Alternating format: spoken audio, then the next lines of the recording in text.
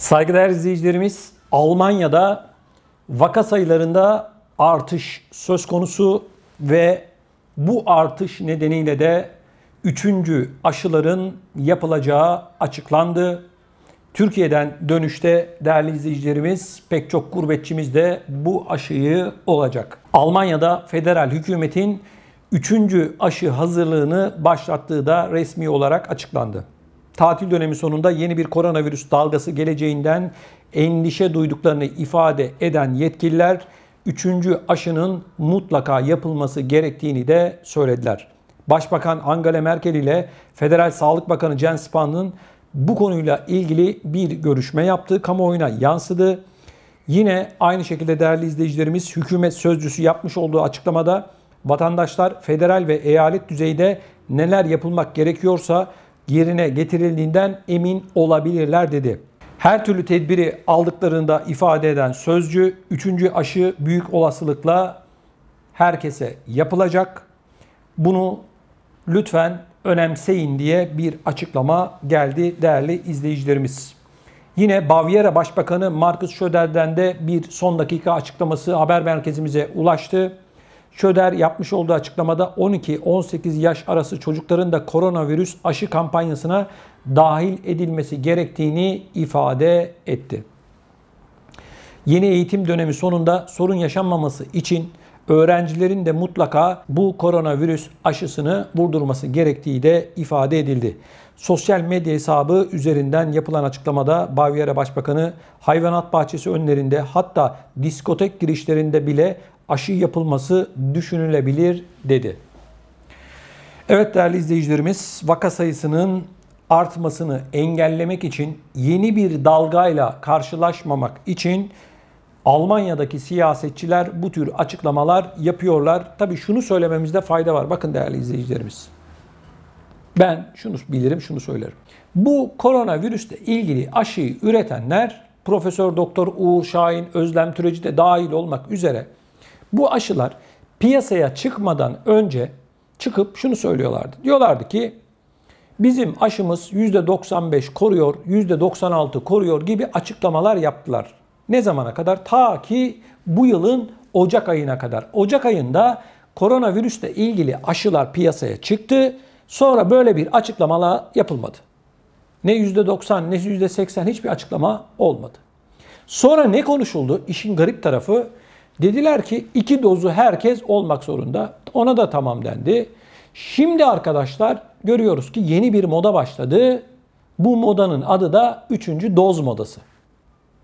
Sonra bakın göreceksiniz. Kış ayında şunu söyleyecekler. Diyecekler ki işte nüfusun bilmem kaçını biz 3 doz aşıyla aşıladık. Şimdi sırada 4 doz aşı var. Kışında diyecekler ki 4. doz. Bitti mi? Hayır. Diyecekler 5, 6, 7, 8. Neden? Çünkü geçtiğimiz günlerde Profesör Doktor Uğur Şahin ve Sayın Özlem Türeci, Doktor Özlem Türeci şöyle bir açıklama yaptı. Dedi ki 6 ay sonra bu aşıların insanları korumaları, antikor üretmeleri azalıyor. Onun için yeni bir doz daha yapacağız. Şimdi nereye gidiyor onu söyleyelim. Sonuç şu. 6 ayda bir, ömrümüzün sonuna kadar bu aşıyı vurduracağız. Görünen bu. Zaten koronavirüs bakın yeni mutasyonlar yapmaya devam ediyor. Yeni mutasyona uğramaya devam ediyor. Delta dediler, sonra Delta Plus diye yeni bir varyasyonu çıktı. İşte Hint varyasyonu, İngiliz varyasyonu, Güney Kore bilmem ne, böyle bir sürü varyantlar, varsayımlar. Varsayım diyorum. Neden diyeceğim? Çünkü her bilim insanı da ayrı bir telden çalıyor. Bilim insanlarının bir kısmı başka bir şey söylüyor, bir kısmı başka bir şey söylüyor. Şimdi biz vatandaşlar olarak nerede yaşadığımızın hiçbir önemi yok. Afrika'da olabilir, Avrupa'da olabilir, Asya'da, Amerika'da, ne bileyim işte Avustralya'da, her yer olabilir. Peki vatandaş olarak şunu soruyoruz. Diyoruz ki siz bu koronavirüsle ilgili insanları aşılıyorsunuz. Tamam, güzel. Peki bunun bir sonunu bize söyleyebiliyor musunuz? Nereye kadar, ne zamana kadar? Yoksa insanlar aşı bağımlısı mı olacak? Yani 3 ay, 5 ay, 6 ay geçti. Diyecekler ki vücudunuz antikor artık üretmiyor. Hadi bakalım şimdi gideyim ben aşı merkezine, sağlık ocağına, oraya gideyim, aile hekimine gideyim. Bana bir aşı yapsınlar. Yani bizi aşı bağımlısı mı yapacaklar? Soru bu. Hiç kimse bu soruyu sormuyor. Cevap veren de yok. Şimdi işin ekonomik boyutuna bakıyoruz. PCR testi, antijen testi yani hızlı test ve aşı. Milyarlarca euro, milyarlarca dolarlık bir pazar. Birileri para kazanmaya devam ediyor. Ne zaman bitecek? Ben size söyleyeyim bu koronavirüs. Aşılar ve testler bittiği zaman bitecek. Peki aşılar ve testler bitecek mi? Bitmeyecek. Ne dediler? Büyük sıfırlama. Yeni dünya düzeni. Arkadaşlar, yeni dünya düzeni çoktan başladı. Yeni ekonomiler çoktan hayata geçti. İş yerleri iflas ediyor. İnsanlar işsiz kalıyor. Dünyanın her noktasında arkadaşlar hayat geçen yıla göre en az %15 pahalandı. %30, %40, %50 olanlar var. Her alanda evler pahalandı, arabalar pahalandı, uçak biletleri pahalandı. Yediğimiz yemekler pahalandı. Markette, çarşıda, pazarda fiyatlar geçen yıla göre en az %15 arttı. Bazı ülkelerde %20, %30. Al sana yeni dünya düzeni. Yani çoktan senaryo hayata geçirildi. Ne diyorlar? Büyük sıfırlama. Büyük sıfırlama devam ediyor arkadaşlar. Bol sıfırlar var. İşin ekonomik boyutu. Bakın devletlerin ekonomileri çok büyük zarar görüyor. Sadece İngiltere son bir yılda %6,5 oranında küçüldü ekonomisi. Almanya gibi bir devlet dünyanın en büyük ekonomilerinden bir tanesi bugün toparlanıyorum derse 3 yıl sonra ekonomisini geçen yılki yani bu pandemiden önceki hale getirebilir. 3 yıl. Almanya gibi dev bir ekonomi 3 yılda toparlanabiliyorsa Türkiye'nin halini düşünün, Avrupa'nın diğer ülkelerinin halini düşünün, dünyanın diğer ülkelerinin halini bir düşün. Al sana büyük sıfırlama. Arkadaşlar 3. doz değil, 4 değil, 5 değil, yetmez, 6 olsun, öbürü 7 diyecek, öbürü 8 diyecek, 9 diyecek, 10 diyecek. Hadi bakalım diyecekler, bundan sonra bir sayı açıklamıyoruz. Bir insan ana rahmine düştükten sonra dünyaya gelecek, doğunca da doğarken yeni doğan bebeklere yapılan aşılar var ya, o aşıların içerisine de koronavirüs aşısı sokulacak. Göreceksiniz. Çok değil, dünyada aşıyla ilgili hala üretim sıkıntısı var. Yetişemiyorlar yani. O kadar çok talep var ki. Bu talepler bitince, stoklar artınca bu sefer diyecekler ki çocuklara yapıyoruz. Çocuklara aşı yapmaya başlayacaklar. Sonra diyecekler ki 6 yaşın altındakilere. Sonra diyecekler ki aşılar çoğalacak ya. Bebeklere, yeni doğanlara da artık bu aşının yapılması gerekiyor diyecekler. Bakın neydi? İlk aşı çıktığında önce ileri yaş grubuna, yaşlılara yapalım dediler, 65 yaş üstü. Sonra dediler ki 55 ile 65. Sonra düştüler aşağı 45 ile 55. Sonra düştüler dediler ki 18 yaş üstü. Şimdi Almanya'da ne konuşuluyor? 12 yaş ve işte 18 yaş arasındaki çocukların da koronavirüs aşısı yaptırması konuşuluyor, değil mi? Bugün Almanya'da konuşuluyor, yarın Avrupa'nın tamamında, sonra da tüm dünyada konuşulacak. Öyle bir noktaya gelecek ki herkes marketten, çarşıdan, pazardan gidip bu aşıyı satın alacak. Bakın testleri nasıl şu anda marketten satıyorlar, satın alabiliyorsunuz. Daha sonra aşılar çoğalmaya başlayınca, üretimle ilgili sıkıntı, talepler azalınca diyecekler ki hadi bakalım marketten siz artık bu aşıları olabilirsiniz. Tıpkı hani şeker hastalarının insülin yaptığı gibi iğneler haline, hazır iğneler haline getirecekler ve diyecekler ki marketten ya da eczaneden git kendi aşını al, kendin bu aşıyı yapabilirsin diyecekler. Göreceksiniz, bunlar uzak hedefler değil onlar için. Bu işin arka planındakiler için. Ben şuna şaşıyorum ve anlamakta zorluk çekiyorum. Bizim gibi sıradan insanlar bunları konuşuyor ve konuştuklarımız 3-5 ay gibi kısa bir sürede ortaya çıkıyor. Ne dedik biz? Aşı pasaportu çıkaracaklar dedik, çıkardılar. Aşıları yaygınlaştıracaklar dedik, yaygınlaştırdılar. Yaşları düşürecekler dedik, düşürdüler. Ekonomiler alt üst olacak dedik, hepsi alt üst oldu. Yani bunu benim gibi sıradan insanlar söylüyor. Sizler gibi sıradan, hepimiz gibi insanlar söylüyor. Ama ne hikmetse devlet başkanları, ülkeleri yöneten insanlar bunları görmelerine rağmen hiçbir şekilde adım atmıyorlar. Bu işin içerisinde bir iş var mı yok mu? Şimdi Almanya Başbakanı Angela Merkel. 1000 tane danışmanı var. İstihbarat örgütleri var, o var, bu var. Bu konuyla ilgili bütün bilgiler Merkel'in önüne dosya halinde geliyor. Peki bununla ilgili bugüne kadar Merkel'in bir açıklamasını duydunuz mu arkadaşlar? Yok. Merkel'in yaptığı tek bir açıklama var arkadaşlar. O da şu. Herkes aşıyı olsun. Tamam olsun. 3. dozu herkes yaptırmak zorunda. Tamam onlar da yaptırsın. Başka? Tamam da bu aşıdan başka bu işin çözümü yok mu? Bu işin perde arkasındaki ekonomik boyut nedir? Bu işin nasıl ortaya çıktığıyla ilgili hiç mi bir tane istihbarat raporu Sayın Merkel'in önünde yok? Ya bu iş durduk yere mi çıktı? Bu işin arka planında birileri, bazı güçler, bazı aileler var mı yok mu? Birilerinin de bunu konuşması gerekiyor. Pandemi döneminde bakıyoruz, parası olanlar daha çok zengin oldu. Parası olmayan daha da fakirleşti. Yani insanların gerçekten bütün ayarları bozuldu. Psikolojiler bozuldu, alışkanlıklar ortadan kalktı, işletmeler iflas etti. Öyle bir noktaya geldik ki değerli izleyicilerimiz, artık herkes paranoya oldu. Gitme yok, gelme yok, insanlar birbirleriyle görüşmüyorlar. Tabii şu anda doğru olan bu. Ama vatandaş soruyor, ben de soruyorum. Nereye kadar? İşte bunun cevabının mutlak surette değerli izleyicilerimiz, siyasetçiler, bizleri yönetenler tarafından verilmesi gerekiyor. Ya hani amiyane tabirle herkesi aşı manyağı yapacaklar. Öyle yorumlar var. Uyanacağız. Hadi bakalım dolaptan, buzdolabından o aşıyı getir bakalım. Çat aşı. Bu mu? Böyle mi olması gerekiyor? Ya da hedef bu mu? Çok merak ediyorum. Bu konuyla ilgili sizlerin de ne düşündüğünü gerçekten çok ama çok merak ediyorum.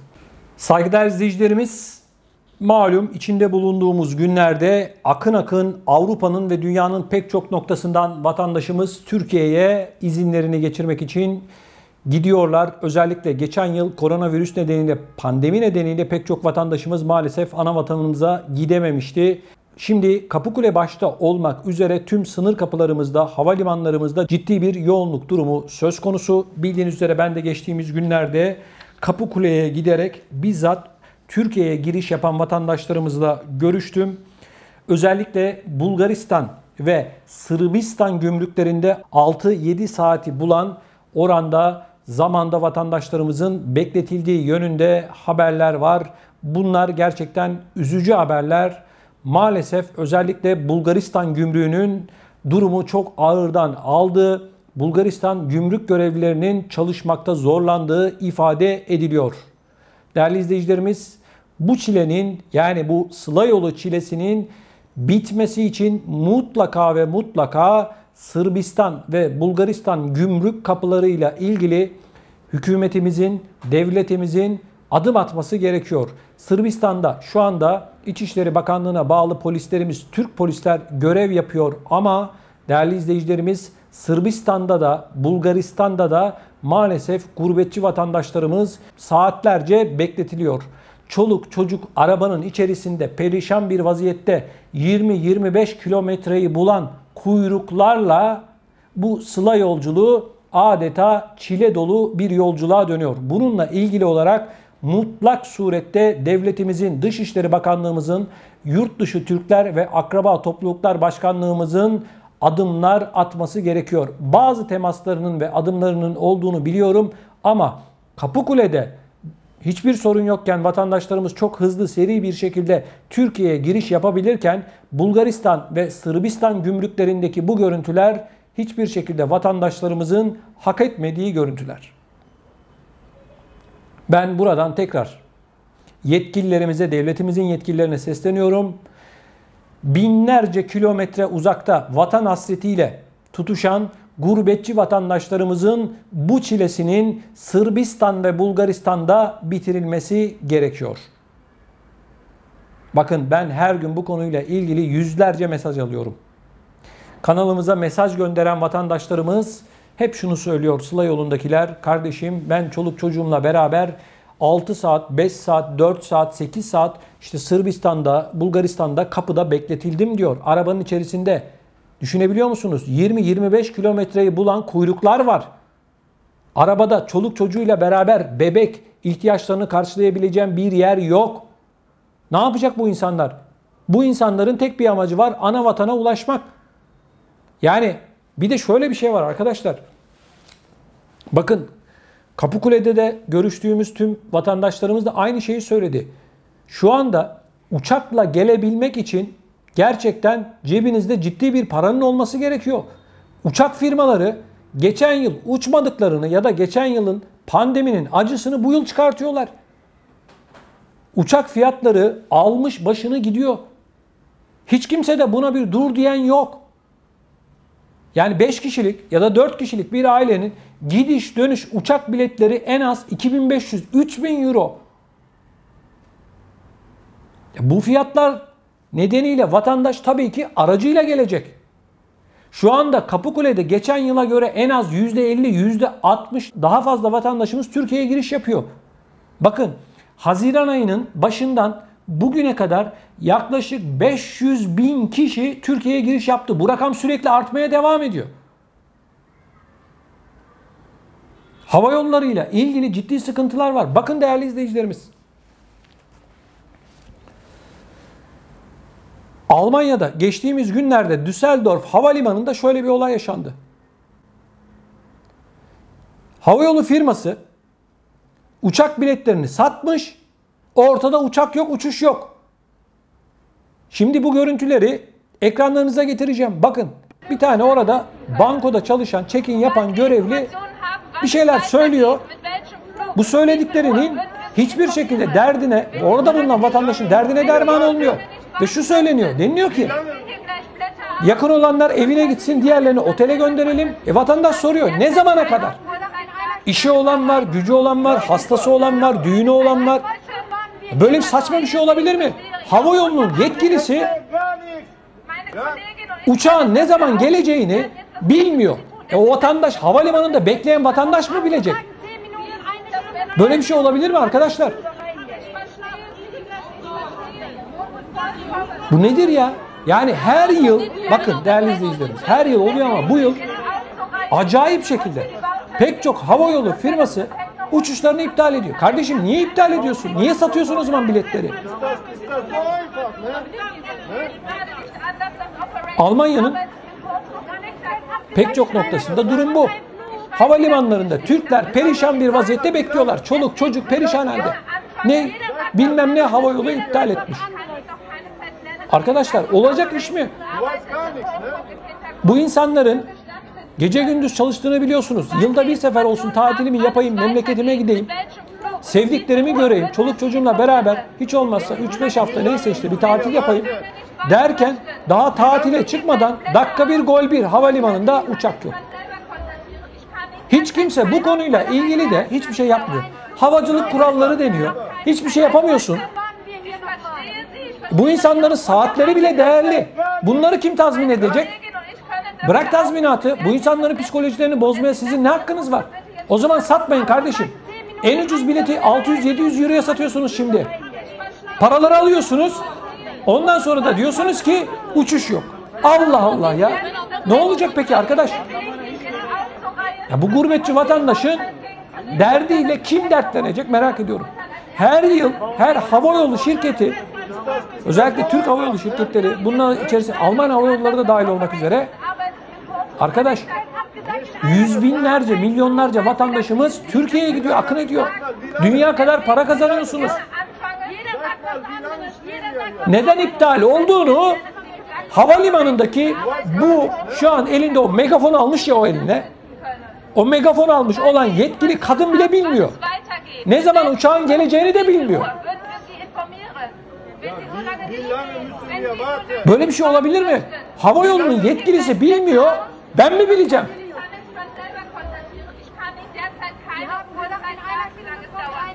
Televizyonda, internette reklamlarını görüyorum bunların. İşte şu kadar euroya uçak bilmem ne, şu uçuş, bu uçuş, şunu veriyoruz, bunu veriyoruz. Vatandaş parayı veriyor. Cebindeki parayı veriyor, kredi kartına çektiriyor. Havalimanına gidiyor, uçak yok. Belirsiz. Yani dersin ki uçak arıza yaptı. 8 saat sonra, 5 saat sonra, 3 saat sonra uçak gelecek. Burada bulunan yolcularımızı alacak ve Türkiye'ye dönecek dersin. Kardeşim hiçbir açıklama yok. Neden olduğuna dair o yetkili de bilmiyor. Uçak arıza mı yaptı? Uçak işte ne bileyim bir başka bir şey mi oldu? Ne oldu? Havalimanında bu firmanın yetkilisi bilmiyor. Hiç kimse de demiyor ki kardeşim gel bakalım buraya. Sen bu uçuşu iptal ettin değil mi? Kaç tane yolcu var? 300. Kişi başı 1000 euro ceza ödeyeceksin. Al sana 300 bin euro. Bunu yapacaksın bir sefer. Ondan sonra cezayı basacaksın. Bak bakalım ondan sonra iptal ediyor mu? O eline megafon olan var ya, megafon olan. Onun eline bundan sonra başka ne verirler merak ediyorum. Bu ne rezillik ya. Bu ne terbiyesizlik. Yüzlerce vatandaşımız, binlerce vatandaşımız bu olayın olduğu gün mağdur oldu. Ne olacak peki? Diyorlar ki biz sizi otele gönderelim. Kardeşim bu adamların derdi otelde mi yatmak? Uçmak. Tarih belli değil, saat belli değil. Hiç kimse de çıkıp bu havalimanını da bu yetkililerden bir tanesi ya da mülki amirlerden bir tanesi demiyor ki kardeşim siz burayı karıştırıyorsunuz. Madem uçak yok, sen niye bu biletleri satıyorsun? Bu tüketiciyi kandırmak, dolandırmak deyip ceza işlemi başlatmıyor. Yapsalar bunu kişi başına 1000'er euro cezayı çakacak. Kaç tane bilet sattın? 200 tane. 200 bin euroyu çakacak bunlara. Ondan sonra diyecekler ki gel bakayım kardeşim buraya. Hadi iptal et bakayım göreyim. Bir 200 bin euro daha vuracaksın abicim kafasına. Olacak bitecek. Vatandaş orada bağırıyor, çağırıyor. Gördüm ben. Görüntülerde var. Polis geliyor. Bir de durduk yere ulaşıyorlar. Nedir kardeşim bu insanlar? Perişan vaziyette havalimanında bekliyorlar. Çoluk çocuk Almanya'nın dört bir yanından bu havalimanına gelen insanlar var. Nasıl dönecek? Nasıl gidecek? Nasıl gelecek? Otelde kaç gün kalacak? Ne yiyecek? Ne içecek? Cebinde parası var mı? Türkiye'de onu bekleyenler var mı? İşi var mı? Gücü var mı? Soran yok. Uçak iptal. Rezalet, rezalet, rezalet. Ben böyle bir şey görmedim. Havacılık kurallarıymış. Ne kuralı kardeşim? Kural vatandaşı uçurmaktır. Kuralmış. Ne kuralı? Çıkıp söyleyeceksin uçak şu nedenden dolayı iptal oldu. Uçuş iptal oldu ama ben seni şu hava yoluyla göndereceğim ya da bilet ne kadar 1000 euro mu verdin? Al sana 2000 euro diyeceksin. Vereceksin parasını o zaman. Otele göndereyim. Başka sanki otele çok meraklıyız da gitmeye. Rezalet. Bu bir rezalet arkadaşlar. Bunu kabul etmek mümkün değil. Havacılık kurallarıymış. Hangi kural kardeşim? Havacıların kendileri bu kuralları yapmışlar. Uçuş firmaları yaptılar bu kuralları. Bilmiyor muyuz? Dikkat edin o kurallar hep havayolu firmalarının lehinedir. Yolcunun hiç lehine bir şey yoktur. Uçak iptal olur, bir şey yok. O olur, yolcuya bir şey yok. Sadece mağduriyet vardır. Yolcuya başka hiçbir şey yoktur. Saygıdeğer izleyicilerimiz, bildiğiniz üzere Avrupa'nın pek çok noktasından vatandaşlarımız akın akın Kapıkule'den Türkiye'ye giriş yapıyorlar ve bu yoğunluk Kapıkule'de yoğun bir şekilde devam ediyor ve artıyor. Kapıkule ile ilgili bildiğiniz üzere geçtiğimiz günlerde çok önemli yayınlar yaptık. Kapıkule'ye gittik. Kapıkule'deki son durumu sizlere aktardık. Gurbetçi vatandaşlarımızla, Sıla yolunda olan vatandaşlarımızla görüştük. Yolların durumunu onlardan bizzat yolu gelenler olarak öğrendik ve bununla ilgili olarak da görüşleri sizlerle paylaştık. Değerli izleyicilerimiz, Kapıkule Mülki İdare Amiri aynı zamanda Edirne Vali Yardımcısı olan Sayın Ali Uysal Beyefendinin Kapıkule ile ilgili bir son dakika açıklaması haber merkezimize geldi. Bunu sizlerle paylaşacağım. Özellikle Sıla yoluna çıkacak olan vatandaşlarımızın, Kapıkule'yi kullanacak olan vatandaşlarımızın burayı mutlak surette dikkatli bir şekilde dinlemelerini rica ediyorum. Sayın Vali Yardımcımız Ali Uysal şunları söyledi. Soydaşlarımızı en hızlı ve konforlu şekilde nasıl ana yurda geçiririz düşüncesiyle hareket ediyoruz. Sahada hangi işlemlerden geçeceklerini belirten bilgilendirme broşürünü sınır kapısı girişinde veriyoruz. Burada saniyelerin hesabını yaptık. Misafirimiz broşürü aldığı zaman evraklarını hazır ediyor. Sağlıkçılarımızı ön plana çıkardık. Soydaşımız sıradayken getirmiş oldukları aşı kartı ve test sonuçlarına görüldüğü kaşesini vuruyoruz ve sağlık kabinine girmelerine gerek kalmıyor diyor. Pasaport peronunda işlemlerin 1 dakikada sonuçlandığını dile getiren Vali Yardımcısı Sayın Uysal, gümrük işlemleri de 2 ya da 3 dakika sürüyor. İşlemlerin toplam süresi 5 dakikayı geçmiyor dedi. Girişler çok yoğun olduğu zaman maksimum 45 dakika, 1 saatten fazla beklemek süresi mevcut değil. Yaptığımız bu uygulamayla daha hızlı bir geçiş sağlıyoruz. Vatandaşlarımız uygulamalardan gayet memnun. Sıra yoksa geçiş 5 dakika, fakat yığılma olursa tam dolu olduğunda önde 20 araba olsa bile bu süre en fazla 1 saat oluyor dedi. Sayın Uysal tüm misafirlere valiliğin ikram çadırında Osmanlı şerbeti, su, çay ve kahve ikram ettiklerini belirterek bu yıl şöyle bir fark yarattık. PTT mobil hizmet aracı da faaliyet göstermeye başladı. Bize gelen en büyük şikayet yol üzerinde çok pahalı OGS, HGS ve döviz ile ilgili kalitesiz ve pahalı hizmet aldıkları, bazen dolandırıldıklarıydı. Bunu önlemek adına hem saha içine hem saha dışına PTT mobil hizmet aracı çalışıyor. Bunları hayata geçirdik diyor. Kapıkule'de İl Sağlık Müdürlüğü personelinin aşı hizmeti de verdiğine dikkati çeken Uysal, ayrıca sınır kapısı güzergahındaki işletmeleri denetlediklerini, fahiş fiyat uygulayanlara ceza kesildiğini dile getirdi. Gurbetçilerin yoğun şekilde gelmeye devam ettiğini belirten Uysal, geçen yıl koronavirüs salgını dolayısıyla girişler neredeyse yok gibiydi. Bu yılki geçişlerde 2018 ve 2019'u geçeceğimizi düşünüyoruz. Şu anda 1 Haziran itibariyle Kapıkule'den yaklaşık 500 binin üzerinde vatandaşımız Türkiye'ye giriş yaptı. Çok yoğun bir giriş var. Hatta geçen hafta sonu bir günde 30 bini geçen rakam ortaya çıktı. O gün 7380 araç girişi yapıldı. Kurban Bayramı bunun da en önemli etkilerinden bir tanesi diyor. Değerli izleyicilerimiz, Sıla yolu güzergahında vatandaş Kapıkule'den girdi, Edirne'ye doğru gidiyor. Edirne'nin içerisine de girdi diyelim. Şimdi İstanbul'a kadar bazı gerçekleri sizlerle paylaşacağım. Gurbetçi vatandaşlarımızın yaşadıklarını ve bazı vatandaşlarımızın başına gelen olayları sizlere anlatacağım. Değerli izleyicilerimiz, Edirne bizim Avrupa'ya açılan kapılarımızdan bir tanesi.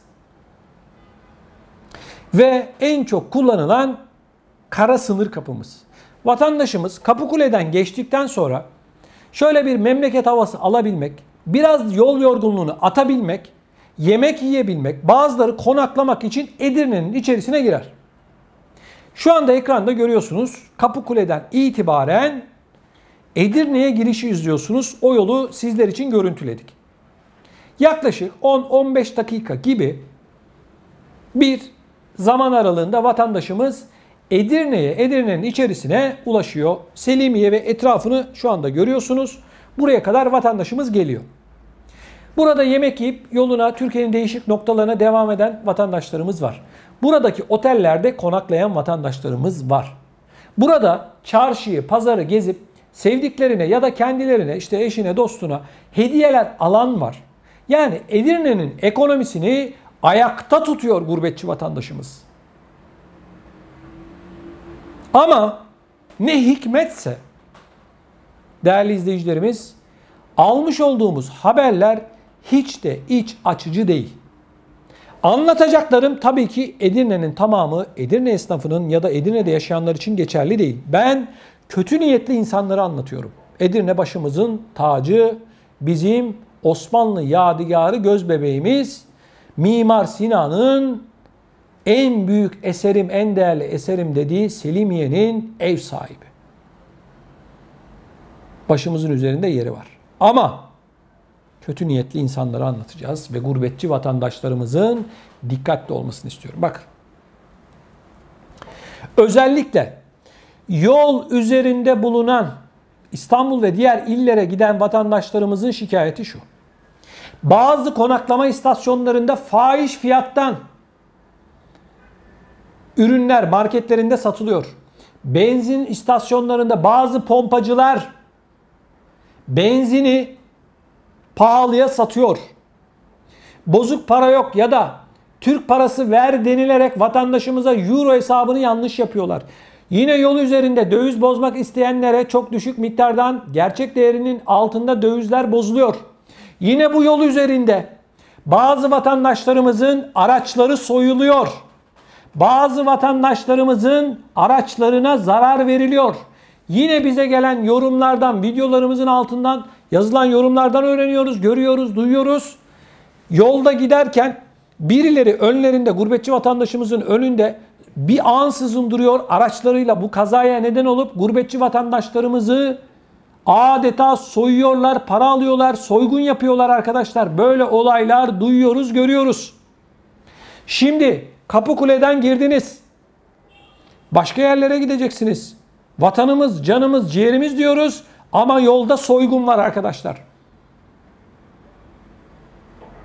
Bu olmaz. Bu ahlaksızlık, bu alçaklıktan başka bir şey değil. Ben Kapıkule'ye gittim dönüşte. Dönüyoruz İstanbul'a doğru. Dinlenme istasyonlarını, benzin istasyonlarına bir bakalım dedik. Ne durumda? Arkadaşlar, hınca hınç gurbetçi vatandaşlarımız da dolu. Alışveriş yapan, dinlenen, yemek yiyen. Aklınıza ne gelirse. Bu insanlar burayı canlandırıyorlar, ekonomilerine katkı sunuyorlar ama siz utanmadan, ahlaksız bir şekilde, namussuz bir şekilde bu insanları eğer kazıklıyorsanız, araçlarını soyuyorsanız ve bu insanları birer para kaynağı olarak görüyorsanız sizin insanlığınızdan ben şüphe ederim. Paran neyse onu alırsın.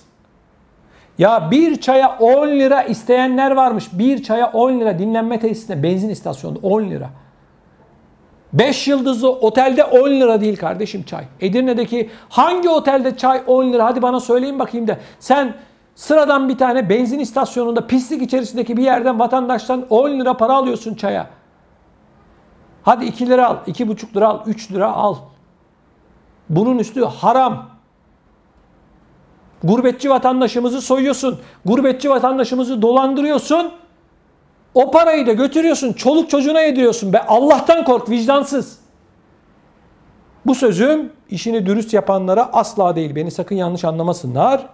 Bu sözüm benim ahlaksızlara, vurgunculara, hırsızlara. Arkadaşlar bakın. Aracınızı park ettiğinizde bu dinlenme istasyonlarında hepsi için söylüyorum. Gözünüz aracınızda olsun. Aracınızdan çok uzaklaşmayın. Gözünüz çoluk çocuğunuzda olsun, çantanızda olsun, paranızda olsun, değerli eşyalarınızda olsun. Ben Türkiye'ye geldim. Aman bir rahatlık içerisine sakın düşmeyin. Ben yıllar önce Bulgaristan'a gittiğimde, arkadaşlar araçla gittiğimde yolda beni bir benzincide Bulgaristan'da uyardılar. Dediler ki abi sakın gece gitme. Durduğun yerlere dikkat et. Şimdi üzülerek ben kendi vatanımla ilgili böyle şeyleri anlatıyorum. Bulgaristan'da bana anlattıklarını ben size anlatıyorum. Türkiye için anlatıyorum. Vallahi de billahi de arkadaşlar ben bu kadar kötü olduğunu bilmiyordum. Tamam her yerde polisiye olay olabilir. Dünyanın neresi güvenli ki? Amerika'ya git, Amerika'da. İsviçre'ye, Fransa'ya, Hollanda, Almanya nereye gidersen git. Her yerde olay var ama ben bizim ülkemizde özellikle Sıla yolu istikametinde bu tür olayların bu kadar olduğunu vallahi billahi tillahi bilmiyordum. Şimdi bana yazıyorlar videoların altına, geçtiğimiz günlerde bir haber yaptık. Sıla yolunda soygun var diye bir vatandaşımız Sayın Erdoğan Şam Beyefendi, gurbetçi vatandaşımız bana anlattı yaşadıklarını, ağzım açık bir şekilde dinledim. Bu videoda bizim Türkçe Haber'de izleyebilirsiniz. Türkçe Haber'de biliyorsunuz bizim önemli kanallarımızdan bir tanesi. Orada görebilirsiniz. Arkadaşlar, soygun var. Ya Edirne'nin içerisine gittim. Oturduk bir yerde, biz de Kapıkule'de işte gurbetçi vatandaşlarımızı çekmiştik falan. Yorulduk, yemek yiyelim dedik. Her yer gurbetçi araçlarıyla dolu. Otellerin önü dolu, restoranların önü dolu, alışveriş merkezlerinin, çarşının, pazarın önü dolu. Siz, bu insanlar sizleri bu kadar kalkındırırken, siz bunları birer, eğer işte hani şu kafa var ya, Almancı kafası, Almancılar geliyor, Almancılar... Arkadaşlar, yapmayın böyle şeyler. Yapmayın. Devletimizin kolluk kuvvetlerinin ne kadar hassas olduğunu biliyorum ama her noktaya da bir tane polis dikilmez. Vicdan lazım, vicdan. Bakın, bu yıl Sırbistan'da şöyle bir şey var. Sırbistan'da biliyorsunuz dinlenme konaklama yerlerinde neredeyse her cebe polisler duruyordu arkadaşlar. Gerekirse bizim de bunu yapmamız lazım. Bütün o istikamette, İstanbul'a kadar, Silivri'ye kadar bütün dinlenme istasyonlarında güvenlik güçlerinin bulunması gerekiyor. Sivil, resmi hiç fark etmez. Gurbetçi vatandaşımızı 3 ay boyunca koruyacak. Hırsızdı, kapkaççıydı, oydu, buydu. Arkadaşlar, bunları duymak, görmek istemiyoruz gurbetçi vatandaşımızı. Arkadaşlar, bakın, sadece bu Sıla yolunda değil, pek çok noktada vatandaşlarımızın araçları soyuluyor. Vatandaşlarımıza çok özür diliyorum sizlerden. Bunu söylerken hani beni affedin, kazık atılıyor. Vatandaş tatil noktasına gidiyor. Özellikle tatil noktalarında çok çok dikkatli olun arkadaşlar. Bodrum, Milas, Fethiye, Marmaris, Antalya, diğer bütün tatil şeritlerini düşünün. Hepsinde soygun var arkadaşlar. Vurgun var. Hepsinde. Vatandaş otele gidiyor. Fiyatlar 2 katı olmuş. Vatandaş otelden çıkıyor. Örneğin Bodrum'da bir tane plaja gidecek. Halk plajı falan yok. 10 metrekare bir yer bırakmışlar. Halk plajı diyorlar ona, 10 metre. Geri kalanların hepsini birilerine peşkeş çekmişler. Vatandaş havlusunu koyacak yer bulamıyor. Gidiyor oraya, şezlong para, şemsiye para. 3 liralık içeceğe 30, 40, 50, 60 lira fiyat çekiyorlar. Bu nedir arkadaş? Türkiye soyguncu ülkesi mi oldu arkadaş? Gurbetçi vatandaşımız gidiyor bu tatil yerlerine, parasını bırakıyor, oradan alışveriş yapıyor. Yani oradaki yaşayan insanlara bir katkı sunuyor. Ama görüyorum ki kazıklama yarışına girmişler. Arkadaşlar, 1 litre su ya, 1 litre su markette 2,5 lira. 85 lira olur mu arkadaş? 85 lira 1,5 litrelik su var ya, hadi 2 litre diye, ya 1,5 litre, özür dilerim, 1,5 litrelik su. 85 lira. Bodrum'da, Marmaris'te, Fethiye'de, Antalya'da ya 85 lira su nedir arkadaş? İçine altın tozunu döküyorsun. Hani Nusret yapıyor ya, 2000 dolara satıyor, o etin üzerine böyle bir altın yalandan bir şey yapıyor ya. Tam onlar bile bile gidiyorlar zaten. Bile bile lades diyorlar. 2000 dolar, 2500 dolar o. Nusret hani böyle vuruyor ya, bir hareket çekiyor, bir şeyler falan. Helal olsun Nusret'e. O diyor ki ben buyum diyor. Gelin kardeşim, işinize gelirse.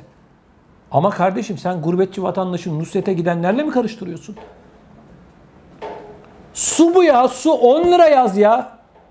2,5 lira markette, 2,5 lira olan bir şey sen 85 lira nasıl satıyorsun? Serbest piyasa ekonomisi diyorlar, kimsenin de ağzını açıp bir tek kelime bir şey söylemiyor. Ne medyada arkadaşlar, ne siyasiler, ne buraları yöneten insanlar, hiç kimsenin hiçbir şekilde ağzından bir tek kelime bugüne kadar ben ne duydum ne de gördüm. Ya nedir bu ya? Yemek yedin, gittin diyelim plaja. Bir hamburger yedin. Çocuğun bir tane hamburger istedi. Sen de patates kızartması yedin. Bir de soğuk içecek içtin diyelim. Arkadaş, 150-200 lira. Şezlonga ayrı para.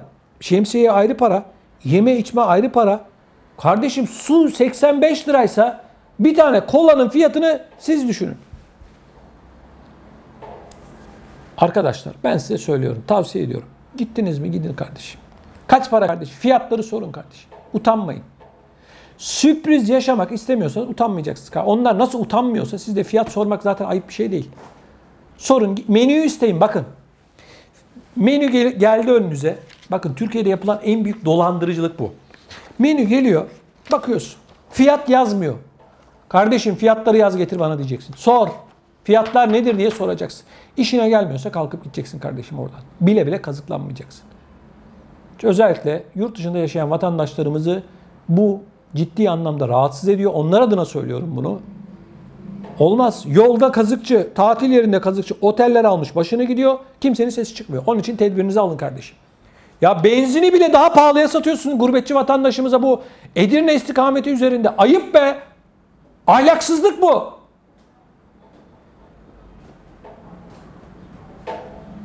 Kimin ne hakkı var? Nedir kardeşim bu ya? Ya bu fırsatçılık nedir ya? Ne oldu kardeşim bizim ülkemize, vatanımıza? Ne oldu? Arkadaşlar, tatile gidecekseniz, alışveriş yapacaksanız dikkat edin. Ya vatandaş çoluk çocuğuna elbise alıyor. Bir kere şu tatil yörelerindeki alışveriş yapma taktiğini söyleyeyim size. Arkadaşlar, pazarlık yapmaktan korkmayın.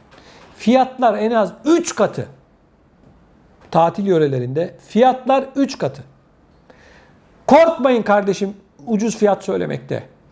Korkmayın.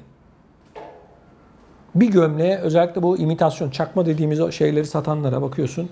Bir gömleğe 600 lira fiyat çekiyor. Lan hepsi Türkiye'de üretiliyor bunların. Bilmiyor muyuz? 100 lira al tamam hadi 600 lira ne? Sakın sakın sakın pazarlık yapmadan hiçbir şey almayın. Fiyat sormadan zaten hiçbir şey yapmıyorsunuz. Bakın söylüyorum. Yoksa siz de o Nusret'e gidenler gibi bile bile lades olursunuz. Benden size söylemesi. Kusura bakmayın. Benden daha tecrübeli olduğunuzu biliyorum ama gençler de bizi izliyor. Türkiye'ye ilk defa gidecek olanlar var. Türkiye'yi bilmeyenler var. Vatanımızda böyle şeyler olmaz diyenler var. Ayağını denk alsın diye söylüyorum. Bile bile gidip yıllarca böyle aylarca çalışıp biriktirdiğiniz paraları euro 10 liraya geçti diye saçmayın kardeşim.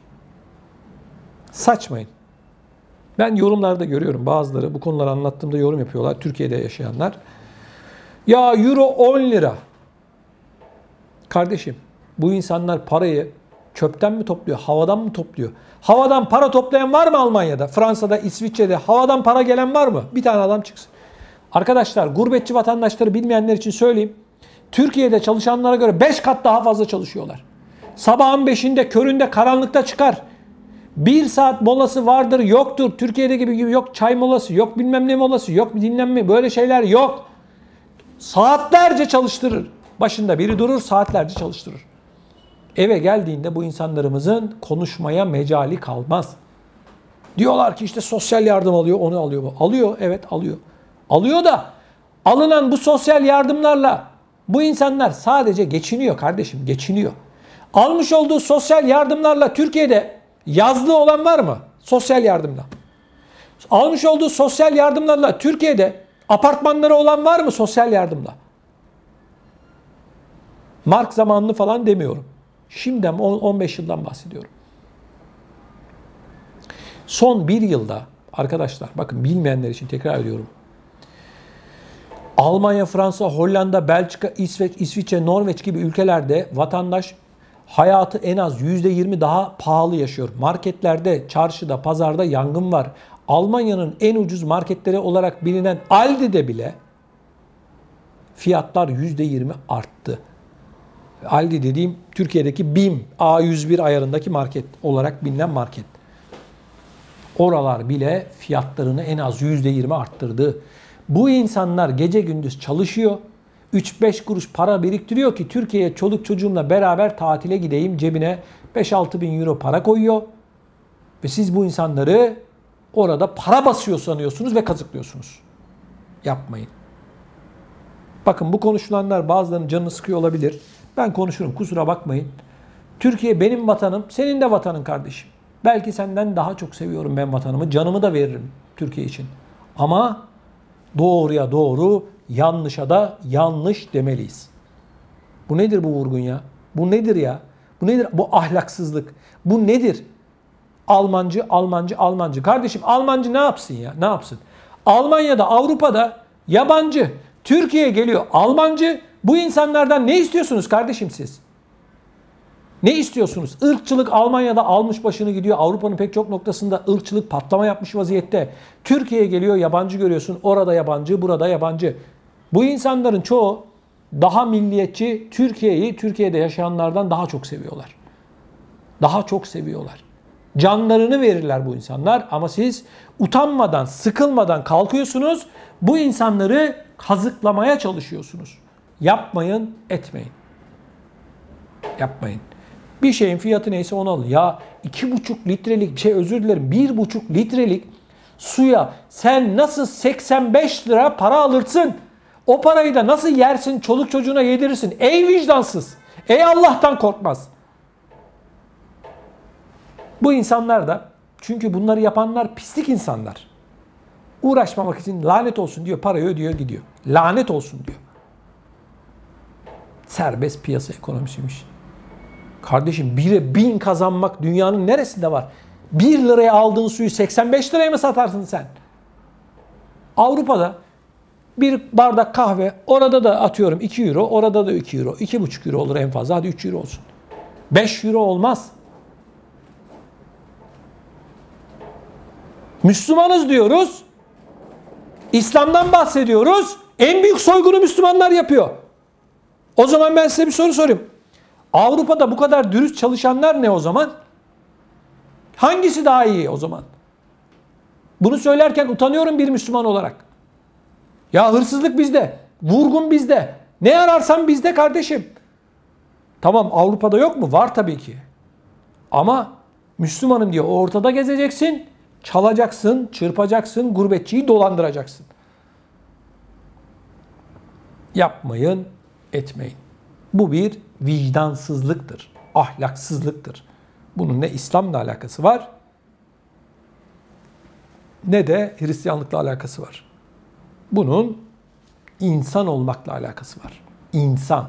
İnsansan yapmazsın. Bunu yapıyorsan zaten sen insan değilsin.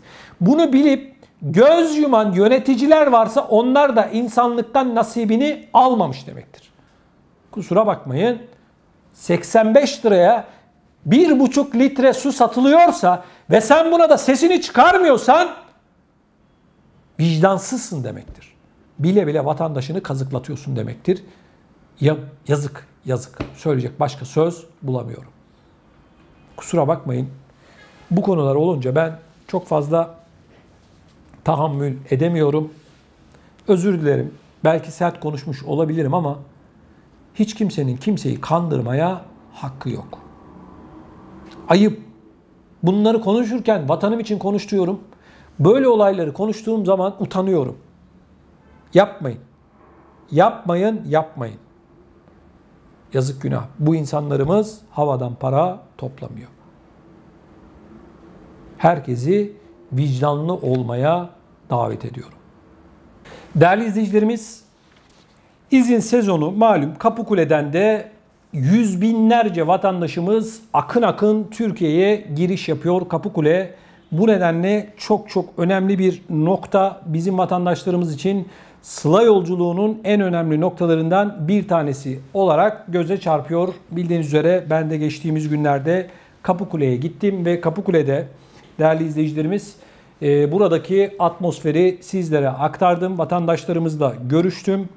Tabii Kapıkule'nin yurt dışından gelen vatandaşlarımız için özel bir anlamı var. Türkiye'ye ayak bastıkları ilk nokta, yılların, ayların hasretinin bittiği ilk nokta olması nedeniyle çok çok önemli. Değerli izleyicilerimiz, Kapıkule geçen yıla 2018-2019'a göre bile daha çok sayıda vatandaşımıza, değerli izleyicilerimiz, Kapıkule geçen yıl yaşanan pandemi nedeniyle daha çok insanı bu yıl Türkiye'ye giriş...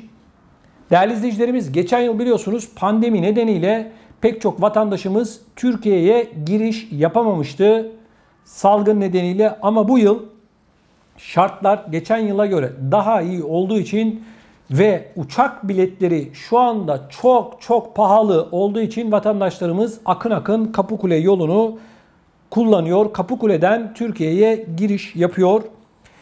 Kapıkule ile ilgili Edirne Valiliği'nin bir son dakika açıklaması haber merkezimize ulaştı. Kapıkule Mülki İdare Amirliği tarafından bu açıklama yapıldı ve gümrükte nelerin yapılması gerektiğine dair değerli izleyicilerimiz bir rehber. Bunu hemen sizlerle paylaşıyorum. Kapıkule'de sizleri neler bekliyor? Covid-19 kontrol noktası bulunuyor. Aşı sertifikası, son 6 ay içerisinde koronavirüs geçirildiğine dair bir belge, PCR test raporu veya antijen test raporunun kontrol edildiği bir nokta var. Bunlar kontrol edilecek. Daha sonra pasaport kontrol noktası var. Yolcuların pasaport ve diğer belgelerinin oturum kartı, mavi kart, kimlik kartı, vizenin kontrol edildiği noktaya geliyorsunuz. Daha sonra ise araç gümrük işlemlerinin olduğu perona giriyorsunuz. Burada araç ruhsatı, sadece araç kaydı yapılacak kişinin pasaportu, araç sigortası yani green card, araç vekaleten getiriliyorsa vekaletnamenin de o sırada gümrük görevlisine gösterilmesi, teslim edilmesi gerekiyor. Araç işlemlerinin hızlı bir biçimde yapılması ve fazla bekleme olmaması için bu az önce anlatmış olduğum belgelerin perona girilmeden önce yolcular tarafından hazır edilmesi isteniyor. İşlemlerin daha hızlı yapılması için unutmuyoruz değerli izleyicilerimiz.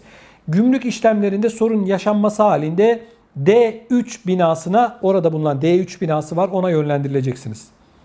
Daha sonra bagaj kontrolü ve sistem üzerinden bagaj onayı veriliyor. Son nokta orası. Şu anda bizim ekranlara getirmiş olduğunuz nokta son nokta arkadaşlar. Daha sonra araç sağ plaka düşümü yapılarak gümrük işlemleri tamamlanıyor. Buradan çıkışınızı yapıyorsunuz arkadaşlarımız. Gümrük sahası içerisinde A1 binası bulunuyor. Bu A1 binası ne var arkadaşlar burada? Free shop var. Döviz bozdurma bürosu var. Green card sigorta işlemleri var. Market var. Kafe var. Restoran var. Bankamatikler var. HGS dolum yapılan nokta var. PTTmatik. Mescit var ve lavabolar var. Gümrük sahası içerisinde D3 binasında verilen hizmetler Green Card sigorta işlemleri. Gümrük sahası çıkışında verilen hizmetler. Şimdi orayı ekranınıza getiriyoruz. Valilik ikram standı. Burada çay, kahve, Osmanlı şerbeti ücretsiz bir şekilde dağıtılıyor. Aynı zamanda HGS ve OGS, biliyorsunuz HGS Türkiye'deki otoyollardan ve köprülerden geçerken kullanmış olduğunuz bu stickerların adı HGS ve OGS. Burada alabiliyorsunuz. Mobil hizmet noktası. Burada ufak bir kuyruk oluyor. 3-5 dakika bekliyorsunuz. Vatandaşlarımız eğer isterseler buradan satın alabiliyorlar. Yol üzerinde, güzergahta, benzin istasyonlarında HGS satıyorlar ama çok pahalı. Benim tavsiyem yol üzerinde almayın. PTT noktalarından alın arkadaşlar. Bazı gişelerde, otoban gişelerinde HGS, PTT'nin HGS satış noktaları var veya burada Kapıkule'den girdiniz, hemen Kapıkule'den girerken bakın arkadaşlar yol ikiye ayrılıyor. Sağa takip edin, yani camiye doğru gidin arkadaşlar. Orada mobil araçlı bir PTT mobil istasyonu var. Oradan aracınızın ruhsatıyla beraber HGS'nizi satın alabilirsiniz. Bunu unutmayın. Aynı zamanda bu mobil istasyonunu geçtikten sonra ileride jandarma noktasının arkasında hemen ücretsiz aşı uygulaması, isterseniz ücretsiz bir şekilde aşınızı orada olabilirsiniz. Bunun da bilinmesinde fayda var arkadaşlar. Bunun yanı sıra yine valilik tarafından yapılan açıklamada gümrük sahası içerisinde ve Kapıkule yolu üzerinde faaliyet gösteren tüm tesislerde hızlı ve kaliteli hizmet almanız için her türlü tedbir alınmış olup olası her türlü ihbar ve şikayetlerinizi 0284 215 2150, tekrar ediyorum, +90 284 215 2150 dahili numarası 4000 numaralı telefonu çevirebilirsiniz veya mail atmak isterseniz kmia@edirne.gov.tr mail adresine de mail yoluyla şikayetlerinizi bildirebilirsiniz. Tekrar ediyorum. Kastamonu'nun K'sı, Malatya'nın M'si, İstanbul'un İ'si, Adana'nın A'sı @edirne.gov.tr, buraya da mail atabilirsiniz. Yine bir uyarı var. Aracınızı Türkiye'de bırakarak araçsız şekilde yurt dışına çıkış yapacaksanız herhangi bir şekilde cezai durum yaşamamak için çıkış yapmadan önce Türkiye Gov.tr ticaret yurt dışına araç taşıtsız çıkışlarda taahhütname adlı internet sitesinden taahhütname vermeniz gerekiyor. İnternet üzerinden de bunu yapabilirsiniz değerli izleyicilerimiz. Evet, gümrük sahası Kapıkule'de şu anda izlemiş olduğunuz nokta Kapıkule. Kapıkule'de bu işlemlerin hepsini tek tek yapabilirsiniz. Ayrıca değerli izleyicilerimiz Edirne Valiliğini geçtikten sonra sağ tarafta büyük bir park alanı var. Bu park alanında da Hasene adlı dernek tarafından vatandaşlarımıza ücretsiz bir şekilde sandviç, çay, kahve, soğuk, sıcak ikramları ücretsiz bir şekilde yapılıyor. Buradan arzu ederseniz dinlenebilirsiniz. Burayla ilgili bir şey söyleyeceğim. Burada gölgelik bir alan yapılmış. Oradaki arkadaşlarımız çadır vesaire ama yani o bölgenin biraz daha gölgelendirilmesi ya da orayı daha büyük çadırlarla, daha büyük geniş alanlarla gölgelendirmek gerekiyor. Ya da o bölgeye bundan sonraki yıllar için ağaç dikilmesinde fayda görüyoruz. Emeği geçenleri kutluyorum. Teşekkür ediyorum. Yurt dışından gelen vatandaşlarımıza orada ücretsiz bir şekilde ikramlar yapılıyor. Edirne Valiliğimizin de yine orada ikramları mevcut değerli izleyicilerimiz. Değerli izleyicilerimiz, Edirne'den bir haberimiz var. Sıla yolu üzerindeki Türkiye'ye girişteki ilk kentimiz Kapıkule'den sonraki ilk kentimiz bildiğiniz üzere Edirne. Edirne merkez ve etrafında ciddi anlamda bir gurbetçi yoğunluğu yaşanıyor. Restoranlar, oteller ve diğer alışveriş yapılacak olan yerler hınca hınç vatandaşlarımızla dolu. Burada bu bölgede şu anda ciddi bir yoğunluk durumu söz konusu. Bu konuyla ilgili bir uyarıda bulunmak istiyorum. Değerli izleyicilerimiz, aman siz olun, dikkatli olun, aracınıza sahip çıkın. Bunun yanı sıra alışveriş yaparken cebinizdeki paraya çok dikkat edin. Bunu şunun için söylüyorum. Edirneli vatandaşlarım sakın beni yanlış anlamasınlar. İyi niyetli insanlar kadar en az kötü niyetli insanlar da mevcut. Gurbetçi bir vatandaşımızın üzülmesini istemiyoruz. Bakın Edirne gerçekten bizim gözümüzün nuru, başımızın tacı ama maalesef son yıllarda üzücü olaylar çok sık meydana geliyor. Gurbetçi vatandaşlarımızın yaşamış oldukları çok sayıda üzücü olay var. Vatandaşlarımızdan fahiş fiyatlar isteyenler var. Vatandaşlarımızı dolandıranlar var. Vatandaşlarımızı kandıranlar var. Hal böyle olunca da biz de bu ekrandan yurt dışında yaşayan vatandaşlarımızın sesi olarak bunları hatırlatmak zorundayız. Yoksa Edirne'mizde gerçekten özellikle Selimiye Camii ve etrafında alışveriş yapılabilecek o bölgeye has çok güzel şeyler, ürünler var. Ben de gittiğim zaman bu bölgede sevdiklerime hediyeler oradan alırım. Bunun yanı sıra değerli izleyicilerim şunu söylememde de yine fayda var. Gurbetçi vatandaşlarımız sayesinde buradaki esnafımızın pek çoğu ayakta duruyor. Eğer bu gurbetçi vatandaşlarımızı biz buradan kaçırırsak, bu vatandaşlarımızı üzersek sonraki yıllarda sizler üzülürsünüz. Sakın bunu unutmayın. Hırsızlık olayları oluyor. Dolandıranlar, fahiş fiyatta ürün satanlar, aklınıza ne gelirse özellikle restoranlarda değerli izleyicilerimiz o bölgeye özgü yemeklerimizi yiyen çok sayıda vatandaşımız var. Onlara sakın ola ki hak etmediğiniz paralarla hesaplar götürmeyin. Bu benim Edirne'deki esnafın tamamı için söylediğim bir şey değil. İşini dürüst yapanlar başımızın tacı. Bu söylediklerim ahlaksızlar için, dolandırıcılar için, dürüst esnaf olmayanlar için. Sakın ola ki hiç kimse beni yanlış anlamasın. Edirne'de maalesef son yıllarda bu tür üzücü olayların artışa geçtiğini gözlemliyoruz. Edirne Valiliğimizin de bu konuyla ilgili tedbirler aldığını biliyorum. Yoğun bir şekilde çalışıyorlar ama her noktaya polis, jandarma dikmek ya da işte görevlileri dikmek mümkün değil.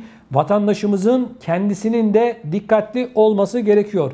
O nedenle Edirne'ye eğer uğrayacaksanız ya da Edirne üzerinden Tekirdağ vesaire o İstanbul'a doğru o istikamete doğru gidecekseniz mutlak surette aracınızı nereye park ediyorsanız dikkatli olun. Gözünüz aracınızda olsun. Aracınızda değerli eşyalarınız varsa mutlaka aracın başında biri olsun. Bakın ben bunları söylüyorum. Sakın beni yanlış anlamayın. Şunları söyleyenler olabilir. Ya kardeşim sen nereye anlatıyorsun? Neresi bu? Teksas mı falan? Kardeşim ben söylüyorum. Bak söylüyorum. Bir vatandaşımızın, gurbetçi vatandaşımızın aracına hırsız girerse, aracına zarar verirse, parasını çalarsa o insanın yerine kendinizi koyun. Tatili zehir olacak. Çoluk çocuğuyla beraber perişan olacak, ortada kalacak. Bu insanın bu zararını kim telafi edecek? Hiç kimse.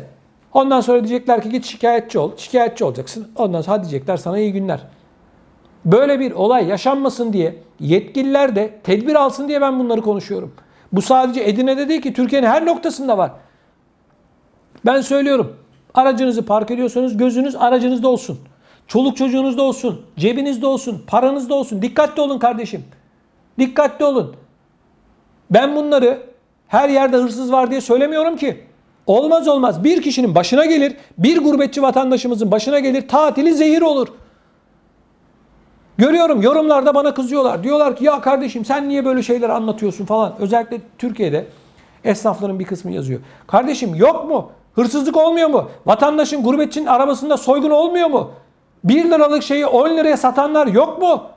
Kardeşim bak, savunmak yerine içinizdeki bu hırsızları içinizden atmanız lazım. Bağırsakları temizleyin diye bir laf var ya. Bağırsaklarınızı temizlemeniz lazım. Benden çok sizin tepki göstermeniz lazım ki gurbetçi vatandaşımız ya da diğer vatandaşlarımız bu ve benzeri olaylar yaşamasınlar. Ben bunu anlatıyorum. Yoksa durduk yere havaya civaya sallamıyoruz. Herkes ya da pek çok kişi aha Almancılar geldi. Tamam, ellerini ovuşturuyorlar. Tamam diyorlar, Almancılar geldi. Almancıları euro olarak görüyorlar. Ayıp. Neye satıyorsan o paraya satacaksın Almancıya da. Yurt dışında Avrupalı Türklere. Ne var yani? Euro 10 liraymış da paraları değerliymiş. Bu insanlar paraları havadan topluyorlar ya. Sana ne kardeşim, 10 liraysa 10 lira yani. Sana ne? Sana ne? Onun için değerli izleyicilerimiz, Türkiye'ye gittiğinizde sizlerden hasreten rica ediyorum. Çok çok dikkatli olun. Sakın Edirne esnafı ve diğer yol üzerindeki esnaflar da Türkiye'nin başka noktalarında bana alınmasınlar. Oluyor. Olmuyorsa gelsin bana yazsın, bizim memleketimizde olmuyor desin. Ben 50 tane belge, 50 tane olay önüne koyarım. Bak buradan ben her şeyi anlatmak istemiyorum. Birileri daha fazla üzülsün istemiyorum. Ben üstü kapalı bir şekilde diyorum ki gurbetçiye dikkat edin diyorum. Bak anlatırsam burada o itiraz edenlerin konuşacak yüzü kalmaz. Gurbetçiye yapılanları anlatsam burada tek tek detaylı bir şekilde bizim memleketimizde böyle şeyler olmuyor diyenler utanır. Eğer utanma varsa. Onun için ben vatandaşa söylüyorum. Kendi tedbirinizi alacaksınız. Dikkatli olacaksınız. Türkiye'ye geldik deyince, Kapıkule'den girince bir rahatlık oluyor. Biliyorum. Aha ana vatana geldik, işte Bulgaristan'dan çıktık, yürüyoruz, Sırbistan'dan tehlikeler atlattık. Tamam, Türkiye'deyiz, herkes Türkçe konuşuyor falan. Ben söylüyorum. Dikkatli olun diyorum. Üzülerek anlatıyorum bunları. Ama herkesin kendi tedbirini almasında fayda görüyorum. Saygıdeğer izleyicilerimiz, biz ne diyoruz? Türkiye'ye giden, özellikle araçlarıyla giden vatandaşlarımızın dikkat etmesi gerektiğini söylüyorum ben. Dikkatli olun diyorum. Olmaz. Başınıza bir iş gelir, üzülürsünüz. Araç kullanırken dikkatli olun. Aracınızı park ettiğiniz yerde dikkatli olun. Paranıza dikkat edin, değerli eşyalarınıza dikkat edin. Bir yerde oturduğunuzda, yemek yediğinizde fiyatları, gerekirse menüyü önceden isteyin, fiyatları sorun. Bunun ayıbı falan yok. Üzülmeyin diye söylüyorum.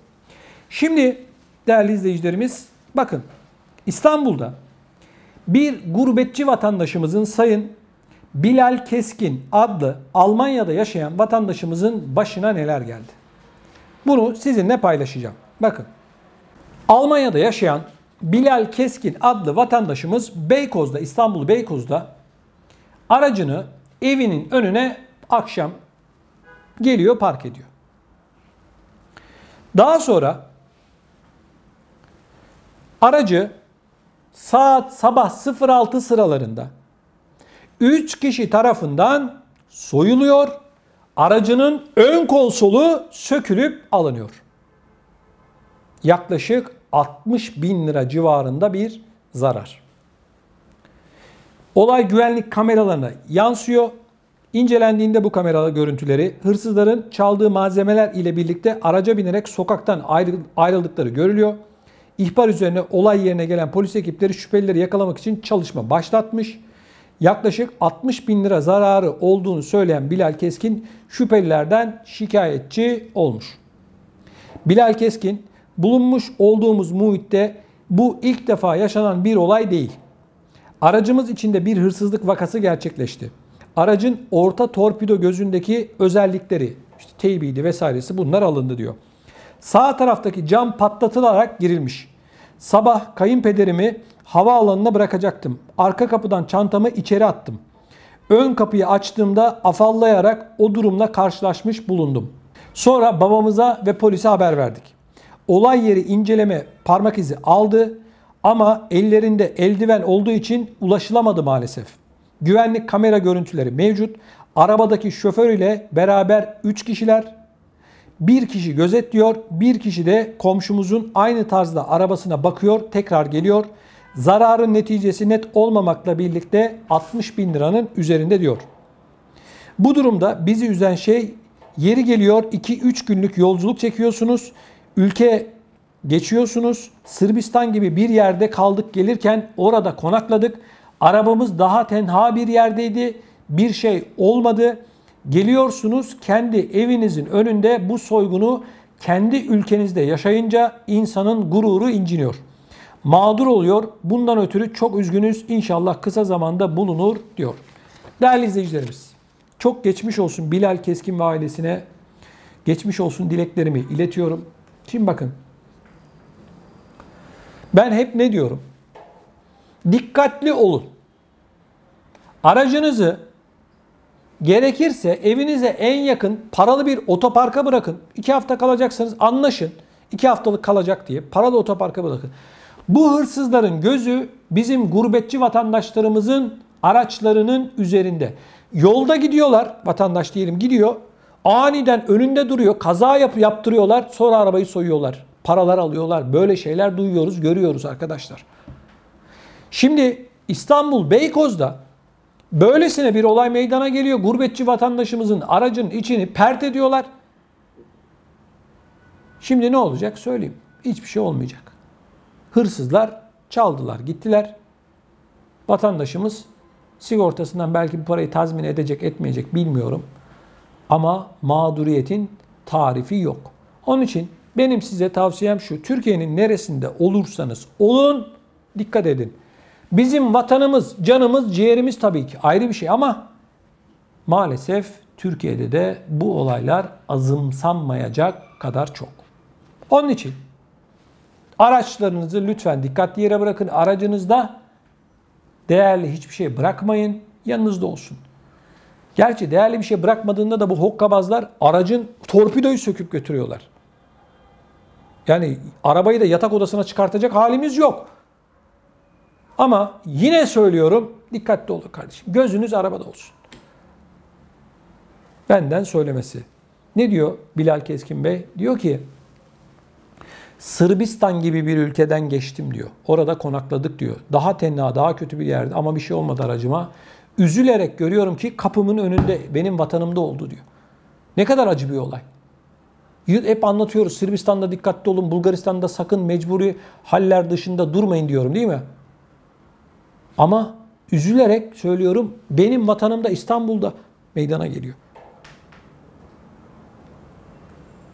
Onun için benden söylemesi, maalesef Türkiye'de de çok sayıda vatandaşımızın başına, gurbetçi vatandaşımızın başına bu olaylar geliyor.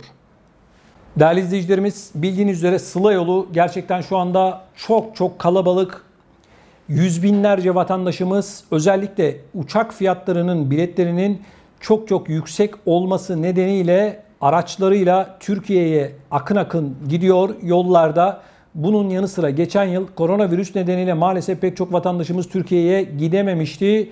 Hal böyle olunca da Türkiye'ye giden vatandaşlarımızın sayısı daha da arttı. Bununla ilgili olarak vatandaşlarımızın en çok sıkıntı yaşamış olduğu gümrük kapılarından bir tanesi Sırbistan.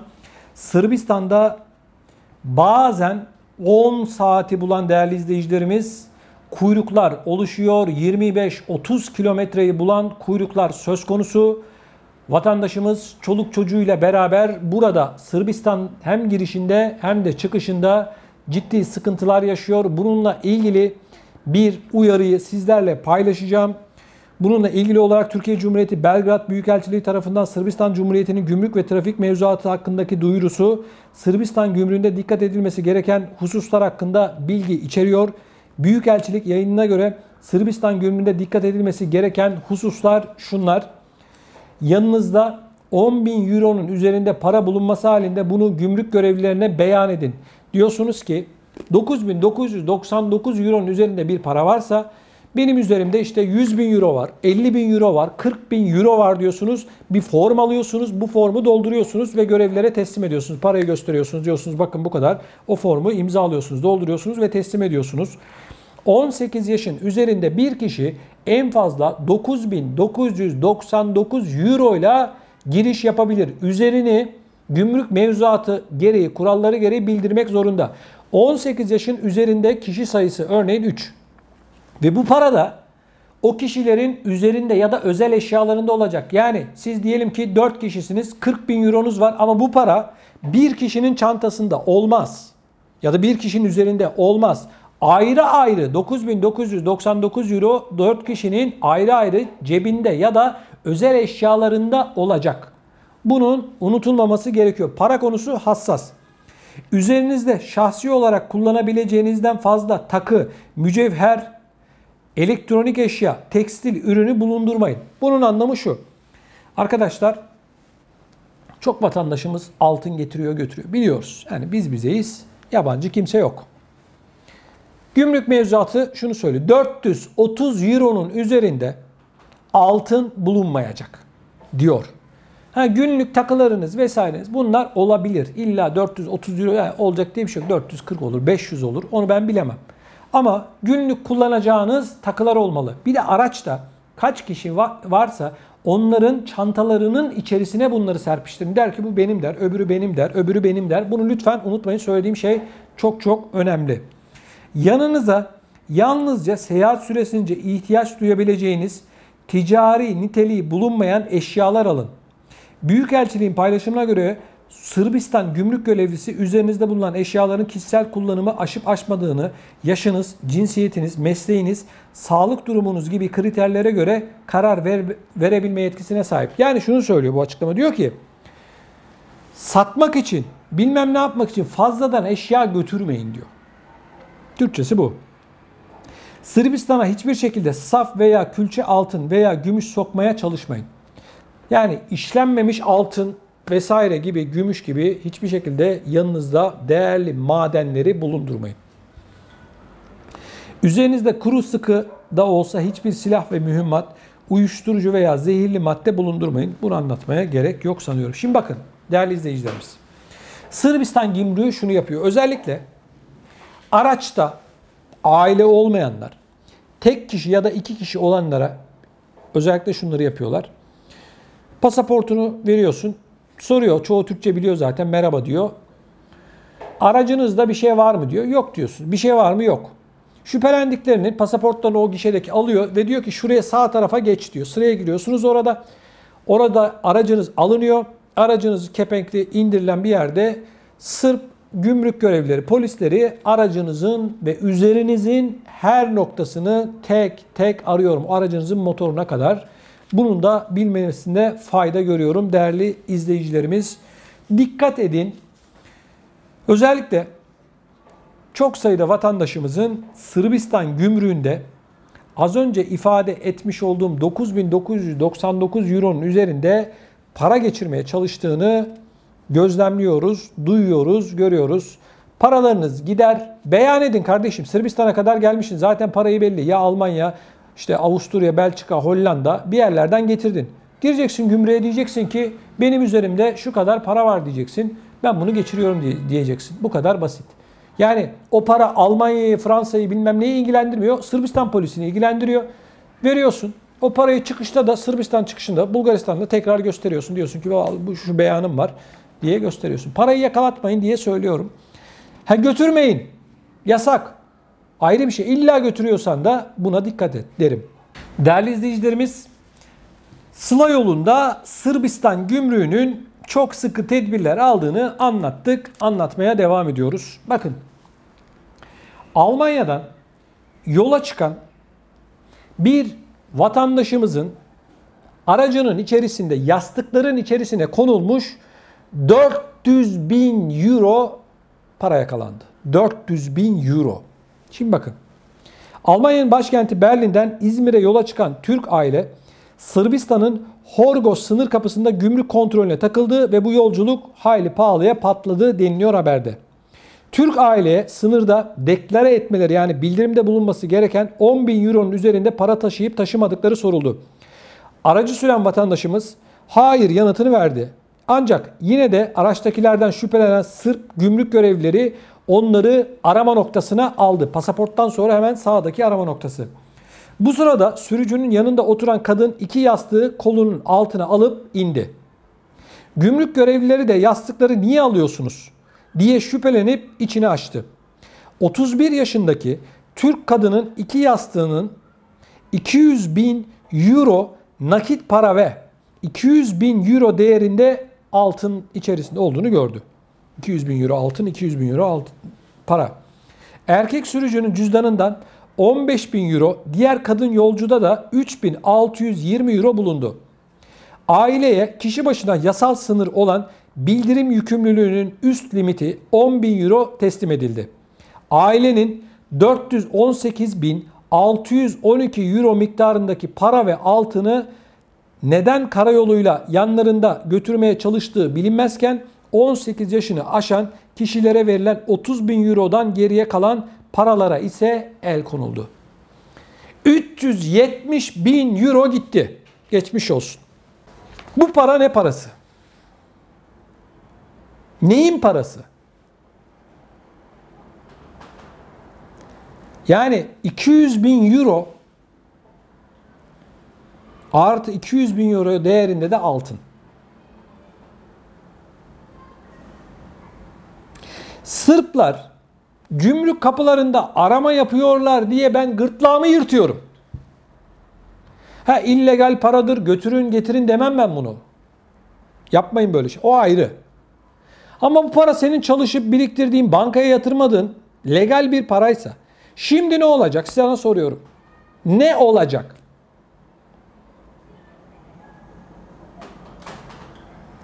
Yani 400 bin euroyu yemedin, içmedin, getirdin, Sırplara teslim ettin.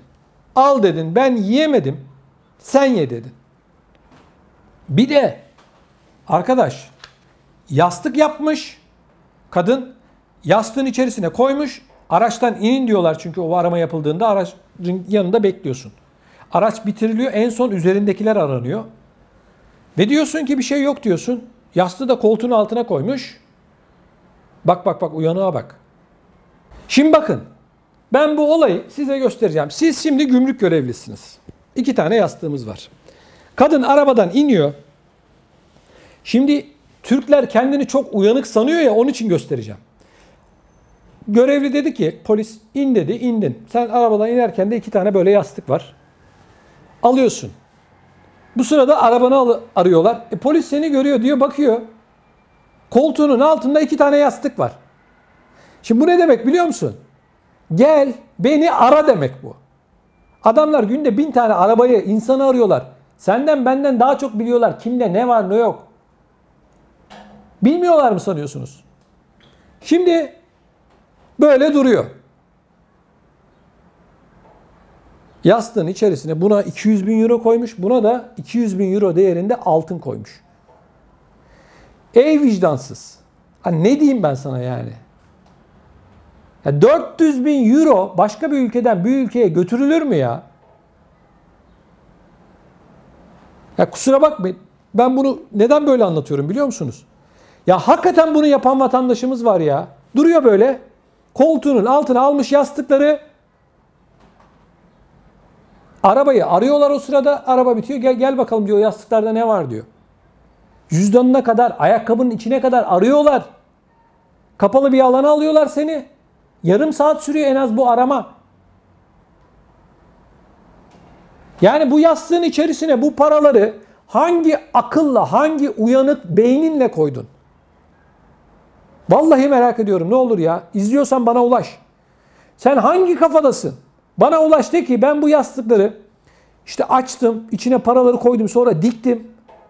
Sonra da beni aramak için şey yaptılar, böyle durdum. Böyle durdum de. Yastıkları da şey havası veriyor. Yani ben hastayım ya da ne bileyim kafamı koyup uyuyorum havası veriyor. Oradaki o güvenlik görevlisi ya da seni arayan görevliler hiçbir şey bilmiyor. Köyden dün gelmişler. Haberleri yok. Değil mi? Günde 1000 tane adam arıyorlar onlar. Sana bakışından senin arabanda bir şey var mı yok mu anlıyorlar. Hokkabaz. Ya 400 bin euro ne parası? Vallahi merak ediyorum. Ya. Neyin parası? Hani biriktirdin desem Almanya'da bulunan herkesin parası bankadadır. Neyin parası? Bu kadar altın. Sen ne yaptın? Hangi ara aldın? 400 bin euro. Arkadaş bak 4 trilyon. Koymuş yastıkları böyle. Diyor ki gel beni ara. Sırp polisinin zaten bakın arayıp da bulamadığı yolcu modeli. Ben buradayım diyor. Bende bir şey var diyor. Beni ara diyor. Böyle yastıkları koymuş. Ara beni diyor. Ben bile arasam anlarım yani. Arabadan inerken yanına 2 tane yastık var. Bu yastıkları almış. Ya kusura bakmayın ama hani ilkokul 1. sınıf öğrencisine anlatır gibi anlatıyorum ama ya kusura bakmayın. Gerçekten öyle hani bunu yapanlar var. İşte var yakalandı. 400 bin euro.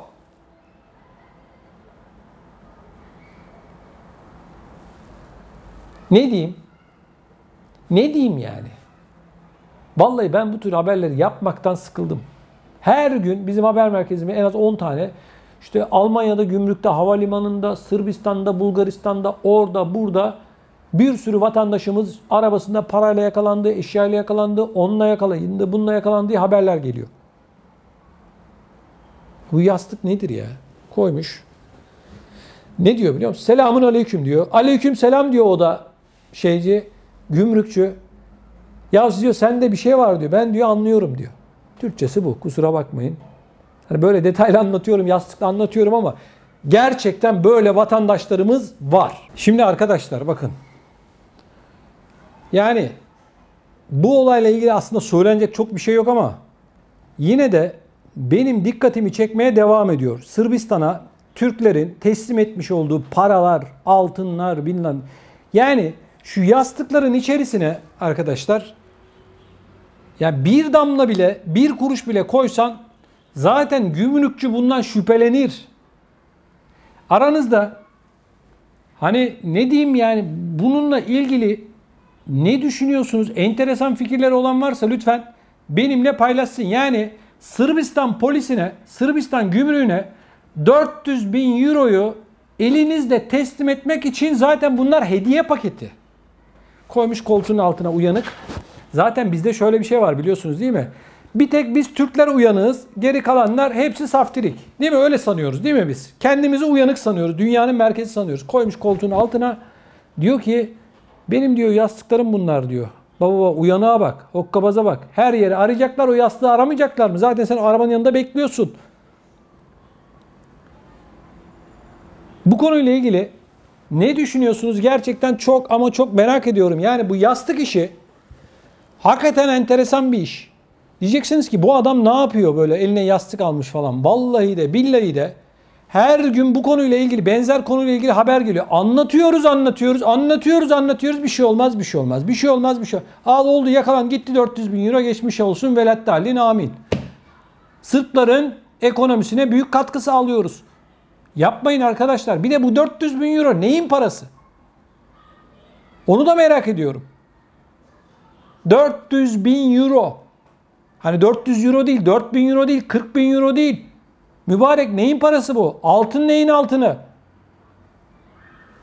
Ne diyeyim? Ne diyeyim yani? Sizlerden ricam bu konuyla ilgili görüşlerinizi lütfen bu videonun altına yazın. Bu yayınımızın altına yazın. Rica ediyorum sizden. Siz ne düşünüyorsunuz? Ya bu yastık işi unutulacak bir iş değil bak. Ya böyle bir şey var mı ya? Koltuğun altına almış yastık. Paraları da koymuş oraya. Ne diyeyim? Allah ıslah etsin diyeyim ya. Sırpları sevindirdiniz. Tebrik ediyorum size.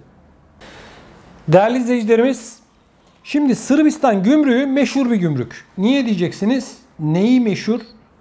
Türklerle meşhur. Türklerin son 10 yılda Sırbistan gümrüklerinde yaklaşık 40 milyon euro para kaptırdığı ortaya çıktı. 40 milyon euro.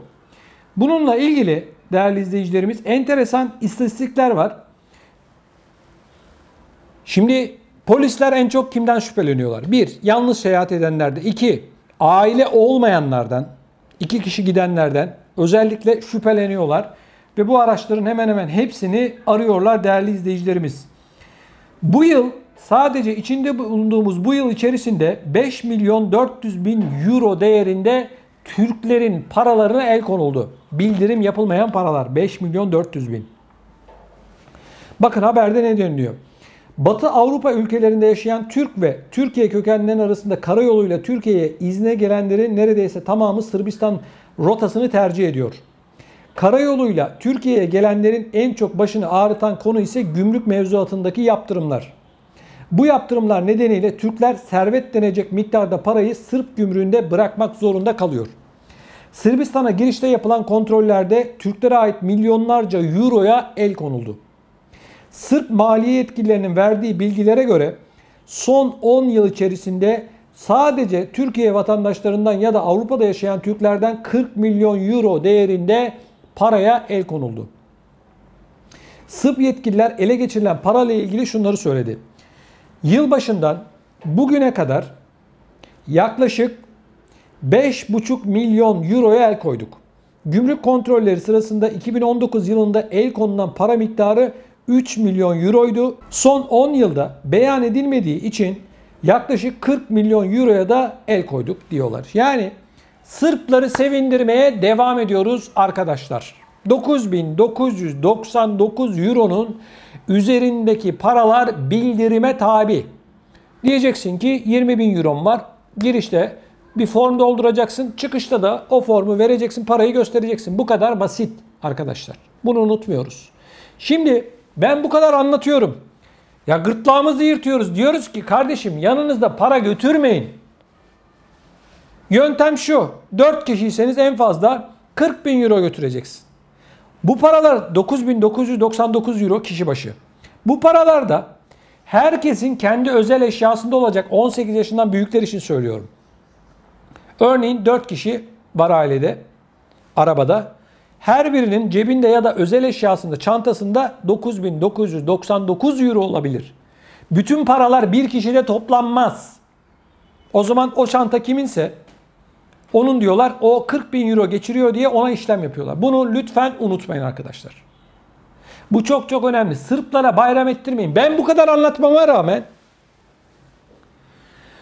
yine 3 gün önce arkadaşlar Sırbistan gümrüğünde siyah renkli Almanya'da yaşayan vatandaşımızın bu aracında gördüğünüz bu aracında 170.000 euro para bagajda valizin içerisinde folyolara sarılmış halde Sırp gümrük polisi tarafından ele geçirildi. Baba oğul gidiyorlar Türkiye'ye. 170.000 euro. Arkadaş anlatıyoruz. Diyoruz ki bak götürmeyin. Tamam param mı var? Varsa var kardeşim yani. Var. Türkiye'ye bu parayı bu şekilde götürmeye çalışırsan olmaz denk gelirsin. İşte denk gelmiş. Sırbistan polisi soruyor. Diyor ki kaç para var? 10.000 euro var diyorlar. Çek diyorlar sağa, pasaportları alıyorlar. O pasaport kontrolü yapan pasaportu alıyor, tutuyor. Diyor ki sağa geç diyor. Arama bittikten sonra pasaportunu veriyorlar. Öyle basıp geçemiyorsun. Yok öyle bir şey. Sonra arkadaşlar gelin görün ki arabada bulunan, arka bagajda bulunan valizin içerisinde paralar, yavrular yatıyorlar orada. Yatırmış paraları böyle güzel folyolamış, hava almasın, nefes almasın diye. Uyanık ya, X-ray'den geçince folyo görünmeyecek ya. Adam X-ray'den geçirmiyor ki, açıyor bakıyor çantayı. Yani bizim milletimiz kendini uyanık sanıyor. Gümrükçülerin hepsi saftirik, bir şey anlamazlar, biz parayı geçiririz. Biz Türk'üz ya, her şeyi yaparız biz değil mi? Geçmiş olsun 170.000 euroyu 9.999 euroyu babaya, 9.999 euroyu da oğluna vermişler. Geri kalan 150.000 euroya, 150.002 euroya el koymuşlar. Hadi bakalım. Hadi bakalım Türkiye'ye demişler. İyi tatiller diliyoruz demişler. Hiç canınızı sıkmayın. 150.000 euro ne olacak ki? 150.000 euro. Ne olacak ki? Hadi bakalım. Sırplar aha diyorlar. Kurban bugünkü yövmeyi düzelttik diyorlar. Tamam yaz bakalım 150.000 euro. Bir tane Türk'ten yakaladık. Ele geçirdik. Arkadaşlar yapmayın. Sırplar aramaz. Denk gelir arar kardeşim. Herkesi aramıyorlar. Bunu ben de biliyorum. Ama aile olmayan özellikle tek giden, 2 kişi giden insanları daha çok arıyorlar. Benden söylemesi arkadaşlar. Biliyorum. Yarın yine olacak. Öbürsü gün yine olacak. Onu da bırak. Bazı bizim uyanıklarımız var. Havalimanında üstüne 200.000 euro koymuş. Abi geliyor havalimanında, işte geliyor taksiden ya da bir yakına onu havalimanına bırakıyor. Düsseldorf'ta oluyor. Geliyor böyle yürüyor. X-ray'den geçiyor ötüyor. Ne var diyor polis. Bir şey yok diyor bende. Ne var ne olacak diyor. İyi. Gel bakalım diyorlar. Bir daha dönen bir şey var ya kapıda. Bir daha dönüyor bir şey var ötüyor. Gel diyorlar odaya arıyorlar. Sadece bitmiyor. Karısında da var. Karı da ötüyor. Karısına diyorlar ne var bir şey yok. Bir şey yok ne var diyor benim üzerimde. İyi. Kadın polis geliyor. Çıkar bakayım diyor üstünü çıkartıyor. Kadının iç çamaşırlarının içerisinde yaklaşık 100.000 euro da kadından çıkıyor. 100.000 euro iç çamaşırlarına koymuş. Uyanık Türkiye'ye gidecek. Alman polisi hiçbir şey bilmiyor. Dünyadan haberi yok. Parayı Türkiye'ye götürecek öyle mi? Ne oldu? Paraya el koydular geçmiş olsun. Türkiye'den dönüyor vatandaş. Ya anlatıyoruz o kadar çok olay, komik olaylar var ki anlatamam size ya. 4,5 kilogram altın getirmiş uyanık. Gümrüğe de bildirmiyor. 4,5 kilo. Sanki yoğurt getiriyor. Ayran getiriyor. Çökelik getiriyor sanki Türkiye'den. Kurnaza bak. 4,5 kilo altın. Soruyorlar bu ne? Bir fatura gösteriyor. 170.000 euro değerinde ben kuyumcuyum diyor. Kardeşim kuyumcusan kuyumcusun. Bildireceksin gümrüğe. 4,5 kilo altına el koydular. Ne diyeyim? Ne diyeyim? Lütfen bu konuyla ilgili görüşlerinizi bu yayınımızın altına, videonun altına, yorum bölümüne lütfen yazın. Rica ediyorum sizlerden. Gümrük kurbanlarını yazın. Ya herkesi aramıyorlar ama işte denk geliyor bak patlatıyor. Yapmayın arkadaşlar. Yazık günah. Paranıza yazık, altınınıza yazık, değerli eşyalarınıza yazık. Ha kara paradır bilmem ne onu ben bilemem. Normal çalışanları söylüyorum. Alın teriyle kazanmış, biriktirmiş ama adam kendini uyanık sanıyor. Şark kurnazı. Parayı geçireceğim diyor. Karısının iç çamaşırına para koyuyor. Ulan utanmıyor musun sen? Demiyor musun gümrükte yakalayacaklar bunu? Ne diyecek? Kadın ne diyecek? Ne diyecek? Ne bu para diyecek? Aa kocam koymuş buraya diyecek. Ne diyeceksin sen? Ya biz ailece böyleyiz. İç çamaşırlarımıza para koyup geziyoruz. Bunu mu diyeceksin? Ne diyeceksin? Utanmadan, sıkılmadan karısının iç çamaşırına 100.000 euro para koymuş. Polis tabii çat çıkartıyor paraları. Ne bunlar diyor. Para işte harçlık diyor. Yavaş. Yavaş yerler yaş kayarsın diyor polis. Değerli izleyicilerimiz, Türkiye'ye giden, araçlarıyla giden vatandaşlarımızın en çok sorun yaşamış olduğu, en çok beklemiş olduğu ülkeler Sırbistan ve Bulgaristan. Şimdi değerli izleyicilerimiz, Bulgaristan tarafı araçların dezenfekte edilmesiyle ilgili uygulamayı yoğunluk gerekçesiyle askıya aldı, kaldırdı. Ancak baktığımızda değerli izleyicilerimiz Sırbistan'ın Gradina sınır kapısı ile Bulgaristan Kalotina sınır kapısını geçişler arasında çok büyük bir yoğunluk yaşanıyor. Sırbistan'dan çıkıp Bulgaristan'a girmek için bazı gurbetçiler 10 saatten fazla bekliyor.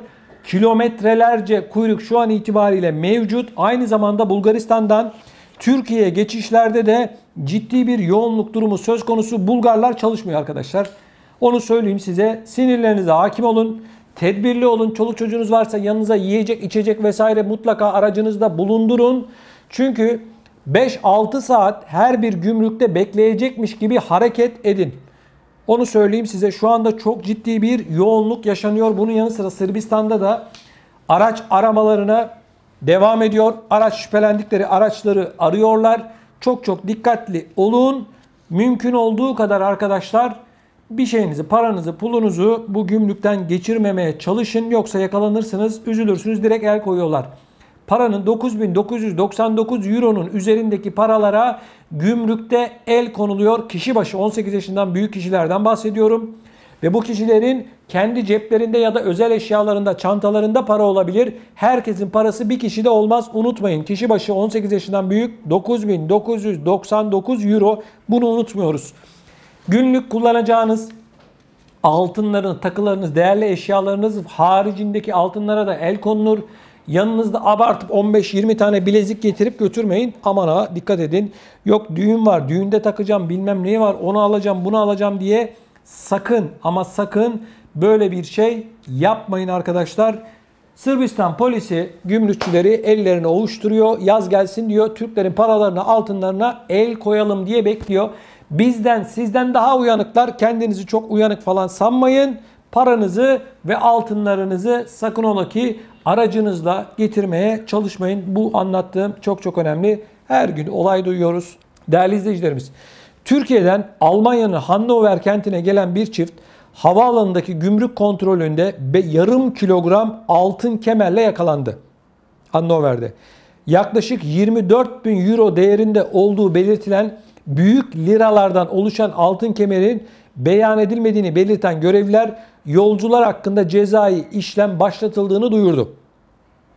Konuyla ilgili Hannover Gümrük Müdürlüğü'nden verilen bilgilere göre Türkiye tatilinden dönen çift gümrük kontrolüne tabi tutuldu.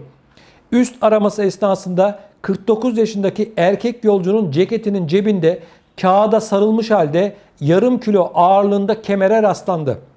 Almanya'da altın ve altın takıların gümrüğe tabi olduğunu belirten gümrük görevlileri beyan edilmediği gerekçesiyle altın kemere el koydu.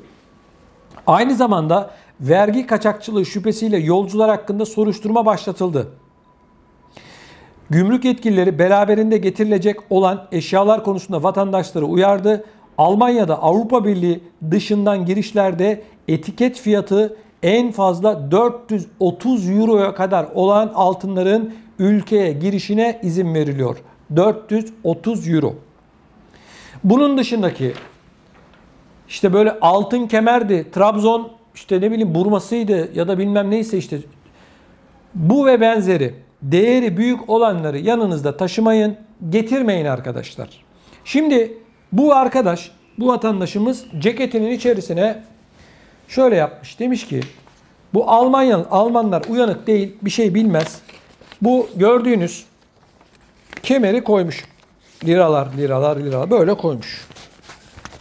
Sonra diyorlar ki gel bakalım diyorlar, biz seni bir arayalım diyorlar. Piyango sana çıktı diyorlar. Ne diyorlar bu? Açıyorlar, kağıda sarmış abimiz yarım kilo. Yarım kilo. Bir bakıyorlar işin içerisinde iş var. Bir de altın kemer. Büyük liraları koymuş. Herhalde eşine mi bilmiyorum düğünü mü var, gelinine mi takacak? Ne oldu? Ne oldu yani? Her gün anlatıyorum. Bak yapmayın. Yazık, paranıza yazık. Belli bu arkadaşımız, bu kişiler belli bir düğünü falan var. Ya gelinine takacak ya biri sipariş verdi bunu getir dedi falan. Gitti. Yarım kilo altın gitti. Türkiye'de yarım kilo altının değeri bugün itibariyle has altını bahsediyorum, işlenmemiş, 250 bin lira. 25 bin euro. Geçmiş olsun. Yarım kilo. Bir de uçakla geliyorsun be abi. Uçakla. Tamam hadi Türkiye'den çıkışına izin verdiler. Sorun yok ama Almanya'da piyango vurdu sana bak. Yazık değil mi? Ya getirmeyin arkadaş, bak getirmeyin. Şimdi izin dönüşü başladığında havalimanlarında, gümrüklerde Türklerden aldıklarının haddi hesabı yok. Sakın ola ki bakın, araçla gelenlere söylüyorum. Sırbistan'a süt ve süt ürünleri günlük kullanacağınızın dışında getirmeyin. O sırada, o yolculuk sırasında size lazım olanın dışında kesinlikle ve kesinlikle aracınızda yoğurttu, çökelikti, peynirdi, bilmem neydi, oydu buydu koymayın. Bak, bir bidon peynir getirirsin 3 kilo 5 kilo 4.000 euro ceza ödersin. 3.000 euro ceza ödersin. Geçen böyle bir haber yaptık, yayınladık. Bir tane izleyicimiz yorum yapmış. Demiş ki 4.000 euro değil demiş. Sen demiş atıyorsun. 2.000 euro demiş. Ey vicdansız.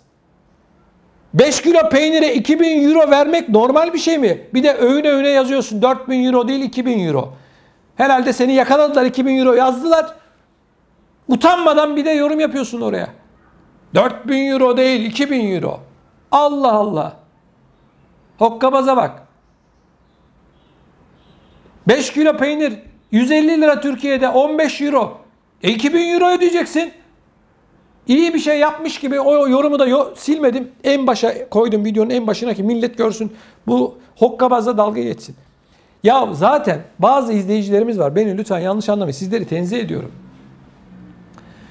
Ya öyle bir yorum yapıyor ki hiç biz bir şey bilmiyoruz, bir tek o biliyor. Dünyanın en zeki adamı, o konunun uzmanı, profesörü çekyata yatmış, uzanmış, elinde telefon ya da televizyon, pijamaları giymiş, çizgili pijama, yorum yapıyor. O öyle değil, bu böyle olur. Sen bir şey bilmiyorsun. Sen biliyorsun. Hokkabaz. Bir tek sen biliyorsun bu işi zaten. Hiç kimse bir şey bilmiyor. Elinde böyle telefon almış, yazıyor telefonla. Fatih Bey, bu böyle olmaz. Allah Allah. Çok biliyorsun.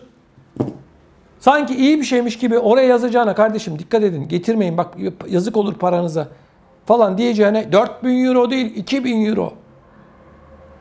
Ödedin, acı geldi sana herhalde. Herkes de ödesin istiyorsun.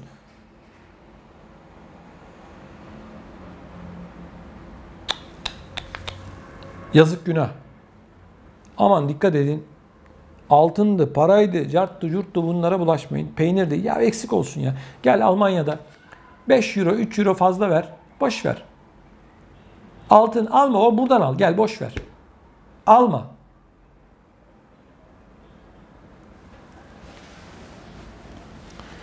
Ne diyeyim? Ne diyeyim yani?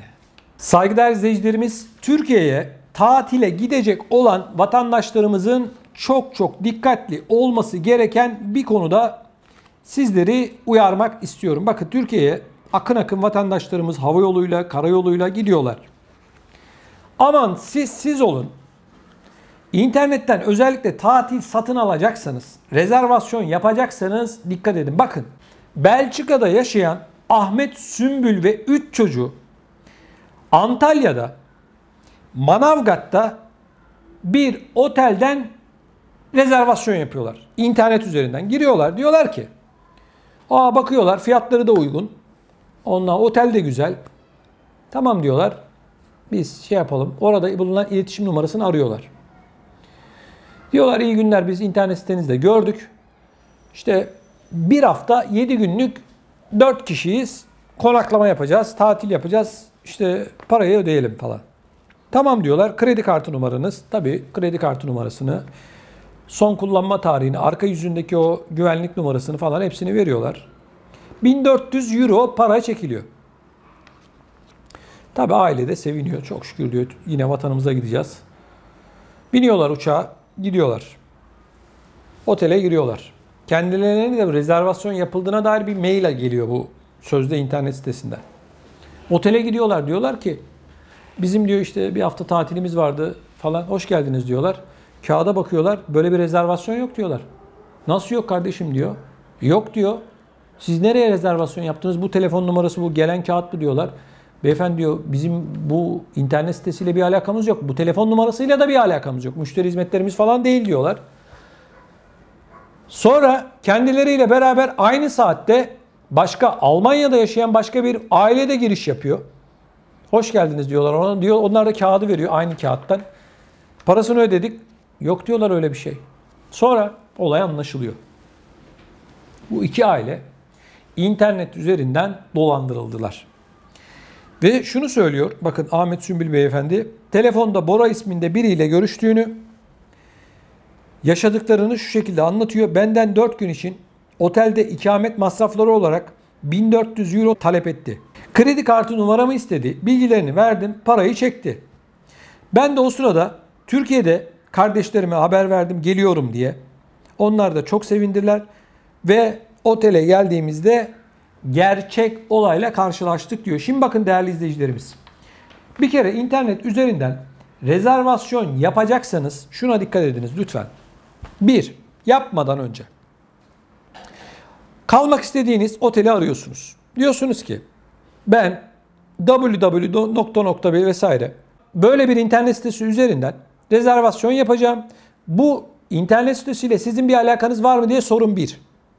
2. Fiyatı teyit edin. Bu kadar para istiyorlar, bu doğru mu deyin. Şu tarihlerde yapacağım. Bu tarihlerde otel dolu mu boş mu? Bakın bu teyitleri yapın. Bir telefon açacaksınız Türkiye'ye. Bu kadar. Aksi halde görüyorsunuz aileler mağdur oluyor. Binlerce eurosu yok oluyor. Paraya mı yanalım? İzne mi yanalım? Üzüntüye mi yanalım? Neye yanalım? O nedenle kimseden medet ummayın. Kendi tedbirinizi alın. Oteli aramaktan imtina etmeyin arkadaşlar. İnternet, bakın bazı otellerin internet sitesinin aynısını yapıyorlar. Fark etmiyorsunuz siz. Bakıyorsunuz bu arıyorsunuz telefon numarasıyla, telefonla rezervasyon yapıyorsunuz ya da direkt internet üzerinden rezervasyon yapıyorsunuz. Kredi kartı bilgilerinizi giriyorsunuz. Sakın ola ki bu ve benzeri hiçbir rezervasyona tevessül etmeyin. Mutlaka önce otelleri arayın. Otelin numarasını bulmak çok kolay. Yazarsın Google'a çıkar. O nedenle çok dikkat edin değerli izleyicilerimiz. Aksi halde üzücü olaylarla karşılaşabilirsiniz. Şimdi bakın değerli izleyicilerimiz. Tatil dönemi Türkiye'de fırsatçılar türüyor. Özellikle Avrupa'da ya da yurt dışında yaşayan vatandaşlarımız akın akın Antalya, Bodrum, Milas, Fethiye gibi, hani düşünün bizim sahillerimizi, Ege'den Antalya'nın Kaş ilçesine kadar düşünün. Bütün sahil şeridimizi pek çok vatandaşımız tatil amaçlı ziyaret ediyor.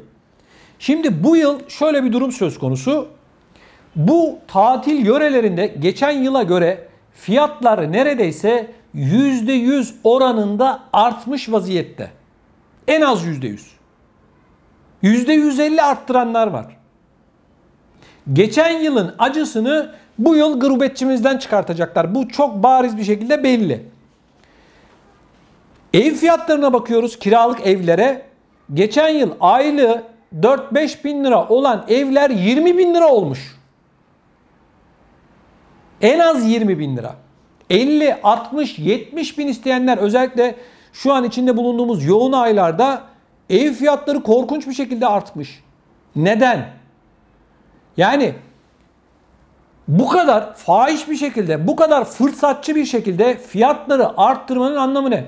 Türkiye Turizm Bakanımız her fırsatta çıkıyor. Ne diyor? Türkiye'ye gelin, turist gelsin, o gelsin, bu gelsin diyor, değil mi? Haklı olarak. Ama otellere baktığımızda, tatil yörelerine baktığımızda bir fırsatçılık durumu söz konusu. Diyorlar ki Almancılar geldi. Almancılar tamam büyük yağlı kapı gibi görüyorlar. Şimdi değerli izleyicilerimiz, bakın ben bu kadar fırsatçı bir toplum görmedim. Bizden bahsediyorum. Kendim de dahil olmak üzere. Türk toplumundan bahsediyorum. Bayram gelir fiyatlar 2'ye artar. Yılbaşı gelir fiyatlar 3'e katlanır. Seyran gelir bilmem ne olur. Kardeşim ne oluyor size ya? Uçak biletlerine bakıyoruz. Uçak biletleri almış başını gidiyor. Uçmuş. Uçmuş. Şimdi değerli izleyicilerimiz,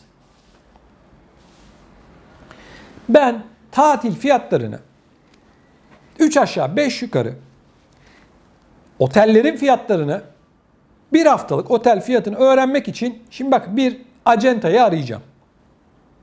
Birkaç yere Antalya, Bodrum, Ondan sonra birkaç yer daha söyleyelim. Fethiye olsun. Bu 3 yerden fiyat alacağım. Bakın. Geçen yıla göre fiyatların arttığını söylüyorum ya. Size ispatlayacağım. Bakın şimdi arıyorum.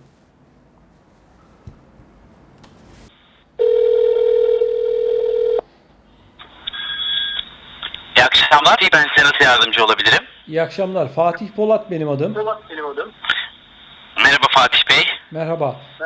Beyefendi ben Almanya'dan geldim. Şu anda İstanbul'dayım. Evet. Bir hafta Antalya'da tatil yapmak istiyorum. Eşim ve 2 çocuğumla birlikte. Antalya'nın bir bölgesi var mıydı düşündüğünüz? Side olabilir. Hangi tarihlerde gelip çıkmayı düşünüyorsunuz? 15'inde girip 22'sinde çıkmak istiyorum. 15'i giriş, 22'si çıkış. Kaç kişi oluyor? 2 yetişkin, 2 çocuk demiştiniz. Evet. Doğru değil mi? Evet. Çocukların doğum tarihlerini alabilir miyim? Çocuklardan biri 7 yaşında, biri de 8 yaşında. Biri 8 yaşında, yani 2013 doğumlu. Evet. Diğeri Biri de 9 yaşında. o da 2012 doğumlu. Evet. Kontrol ediyorum. Fiyat aralığınız var mıydı? Onun akabininde kontrol edeyim. Yok, fiyat aralığımız yok. Peki belirlemiş olduğunuz bir kriter var mıydı? Her şey dahil olmasını rica ediyorum. Tamam. Başka? Yani denizi sıfır. Yani Evet. her şey dahil olur, her şey dahil. Denize sıfır. Yani bunun akabininde denizinde özellikle aradığınız bir özellik var mı? Denizinde özel bir özellik aramıyoruz. Her şey dahil olsun. Çocuklarla beraber rahat edebileceğimiz, temiz olmasını rica ediyoruz. Böyle bir otel. Var mesela. Evet. Ultra her şey dahil. Denize sıfır.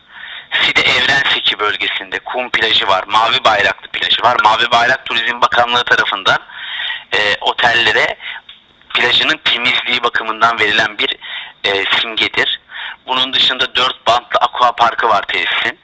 19.500 TL ultra her şey dahil olarak çalışıyor. 10 üzerinden de misafirlerimizden 9.1 puan alan bir tesis.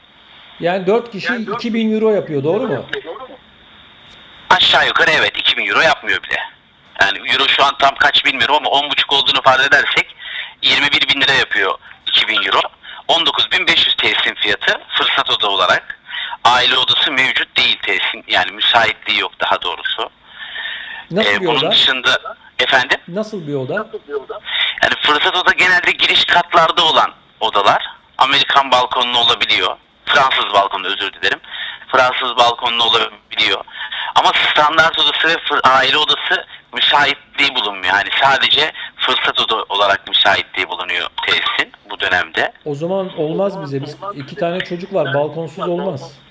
Doğru, haklısınız. Farklı alternatif sunuyor. Bakıyorum şu an. Bunun dışında daha sessiz sakin bir otel olarak mesela lüks var. Yine Antalya Side'de ultra her şey dahil. Denize sıfır bir tesis. Misafirlerimizden 10 üzerinden 8.8 alan bir tesis. 17.136 TL dubleks kara manzaralı odası. Deniz manzaralı oda yok mu? Deniz manzaralı müsaitliği yok maalesef bu tesiste. Sadece kara manzaralı da müsaitlik var. Bunun dışında burası da ultra her şey dahil 17.405 TL. Aynı şekilde denize sıfır, Side Evrenseki bölgesinde. Buradaki oda tipi aile, yani family standart oda mevcut. Ara kapılı 2 odadır burası. Ara kapılı 2 odadan oluşur. Tek oda olarak değil de 2 oda olarak oluşur. 17.405 TL. Misafirlerimizden 10 üzerinden 8.8 alan bir tesis. Yine denize sıfır, kum plajı mevcut. 4 bantlı aqua parkı mevcut. 4 bantlı su kaydırağı mevcut, özür dilerim. Ayrıyeten 3 bantlı su kaydırağı daha mevcut. Yine mavi bayraklı plaja sahiptir. Denizi sığdır. Olimpik havuzu bulunur. Bunun dışında. Evet. Peki bir şey daha rica edeceğim. Şimdi ben bu söylediklerinizin not aldım. Bodrum tarafına bakabilir misiniz? Tabii. Bodrum olarak kontrol ediyorum.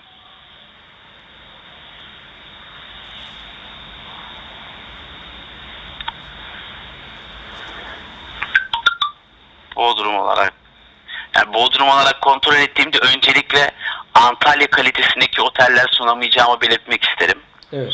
Müsaitlik doğrultusunda. Burada müsait olan tesisler otel var. Bodrum Yalıkavak'ta. 15.499 TL. Ne dahil 15 bin. içerisine? Her şey dahil. Yani ultra her şey dahil olarak değil de her şey dahil Ne olarak demek? çalışıyor tesis. Her şey dahil ne demek? Ultra her şey dahil ne demek? Her şey dahil ile ultra her şey dahil arasında saat farkı var.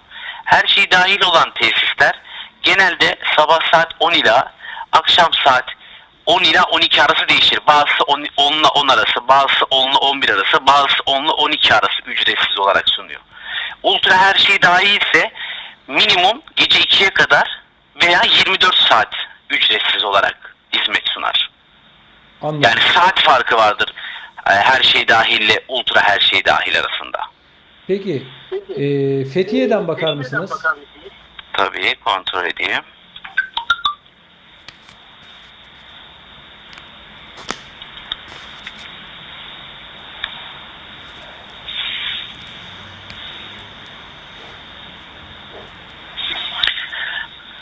Fethiye'de denize sıfır olarak mı düşünüyordunuz? Evet, denize sıfır olsun.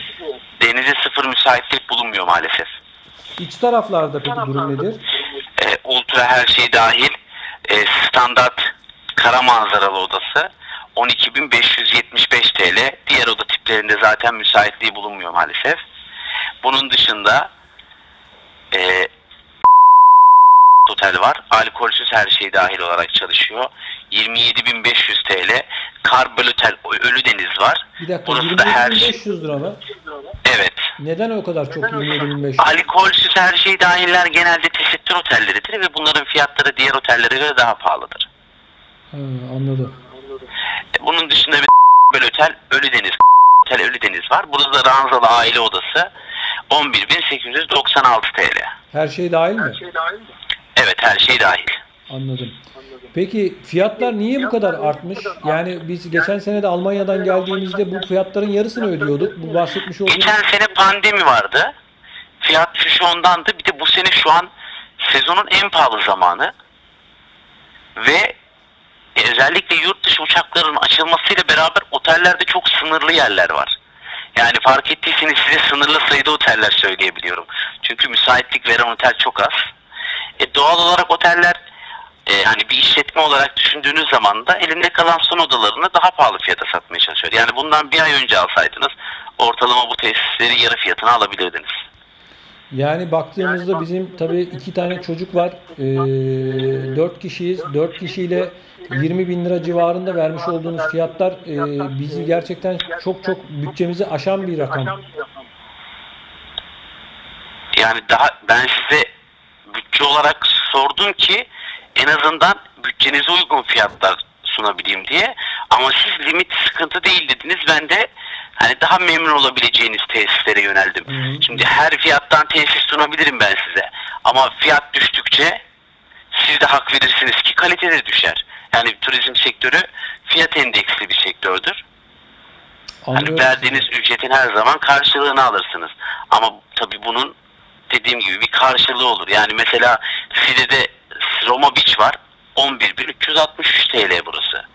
Daha düşük istiyorsanız mesela bu fiyatlardan daha düşük olarak baktığımda ama ailemle çocuk çocuğumla kalabileceğim bir otel kalitesi anladığım kadarıyla yok onlarda. Tabii yani aslında var. Bu şimdi tamamen kalite farkı kişiden kişiye göre değişir. Yani sizin daha önce gitmiş olduğunuz, yaşamış olduğunuz tatiller sizin kalite standartlarınızı daha üst seviyelere çekebilir. Veya daha alt seviyelere de çekebilir. Herkesin bütçesi farklı olduğu için doğal olarak herkesin kalite anlayışı farklıdır. Ama turizm sektöründe özellikle verdiğiniz ücretin karşılığını almaktır mesele. Yani hangi otele bakarsanız bakın her zaman daha pahalı otel vardır. Daha ucuz otel de vardır. Bunların arasındaki fark zaten içerideki aldığınız hizmet, tesisin bulunmuş olduğu konum, tesisin yiyecek içecek kalitesi ve benzeri gibi şeyler hani tesisin fiyatlarını etkiler. Burada bir de bayram döneminde 7 gece kalıyorsunuz. Ve hani bayram dönemi bütün sezonun en pahalı dönemi. Ki geçen sene pandemiden dolayı yani fiyatlar ucuzdu açıkçası. Şimdi geçen sene pandemiden çıkmış bir otel işletmeleri var. Bu sene para kazanmak istiyorlar. Evet, çok doğru. Doğal olarak. Yani doğal olarak fiyatlar geçen seneye göre çok daha fazla. Peki ben çok teşekkür ediyorum. Rica ederim. Bunları not aldım. Mutlaka düşünüp karar vereceğiz. Tabii ki. Görüşmek üzere. İyi günler diliyorum. İyi akşamlar, görüşmek üzere. Evet değerli izleyicilerimiz, fiyatları gördünüz, duydunuz. Ailenizle beraber temiz, bakın, sorun yaşamayacağınız bir otelde bir hafta minimum 2.000 euro. Yani 10.000 liralık otelde, 1.000 euroluk otelde emin olun ki mutlu olmayacaksınız. Özellikle çocuğu olanlar çok büyük sıkıntılar yaşayacak. Bunları tecrübe etmiş biri olarak sizlerle paylaşıyorum. Söylemiş olduğum yerler, sorduğum yerler daha doğrusu normal, hani ultra lüks falan değil yani. Normal sıradan oteller yani. Sıradan kastım 5 yıldızlı ama yani hani böyle kuş kondurmuyorlar yani. Denize sıfır olması en büyük avantaj vesaire vesaire. 2.000 euro. Fiyatlar böyle. Geçen yıl yarı yarıyaydı. Şimdi değerli izleyicilerimiz, peki uçak fiyatları ne durumda? Uçak fiyatlarına da bir bakalım. Almanya'dan diyelim ki Köln'den İstanbul'a gideceğiz. Uçak fiyatlarını da sizlerle şöyle bir paylaşalım bakalım. Fiyatlar ne alemde? Şu anda tüm müşteri temsilcilerimiz diğer müşterilerimize hizmet vermektedir. İyi akşamlar, yardımcı olabilirim. İyi akşamlar hanımefendi. Düsseldorf'tan Ankara'ya lütfen. 4 kişiyiz. Ayın 22'sinde gidiş, dönüşte 30 gün sonrası. Düsseldorf'tan Ankara'ya 21 Temmuz'da 18.50 kalkışı bilet bulunuyor ve 21.20 kalkışı var. Her kişi için tutar 199 euro 99 cent. Sadece gidiş mi hanımefendi bu? Evet. Yani gidiş geliş ne kadar peki? Dönüşte bir ay sonra 30 gün sonrası.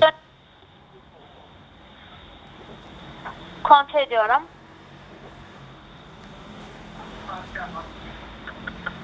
Dönüş olarak da gece 3.25 kalkışı bulunuyor 8. ayın 21'inde. Gidiş dönüş toplam tutar 439 euro 98 cent. 439 euro kişi başı. Yolcu başı, evet. Peki teşekkür ediyorum. İyi günler diliyorum. İyi akşamlar deriz. Evet değerli izleyicilerimiz, aramış olduğum havayolu en ucuz havayoluydu. İsmini veremiyorum şimdi.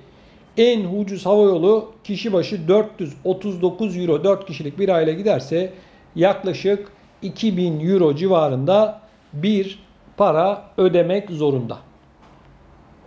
Şimdi vatandaş Kapıkule'ye akın ediyor değil mi? Ben de gittim biliyorsunuz Kapıkule'ye, orayı sizler için görüntüledik. Arabayla hınca hınç insanlar geliyor. Arabayla bakın gidiş ve dönüş sadece maliyet Almanya'dan çıkan birinin yakıt vesaire yeme içmesi dahil 700 euro arabayla. İşte 5-6 kişi ya da işte 4 kişi arabada diyelim. 700 euro.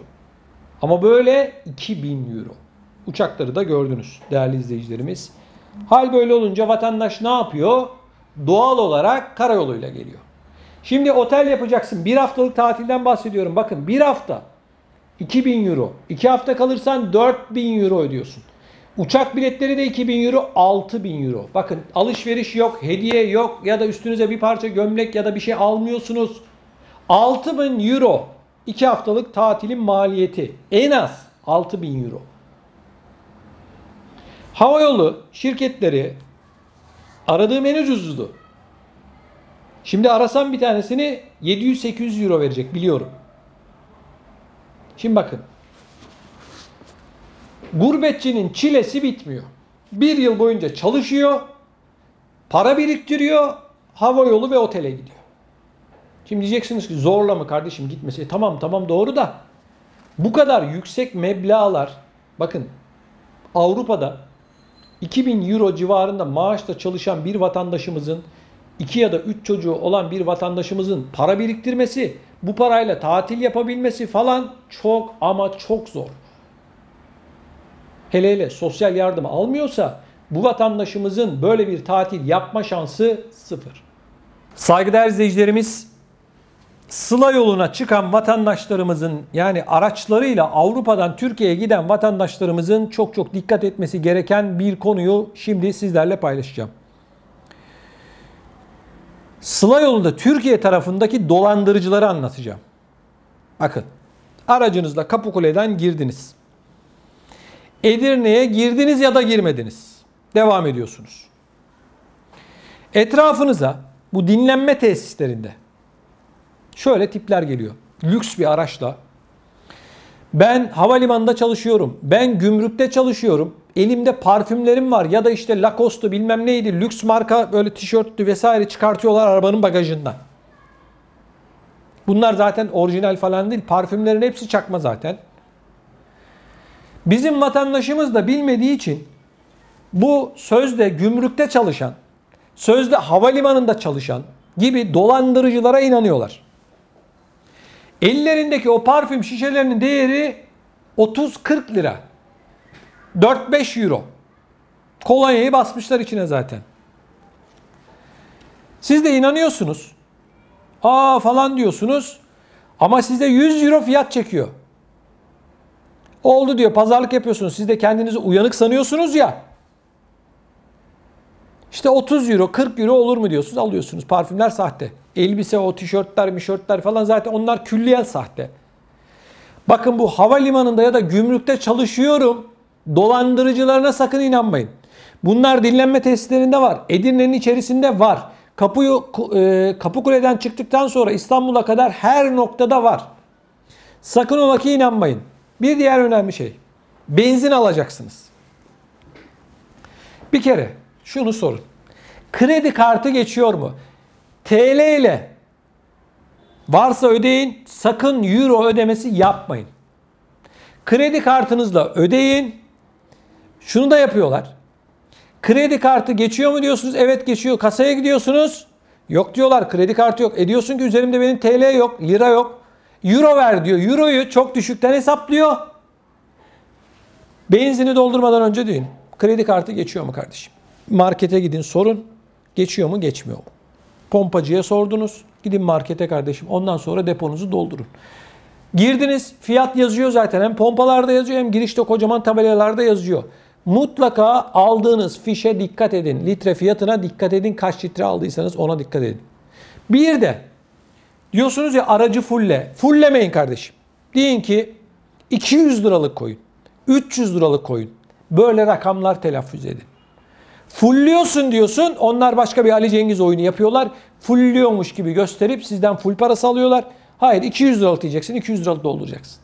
Fişinize de dikkat edeceksiniz, okuyacaksınız. Fişi almadan sakın ola ki oradan hareket etmeyin. Ya döndünüz, ileride baktınız depo boş, bir şey iddia edemezsiniz eğer fişiniz yoksa. Dinlenme tesislerinde durdunuz, yemek yiyeceksiniz. Menü istediniz. Mutlaka fiyatlara bakın. Fiyat yazmayan menüden sipariş vermeyin arkadaşlar. Aldınız. Bakın, bunları niye anlatıyorum? Ben 3-5 kuruş euroyu anlatmıyorum. Niyeti anlatıyorum. Karşılaşacağınız olayları anlatıyorum size. O Sıla yolu güzergahında Edirne ve sonrasında dolandırıcı kaynıyor. Onun için anlatıyorum bunları. Yoksa 3 euro, 5 euro hiçbirimiz aramıyoruz. Siz de aramıyorsunuz, ben de aramıyorum. Arabayı yıkayan çocuğa bile 5 euro veriyorsun. Ayrı bir şey. Ama aracınızdan sakın ola ki uzaklaşmayın. Aracınız oturduğunuz yerde, mola verdiğiniz yerde gözünüzün önünde olsun. İşte arkaya bıraktım, ön tarafa geçeyim falan. Sakın böyle bir şey yapmayın. Onlar, dolandırıcılar, hırsızlar. Bakıyor, araçtan indin. Aracı görüyor musun, görmüyor musun? Gittin bir yere oturdun, ha diyorlar, bu aracı görmüyor. Tamam diyorlar, soyuyorlar aracı. Sakın. Aracınız göreceksiniz.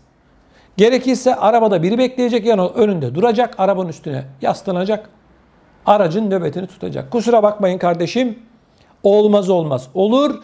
Ondan sonra çok üzülürsünüz. Tatiliniz başlamadan biter. Bakın, bu söylediklerim her yerde var. Türkiye'nin her noktasında var. Piyango size çıkabilir. Olmaz olmaz çıkar, sonra çok üzülürsünüz. Aman siz olun. Dolandırıcılara, vurgunculara dikkat edin Sıla yolunda. Türkiye tatilinizde. Çok haber alıyoruz. Aracı soyulan, paraları, altınları çalınan, kazıklanan, 3 liralık şeye 5 lira ödemek zorunda kalan. Aman dikkat edin. Kimseye güvenmeyin. Zaten üzerinizde arkadaşlar sakın ola ki çok para falan bulundurmayın. Değerli eşyalarınızı aracınızda bırakmayın. Dikkat edin. Sonra üzülürsünüz. Bu çok önemli bir konu. Aman parfümcüydü, yok bilmem neydi, ucuz veriyordu. Ben gümrükte çalışıyorum. Havalimanında çalışıyorum. Bilmem nerede çalışıyorum gibi yalanlara sakın inanmayın. Hepsi hokkabaz, dolandırıcı hepsi. Sakın. Hele bir de gittiniz alışveriş yapıyorsunuz. Cebinizdeki paranın tamamını sakın çıkarmayın. Cebinize ufak bir miktarda para koyun, onu çıkartın verin. Paranızın tamamını, cüzdanı falan açmayın. Böyle bir hata yapmayın arkadaşlar. Kapkaç olursunuz. Benden söylemesi. Her noktada başınıza gelebilir. Dikkat edin. Zaten bakın arkadaşlar, bu dolandırıcılar gurbetçileri bekliyor. Nasıl olsa yol bilmez, iz bilmez diyorlar. Öyle düşünüyorlar onlar. Aman dikkat edin, siz olun. Lütfen rica ediyorum. Saygıdeğer izleyicilerimiz, bildiğiniz üzere yurt dışında yaşayan vatandaşlarımız akın Türkiye'nin tatil yörelerine gidiyor. Bodrum, Milas, Datça, Antalya, Fethiye, aklınıza gelebilecek daha pek çok yer maalesef buralardan gelen haberler ama hiç iyi değil. Özellikle bize yazan vatandaşlarımızın söylemiş oldukları şu: buralarda fiyatları geçen yıla göre %100 hatta %200 dahi arttıranlar var yorumunu yapıyorlar. Sahillerin neredeyse tamamının işgal edildiğini, sahillerin mafyavari insanlara terk edildiğini, buralarda yemek yemenin ya da buralarda günü geçirmenin çok pahalı olduğunu ifade ediyorlar. Değerli izleyicilerimiz, biz de bunun üzerine araştırma yaptık. Bodrum başta olmak üzere Türkiye'de yoğun olarak vatandaşlarımızın gitmiş olduğu noktalara baktık. Enteresan sonuçlar elde ettik. Bakın, bazı fiyatlar var. Bu kadar da olmaz dedirten türden. Bodrum'da, o Bodrum'un merkezindeki beachleri düşünün değerli izleyicilerimiz. Bir kişinin şezlong ve şemsiye bedeli ortalama 150 lira. Evet, 150 lira. Bitiyor mu onunla? Hayır. Yemek yiyeceksiniz. Bakın. Fiyatlara bakın. Ondan sonra devamını konuşalım.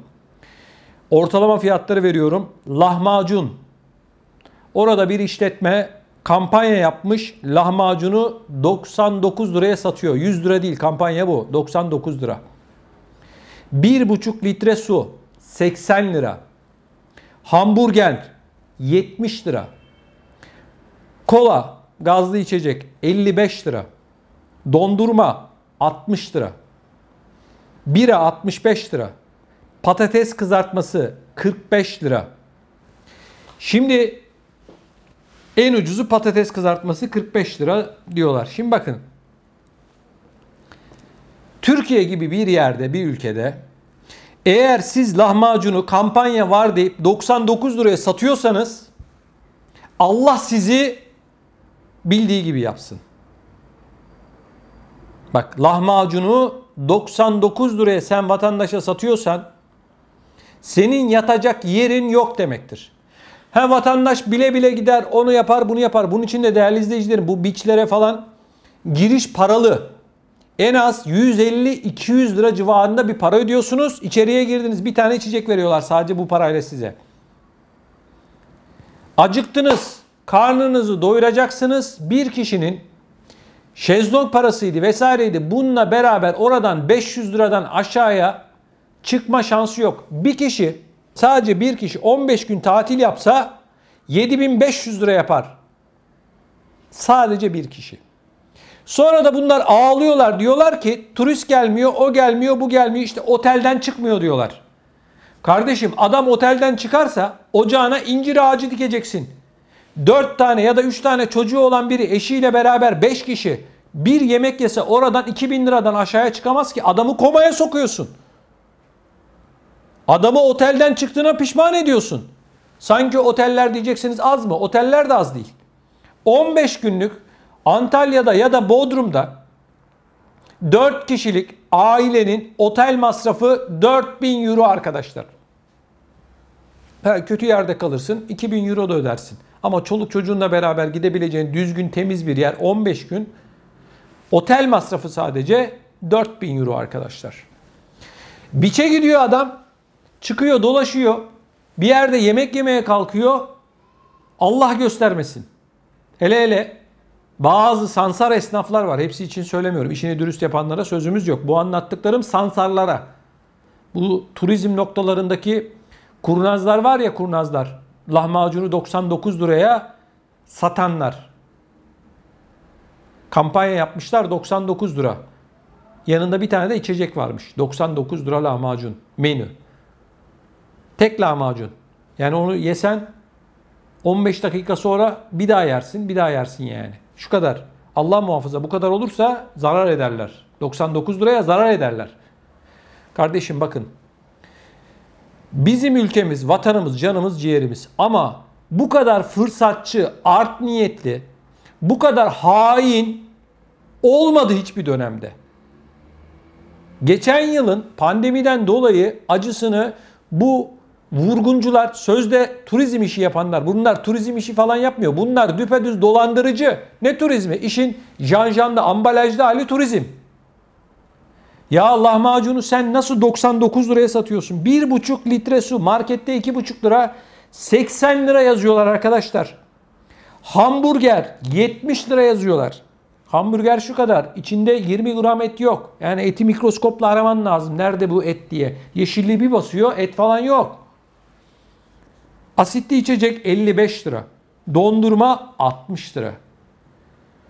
Bira 65 lira, patates kızartması 45 lira. Patates kızartması ucuzmuş. Öyle diyorlar. Yani bir menü yapsan 100 lira. Hamburger yok yapamazsın 100 lira. Nerede 100 lira? Hamburger 70 lira, patates kızartması 45 lira, içecek 55 lira, 150 lira. O 150 liraya bu gıda ürünlerini satanlara bir soru soracağım. Diyeceğim ki sen hiç hayatında 55 liraya kola içtin mi? Sen hiç hayatında 99 liraya lahmacun yedin mi? Ya da senin anan baban 99 liraya hayatı boyunca lahmacun gördü mü? Hiç mi utanmıyorsun da sen özellikle yurt dışından gelenleri birer sömürü aracı olarak görüyorsun? Sen hayatında bir hamburgere 70 lira para verdin mi? Vicdansız. Değerli izleyicilerimiz, tatil yörelerinde ahlak sorunu var. Gurbetçi vatandaş bir sefer kazıklanır, verir, bir şey olmaz. Ama ikiye gelmez. Bu düpedüz soygun, bu düpedüz dolandırıcılık, bu düpedüz alçaklık arkadaşlar. Kusura bakmayın. Sen 2 lira olan suya, 2,5 lira markette satılan suya 80 lira yazıyorsan, senin insanlığın kalmamış, vicdan diye bir şey de zaten hiçbir şekilde yok. İnsan olup olmadığında soru işareti. Değerli izleyicilerimiz,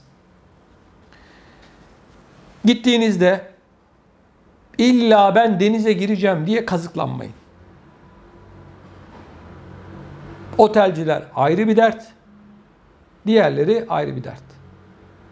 Benden size söylemesi, dikkat etmenizde fayda görüyorum. Yoksa yani 15-20 gün neyse bir tatil yapacağım diye burnunuzdan getirirler kardeşim. Gidiyor vatandaş üstüne bir tane tişört alacak. Sözde Türkiye ucuz. Ya 20 lira, hadi bırak 20 lira, hadi 100 lira olan tişört. Kardeşim 400-500 lira fiyat çekiyorlar. Sana 400 dedi, arkadan başka biri geldi, Alman geldi diyelim, Türk değil. Ona 500 lira, ona 600 lira, 700 lira. Adamına göre muamele. Fiyat falan hiçbir şey yok. Fiyat yazmayan mağazaya girmeyin arkadaşlar. Bak bu sözümü unutmayın. Fiyatın yazılı olmadığı, etiketinin üzerinde fiyatın olmadığı mağazanın önünden geçmeyin. Sakın, sakın. Bir şey alacaksanız mutlaka ve mutlaka fiyatı yazılı olsun. İşinize gelmiyorsa almazsınız. Bu kadar basit. Fiyatını sormadığınız bir yerde yemek yemeyin. Alın menüyü. Fiyat yazıyor mu ona bakın. Bütçenize uygunsa yersiniz, yoksa kalkar gidersiniz. Bu nedir ya? Bu nasıl bir rezilliktir? Nasıl bir ahlaksızlık? Biz ne zaman böyle bir toplum olduk ya? Utanıyorum ben bu haberleri verirken. Lahmacunu 99 lira diye bakın haber yapıyorum. Ya 99 lira lahmacunu Türkiye'de kaç kişi yedi de sen bu insanlara, gurbetçiye, yurt dışından gidenlere 99 liraya lahmacun satıyorsun arkadaş? Kaç kişi yedi? Kaç kişi bu ülkede 99 liraya ya? Yapmayın ya. Biraz ahlaklı olun, biraz namuslu olun ya. Senin anan mı yedi 99 liraya kardeşim? Babam mı yedi 99 liraya lahmacun ya? Sanki dersin adam Şanzelize'de kebapçı ya da 5 yıldızlı bilmem ne otelinde kebapçı. Ya İstanbul'da Çırağan Sarayı en lüks oteldir. Çırağan Sarayı'nda bile lahmacun 30 lira be kardeşim be. 30 lira 30 lira. Sen 99 liraya satıyorsun, kampanya var diye yazıyorsun. Herhalde herkesi sen, yani söylemek istemiyorum ama şey sanıyorsun herhalde. Hiç kimse de sesini çıkarmıyor arkadaşlar. Ne bir belediye denetliyor, ne bir kaymakamlık denetliyor, ne bilmem ne denetliyor. Hiç kimse denetlemiyor. Serbest piyasa ekonomisi diyorlar, yani isteyen istediği fiyata satar diyorlar. Vatandaşı bile bile kazıklatıyorlar. Bile bile. Resmen kazık var. Aha Almancılar geldi diyorlar. Hoş geldiniz efendim. Tesisimize hoş geldiniz. Giriş parası çat 150-200. Şezlong parası 150-200. Hamburger yedin 70. Su içtin 80. Lahmacun yedin 90. Hop 1000 lira oldun çıktın, geçmiş olsun. Geçmiş olsun. Belki bazı vatandaşlarımız için bu para yüksek değil. Saygı duyuyorum. Bir şey diyemem ben ona. Ama bana göre yüksek kardeşim. Benim bütçemi çok çok aşar. Ben 99 lira lahmacun yiyecek kadar zengin değilim kardeşim. 99 lira lahmacuna ben başka bir yerde kardeşim lahmacun 10 lira. 10 tane lahmacun yerim. Bir tane değil 10 tane lahmacun yerim. 3-4 kişilik ailemde doyar. Bile bile kazıklanmak benim hoşuma gitmiyor. Bile bile kazıklanmak istiyorsanız fiyat sormayın. Gidin, oturun, yiyin, için. Fiyat gelince de, o hesap gelince de tıkır tıkır ödeyin, çıkın. O lafım, yani bu sözüm, kazıklanmak isteyenlere fiyat benim için önemli değil. Ben tatile gittim. Önemli değil, 3-5 atarım oraya. Bahşiş de bırak kardeşim, sen bir 100 euro da bahşiş at, yakışır sana. Sonra da al havlunu, hadi size iyi günler de, onlar da senin arkandan böyle gülsünler. Bakın, bunlar toplumun ahlak sorunu olduğunu gösteren konular. Aslında bu hani para kazanmak, ticaret, esnaflık falan değil. Bu ahlak sorunu var toplumda. Ahlak çöküntüsü var toplumda.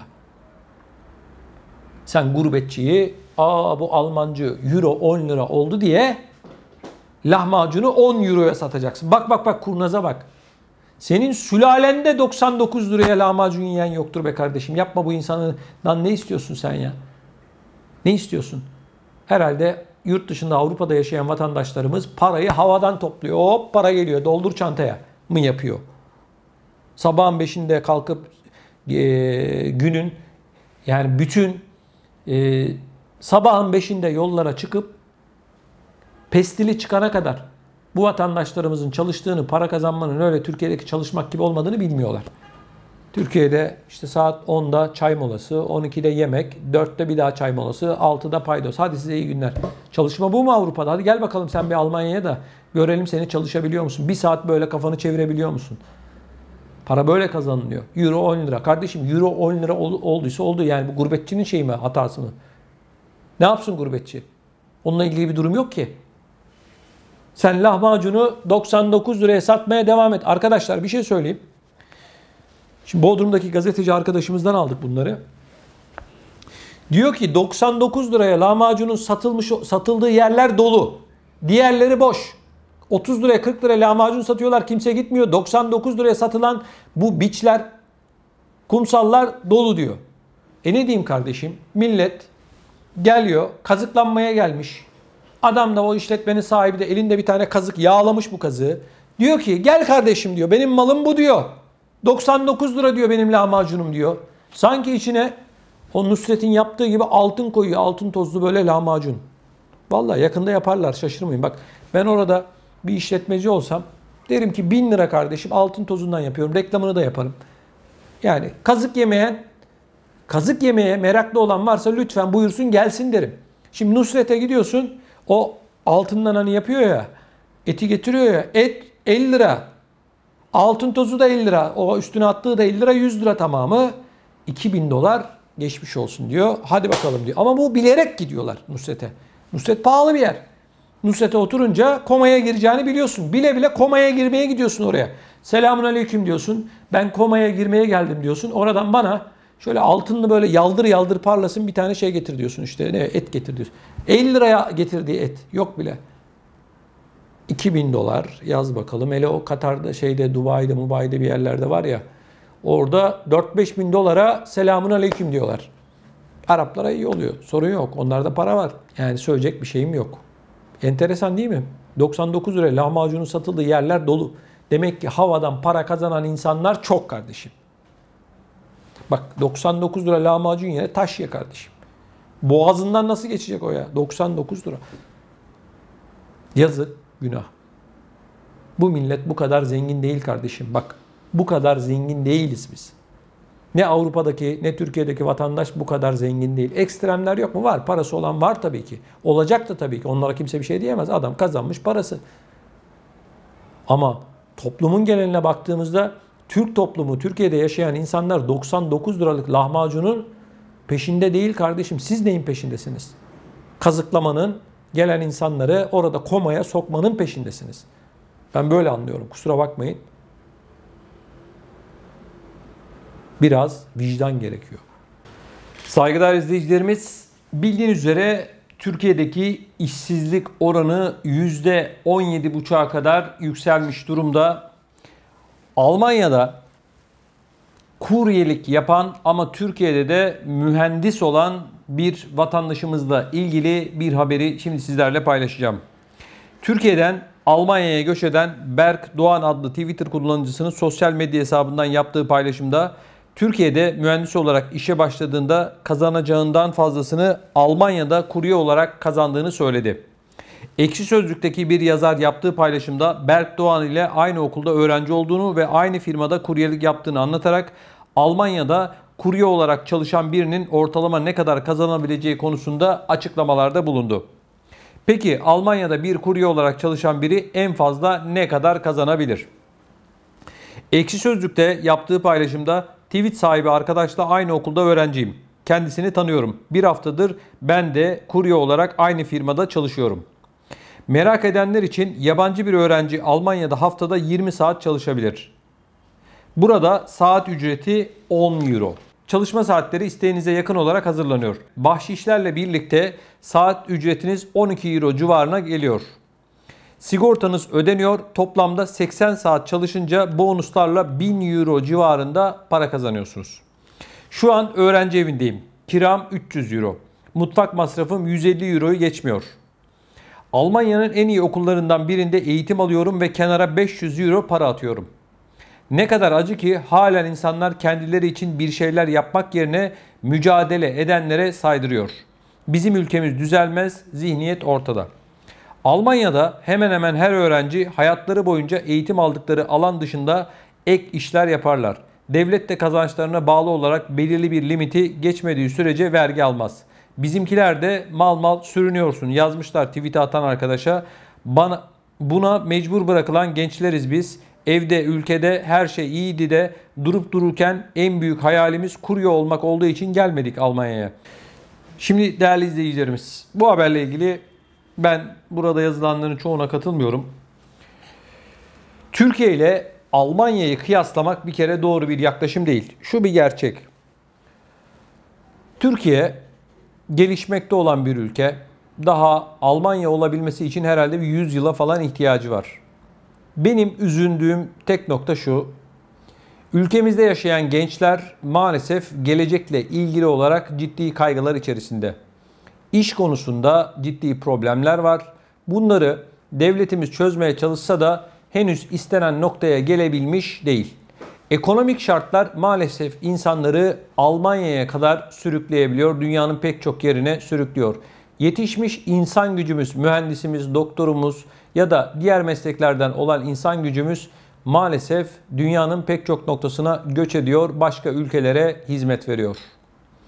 Gönül tabii ki hiç kimsenin ülkemizden çıkmasını istemez. Ancak ekonomik şartlar bu vatandaşlarımızı ülkemizde tutmaya yeterli değil. İşte bir mühendisimiz, genç kardeşlerimiz okumuşlar, dirsek çürütmüşler ama şu anda Almanya'da kuryelik yapıyorlar. Bir de gördüğüm kadarıyla yağlandırıp bağlandırıp bu şekilde anlatıyorlar. Üzücü bir durum. Yani bir ülke bir gencini yetiştiriyor ve bu genç gelecek göremediği için başka bir ülkede ekmek parası için kuryelik yapıyor. Bunda bir sorun yok. Kuryelik yapmasında, inşaatta çalışabilir, başka işler yapabilir. Bunda hiçbir sorun yok. Ama ülkemiz adına baktığımızda gençlerimizin bu gelecek kaygısının önümüzdeki yıllarda daha da artacağını ve beyin göçü dediğimiz maalesef durumla karşılaşacağımızın en büyük işareti. Yoksa ekonomik şartlar düzgün olsa hiç kimse yurdundan başka bir yere göç etmez. 1961 yılında Türkiye ile Almanya arasında yapılan anlaşmayla biliyorsunuz misafir işçiler yani bizim büyüklerimiz Almanya'ya geldiler. O trenlere tahta bavullarla binenler bugün Almanya'da yaşayan Türklerin babaları, dedeleri, değerli izleyicilerimiz. Onlar sayesinde milyonlarca vatandaşımız şu anda Almanya'da ekmek kazanıyor. Buraya yerleştiler. Almanyalı oldular. Her ne kadar hepimiz Türkiye Cumhuriyeti canımız ciğerimiz olsa da bizim Almanya'da ya da başka ülkelerde yaşayan vatandaşlarımız şöyle bir durumla karşı karşıyalar. Ekmeklerinin olduğu yer yani karınlarının doyduğu yerde tabii ki en az Türkiye kadar önemli ve de değerli. İnşallah bizim vatanımızda, ülkemizde ekonomik şartları istediğimiz noktaya gelir. O zaman da Avrupa'da yaklaşık yaşayan 8 milyon vatandaşımız da yurdumuza döner. Yurdumuzdaki gençler de geleceğe dair kaygılar taşımaz. Avrupa'ya ya da dünyanın diğer ülkelerine gezmek için giderler sadece. Tabii ki bunu sıfırlamak mümkün değil. İşsizlik sorununu bitirmek mümkün değil ama minimize edilebilir. Bugün Almanya'da 2 milyon işsiz var arkadaşlar. Bakın dünyanın en büyük sanayi ülkelerinden bir tanesi olan Almanya'da dahi 2 milyon işsiz mevcut. Bu haberde işte ülkeyi bu kadar karalamak, bu kadar şey yapmak ben çok katılmıyorum. Türkiye ile Almanya'nın kıyaslanması yanlış olduğu için maalesef bazı insanlarımız bunun üzerinden Türkiye'yi eleştiriyorlar. Ben onlar gibi düşünmüyorum. Onların fikirlerine de saygı duyuyorum değerli izleyicilerimiz. Değerli izleyicilerimiz, yufkacı Muammer Ay pek çok vatandaşımız hatırlayacaktır. Esra Erol'un programında ATV'de yayınlanan bir olaydı. Neydi bu? Muammer Ay'a kaçan iki elti Hamide Duman, ikisinin de adı Hamide Duman, bu yufkacı Muammer'e kaçmışlardı. Hamidelerin eşleri, kardeşler Mehmet ve Ercan Duman polise başvurarak bizim eşlerimiz kaçtı, kime kaçtı, yufkacıya kaçtı diye başvurmuşlardı. Daha sonradan televizyon programlarına çıkarak biz karılarımızı arıyoruz, eşlerimizi arıyoruz diye değerli izleyicilerimin günlerce yayına katılmışlardı. Canlı yayına bağlanan bu Hamide, ikisinin de adı Hamide, bu eltilerin Hamide, Muammer'e kaçıyorlar bu yufkacıya. Muammer'le herhangi bir şekilde duygusal ilişkilerinin olmadığını söylemişlerdi ve hiçbir şekilde bu tür insanların düşündüğü gibi ahlaksız bir durumun olmadığını ifade etmişlerdi. Günlerce program çıktı. Biz adeta dizi film gibi herkes izledi bunu. Vay yufkacı vay, vay Muammer, vay neden kaçtınız Muammer'e diye pek çok şey yazıldı, çizildi. Bu eltiler, Hamideler, Hamide Dumanlar şunu söyledi. İşte eşlerimiz bize kötü davranıyor. Biz sadece Muammer abiye yanında bulunalım. İşte bize destek oluyor diye açıklamalar yaptılar. Yufkacı Muammer abimiz. Şimdi bu olay kamuoyuna yansıyınca eltilerden bir tanesi olan yine Hamide Duman, ikisinin de soyadı aynı Hamidelerden bir tanesi biraz yüzü kızarmış olacak ki tekrar eşine ve çocuklarına dönme kararı aldı. Ama diğer bu Hamide, sürekli inkar eden, ben Muammer Ay'la herhangi aramda bir şey yok diyen bu Hamide Duman ise dönmemişti. Günler günleri, aylar ayları kovaladı ve dönmeyen Hamide Duman'ın eşi boşanma davası açtı. Şimdi Evine dön diyor, kocası dönmüyor. Çocuklarının yanına dön, dönmüyor. Soruyorlar neden? Kocam beni bu yola itti diyor. Kocası yufkacıya, Muammer'e kaç demiş sanki. Neyse değerli izleyicilerimiz, şimdi bu yufkacı Muammer de o dönemde televizyon programında çıkıp benim bu kadınlarla uzaktan yakından bir alakam yok, bir abileri olarak onlara yardımcı oluyorum. Bunların aile sorunları varmış, eşleriyle sorunları varmış. Geldiler bana sığındılar. Ben de Allah rızası için onlara yardımcı oluyorum dedi yufkacı Muammer. Günlerce bunu anlattı bu yufkacı. Bunun akabinde değerli izleyicilerimiz, önceki gün bu Muammer Ay denilen yufkacı sosyal medya hesaplarında bu Hamide Duman'la, eve dönmeyen Hamide Duman'la olan fotoğraflarını, göz göze, diz dize, yan yana olan fotoğraflarını yayınladı. Şimdi değerli izleyicilerimiz, insanların gerçekten ar damarının patladığı bir zamandayız.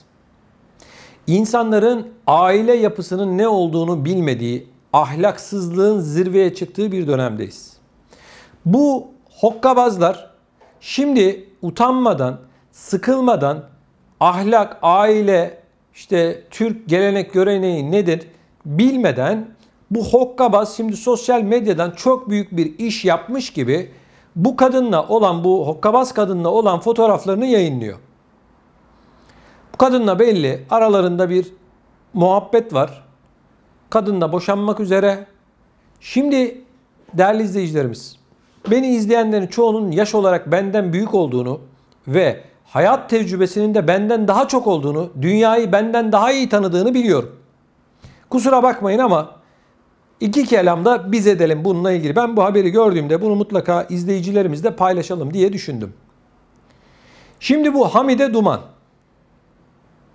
Bir tane daha Hamide Duman, bir de yufkacı Muammer var.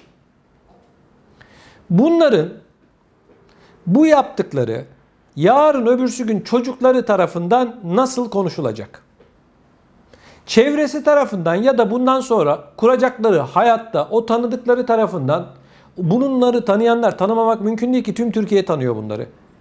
Tanımayanlar, tanıyanlar neyse işte bunlara ne diyecek ben çok merak ediyorum.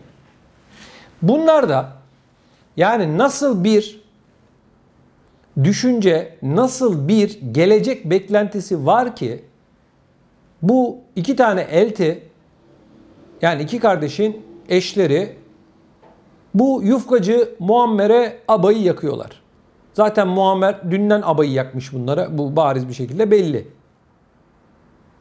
Yani tam televizyon programı, biliyor musunuz bu? Yani ben de yaklaşık 20-25 yıldır televizyon programları yapıyorum. Bir haberci olarak, bir gazeteci olarak, televizyoncu olarak ele alınabilecek en güzel konulardan bir tanesi. Çünkü böyle olaylar pek nadir görülür. Yani iki tane elti bir tane yufkacıya, hokkabaza aşık oluyor. Gidiyor televizyon programı çıkar, dizi film gibi, Dallas gibi günlerce yap. Bir gün Muammer'i çıkar, eltiyi çıkar, bu işte kadınların kocalarını çıkar, kaynanalarını çıkar, işte çıkar komşularını çıkar. Muammer'in karısı varsa Muammer'in karısını bul getir. Yani kimin kimi ne yaptı, kim kime ne yapmış, bunların hepsini günlerce, aylarca yapabilirsiniz arkadaşlar. Aylarca. Çünkü konu Türk milletinin de sevdiği konu. Aşk var, entrika var, aldatma var, para var, dedikodu var, kaynana var. Bizim milletimizin en sevdiği konu. Bir televizyoncu olarak ele alınabilecek reyting garantili en güzel konulardan bir tanesi. Ne ararsam var. Dallas. O geliyor bir şey diyor, öbürü bir şey diyor, o bir şey diyor, yok diyor, öyle diyor, öbürü o falan. Böyle curcuna. Kimin kimi ne yaptığı belli değil. Karışmış arada, böyle karambole gidenler de vardır. Muammer'in karısı ne diyor buna? Bu eltilerin kocaları bunlara ne diyor? Muammer'e nasıl aşık oluyorlar? Muammer'in nasıl bir özelliği var? Muammer kim? Yufkacı Muammer ile bunlar nasıl tanıştılar? Yanında mı çalıştılar? Ne yaptılar? Yufka açarken mi Muammer'e bunlar abayı yaktı, o tozlu, önlüklü halde? Muammer böyle yufkayı açarken mi bunlar abayı yaktılar? Ne yaptılar? Bu Muammer kim? Bu hokkabaz kim? Biz buradan ne diyoruz arkadaşlar? Allah bunları ıslah etsin. Bak söyleyecek o kadar çok sözüm var ki. Ben onların çocukları belki ileride büyüdüklerinde bu videoları izlerler. Onlar için daha fazla söz söylemiyorum. Bak vicdanım el vermiyor. O kadar çok söyleyeceğim söz var ki. Ama çocuklarına yarın öbürsü gün benim videolarımı izlediğinde üzülsünler istemem. Çok söz var. Kadınlara söyleyecek 1 milyon, Muammer'e söyleyecek 5 milyon lafım var. Böyle bir şey görülmemiş, böyle bir ahlaksızlık, böyle bir hokkabazlık görülmüş değil. Biz hangi ara bizim toplumumuz böyle oldu kardeşim? Hani Türk aile yapısı, gelenek, görenek, hani nerede? Nerede kardeşim? Sorsan hepsi biz Müslümanım der. Ne diyelim? Allah bu ve benzeri durumda olanları ıslah etsin. Vay be. Yufkacıyı görüyor musun? Hokkabazı. Yufkacı bir de bu fotoğrafları yayınlıyor. Bak diyor kadın yanımda diyor. Bak hokkabaza bak, fotoğraflara bak. Ne diyelim? Enteresan. Değerli izleyicilerimiz, bizleri yurt dışından izleyen vatandaşlarımızın, özellikle de ileri yaş grubunda olan vatandaşlarımızın çok dikkat etmesi gereken bir konuyu şimdi sizlerle izninize paylaşacağım. Değerli izleyicilerimiz, bu sosyal medya üzerinden, Facebook'tan, Instagram'dan, Twitter'dan, oradan buradan yurt dışında yaşayan özellikle bekar erkeklerin peşine düşen hokkabazlar var, kadınlar var. Şimdi bir vatandaşımız bana sosyal medya hesaplarımız üzerinden ulaştı ve Türkiye'de sosyal medya üzerinden tanıştığı bir kadın tarafından 100.000 eurosunun elinden alındığını söyledi. Tabii bu elinden alma işi gönüllü bir elinden alma da olayı ben şimdi sizinle bir paylaşayım. Sonra kararı hep birlikte verelim. Facebook üzerinden 61 yaşında olan bu abimiz bir kadınla, Türkiye'de yaşayan bir kadınla tanışıyor. Bunlar Facebook üzerinden, Messenger'dan, oradan buradan konuşuyorlar. Sonra iş WhatsApp'a dönüyor. Telefon numaralarını alıyorlar. Sonra birbirlerine fotoğraflar gönderiyorlar vesaire. Bir uygunsuz fotoğraflar da gönderilmiş vesaire. 61 yaşındaki bu Köln'de yaşayan abimiz abayı yakmış. Eşi de 7 yıl önce vefat etmiş. Yalnızlık belli ki sıkıntılara neden olmuş bu abimizde. Ankaralı bu abimiz. Bu konuşmuş olduğu Türkiye'deki kadın da İstanbul Silivri'de yaşıyor. Mesajları atıyor falan. Sonra bir gün arıyor bunu, diyor ki kadın diyor, annem ameliyat olacak. Çok acil bir şekilde bize 15.000 euro para lazım diyor. Bu tabi Almanya'da Köln'de yaşayan 61 yaşındaki abimiz nesi var nesi yok bu kadına hepsini anlatmış. Param var, oyun var, buyum var, bilmem neyim var falan. Bu arada hiçbir şekilde daha bir araya gelmemişler. Görüntülü falan konuşuyorlar.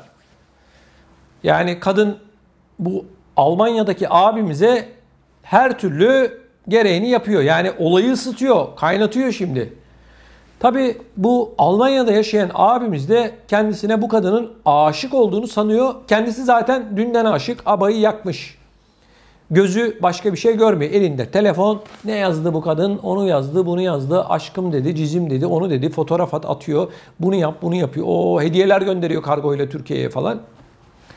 Sonra arkadaşlar ertesi gün abimiz 15.000 euroyu hiç aklına başka hiçbir şey gelmeden,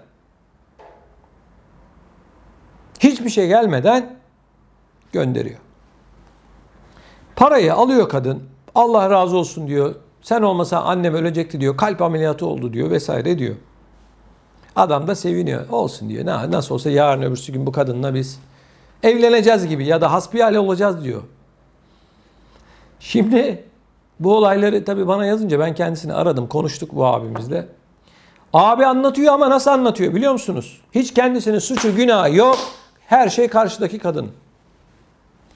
Sonra arkadaşlar gel zaman git zaman kısa bir süre sonra kadın bu sefer diyor ki benim diyor acil taşınmam gerekiyor diyor. Ev sahibi beni evden atıyor. İşte bizim mutlaka taşınmamız lazım. Bana bir 5.000 euro daha gönder diyor. Tabi bu abimiz eli tutulur mu? 5.000 euroyu da çat gönderiyor. Oldu sana 20.000 euro. Tabi paralar gidiyor. Paralar gidince gelen fotoğrafların türü, videoların türü değişiyor. Abiye gelen fotoğrafların türü, videoları. Abi de böyle ayarı bozuluyor abinin. Neyse arkadaşlar.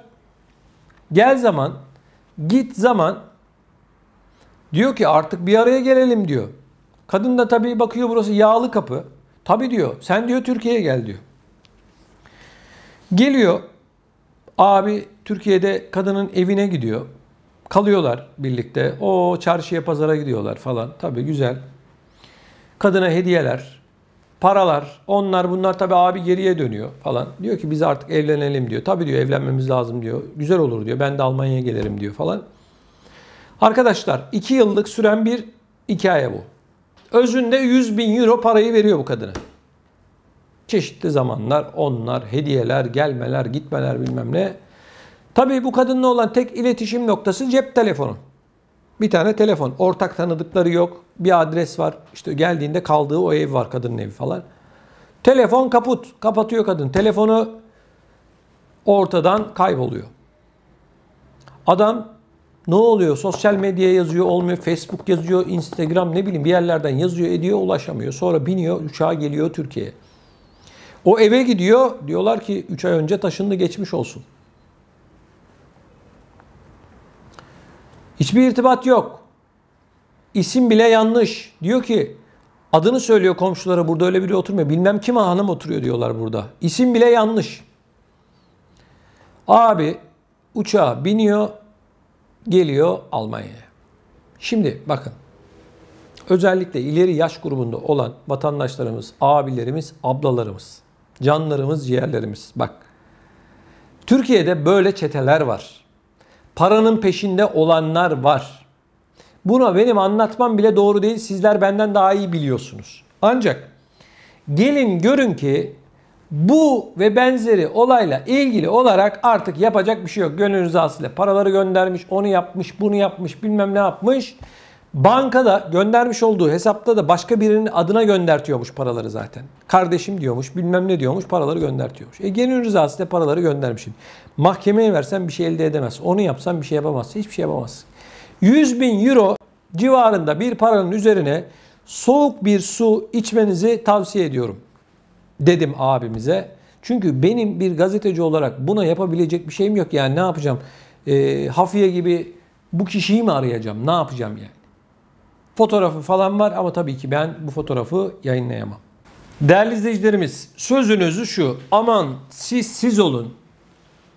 Tanımadığınız, görmediğiniz, bilmediğiniz ya da aşık olduğunuzu sandığınız kişilere nerede yaşıyorsanız yaşayın önemli değil, para falan göndermeyin. Zaten biri sizden para istiyorsa yani ondan ne medet umun ne de ondan bir gelecek bekleyin. Evli değilsin. Karın değil. Senin bilmem neyin değil. Uzaktan uzağa kendi kendine abayı yakmışın. Gelen 3 tane fotoğrafla komaya girmişin. Elinde para da orada burada bilmem nerede kenarda kıyıda olan bütün her şeyinde bunun yoluna sermişin. Ya ne varmıştı da 100.000 euro be?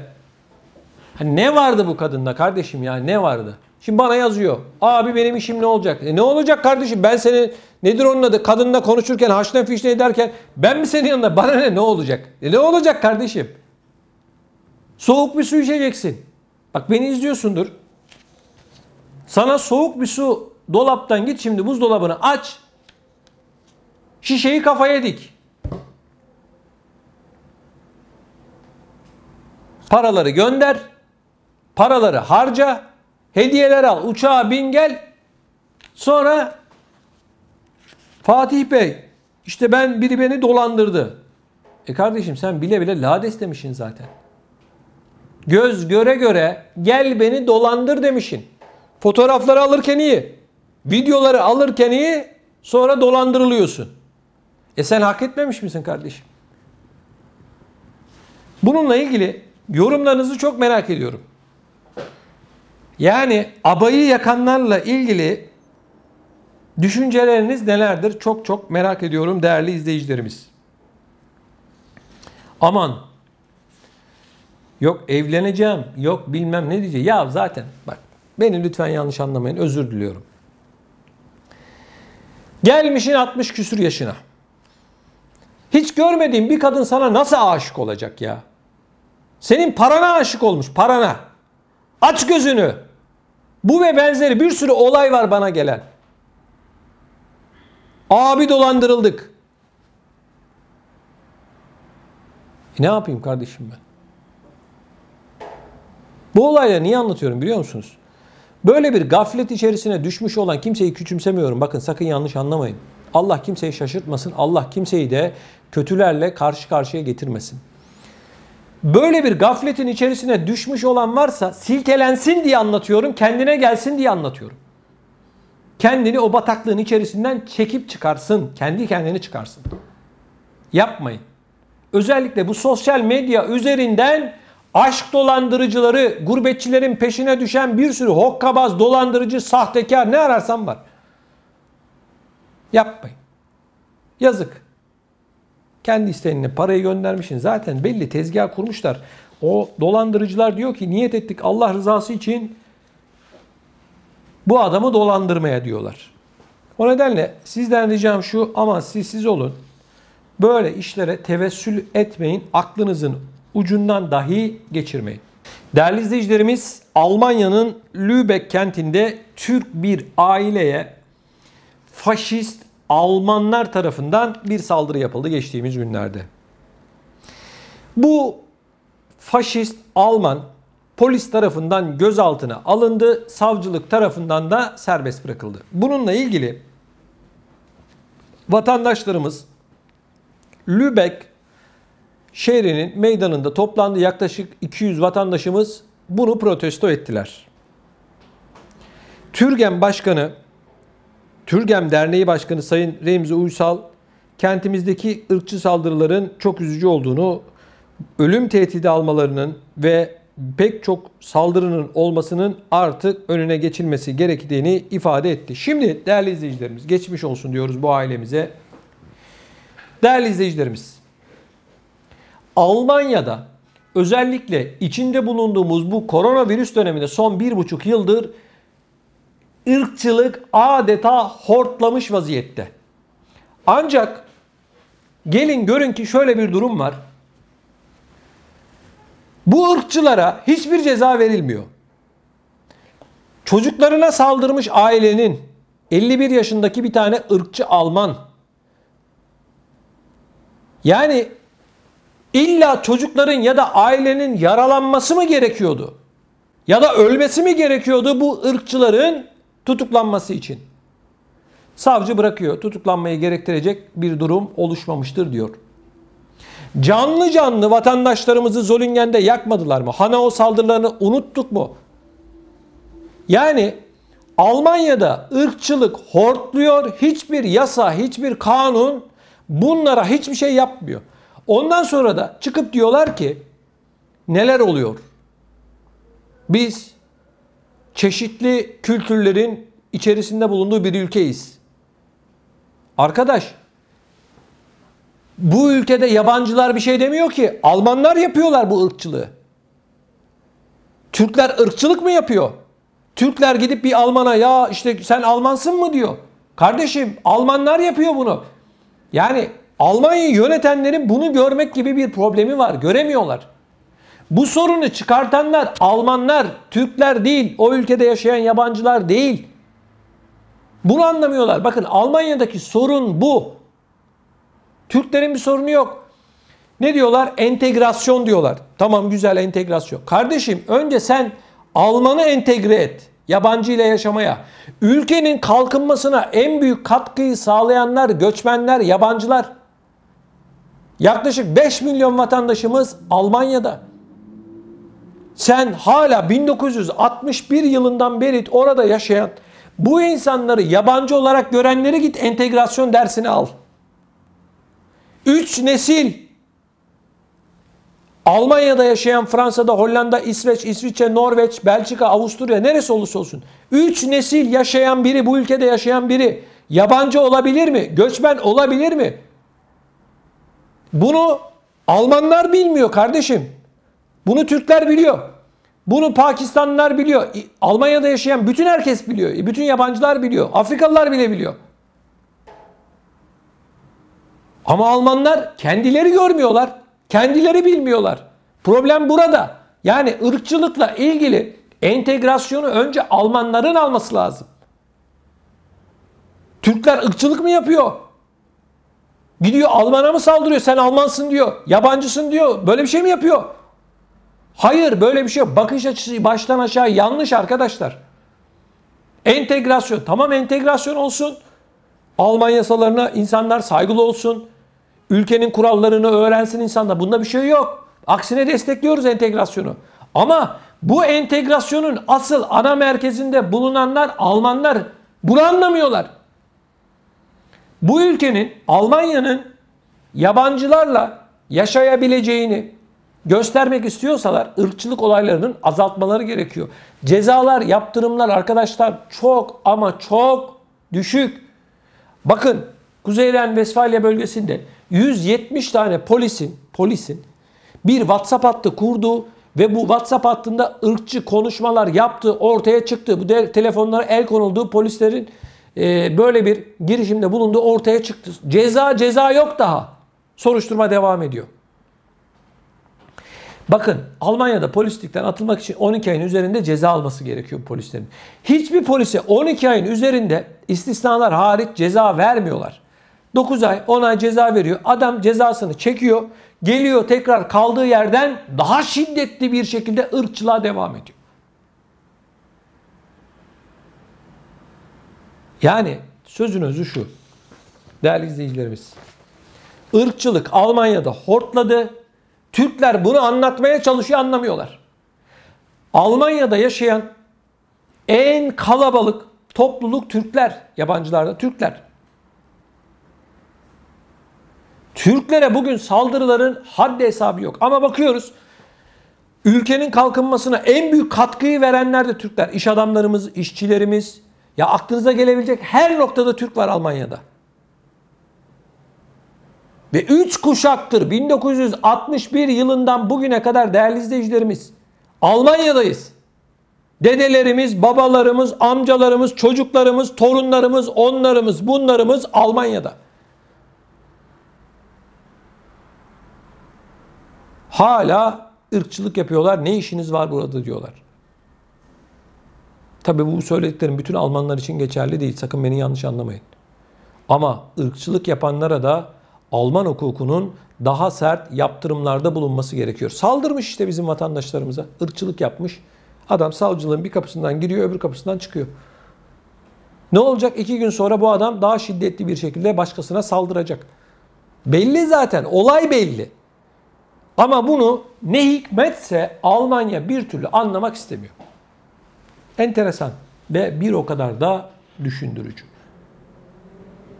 Yani 3 kuşak Almanya'da, Avrupa'nın her noktasında Almanya'yı Türkiye kadar seven vatandaşlarımız, insanlarımız var.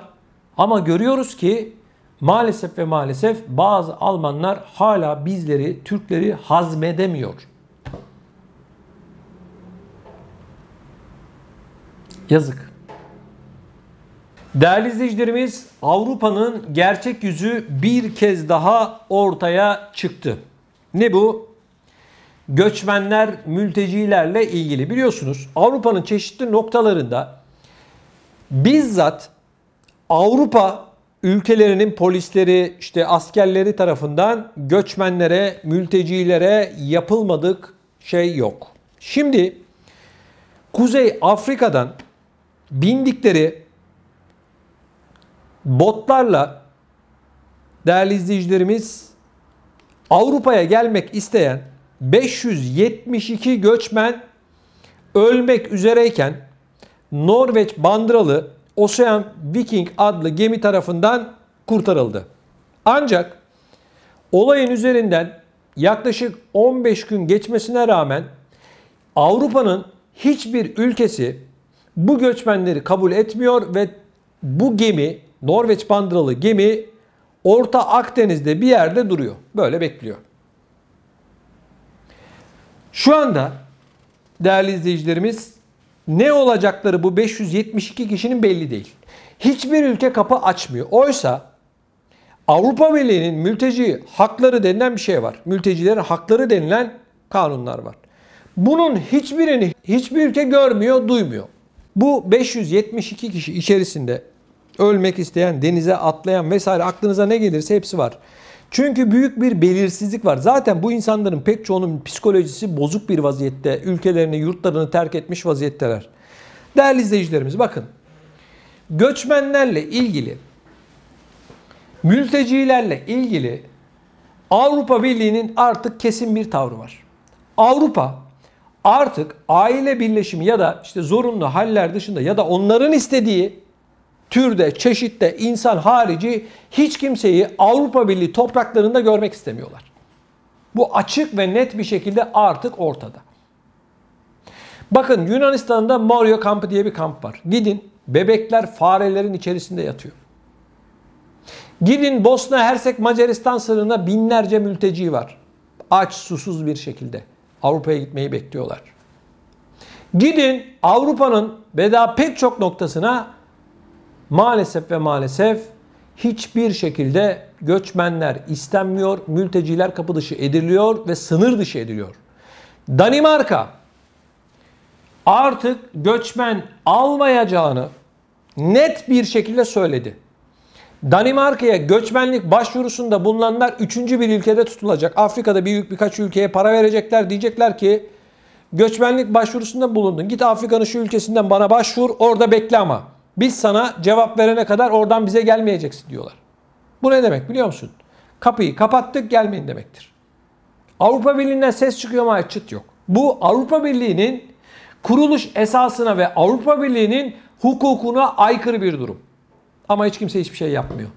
Onu bırakın, Danimarka yine bir açıklama yaptı. Dedi ki Suriye artık güvenli bir ülke. Biz Suriyelilerin hepsini sınır dışı edeceğiz dedi.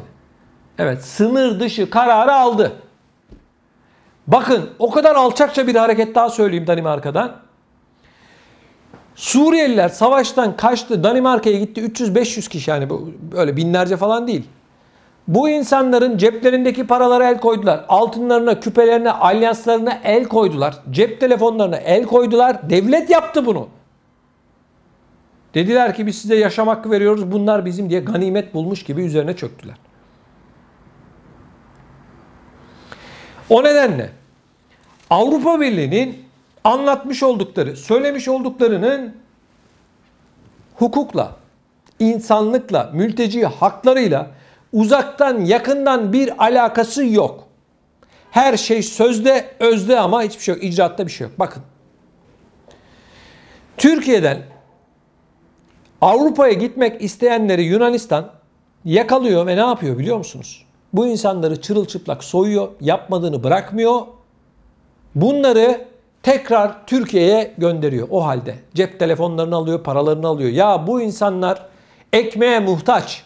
Bu insanlar çoluk çocuğunu bırakmış, yerini yurdunu bırakmış, ekmek parası kazanabilmek için dünyanın ta öbür ucundan geliyor, Avrupa'ya gitmenin mücadelesini veriyor ve sen bu insanları yapmadığını bırakmıyorsun, dövüyorsun, parasını alıyorsun, cep telefonunu alıyorsun, onu yapıyorsun, bunu yapıyorsun. Çırılçıplak bir vaziyette Türkiye'ye itiyorsun. Akdeniz'de, Ege'de botlarla Avrupa'ya gitmek isteyenlere ne yapıyor biliyor musunuz? Bu Yunanistan'ın sahil güvenliği bunları Türkiye'ye doğru itiyor. Bu botların çoğunu batırıyor ve öldürüyor bu insanları. Evet, o sahil güvenlik araçları geliyor, botları itiyor, böyle dalga yapıyor, öldürüyor bu insanları. Avrupa Birliği'nin deniz sınırlarını korumakla görevli olan Frontex diye bir ajansı var, kurumu var. Frontex. Bu Frontex'in içerisinde bile büyük kavga var. Niye var biliyor musunuz? Yunanistan diyor ki almayın kardeşim bunları. Onlar diyor ki hakları, hukukları var diyor. Bunlar yazışmaları ortaya çıktı bunların. Mailleri ortaya çıktı bunların. İnsanları bilerek ve isteyerek Yunanistan'ın öldürdüğü ortaya çıktı. Söze gelince Avrupa Birliği insan haklarının merkezi. Avrupa Birliği bilmem neyin merkezi. Değerli izleyicilerimiz, konuşacak çok konu var, derdimiz çok ama yeni bir olay var. Bu olayı da mutlaka konuşmam gerekiyor. Saygıdeğer izleyicilerimiz, bildiğiniz üzere Galatasaray futbol takımı Yunanistan'da Olympiakos adlı takımla bir dostluk maçı yapmak için İstanbul'dan uçağa biniyor, Atina'ya gidiyor. Havalimanında bizim ekibimizi, Galatasaray'ı, ellerinde PCR testleri, her şeyleri, vizeleri bilmem neleri olmasına rağmen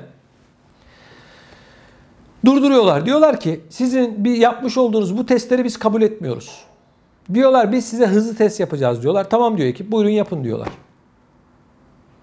Bazılarını test yapmadan içeri alıyorlar, bazılarını almıyorlar. Ortalık karışıyor. Dalga geçiyorlar bizde. Bizim sporcularımızda. Bir dostluk maçına gidiyor.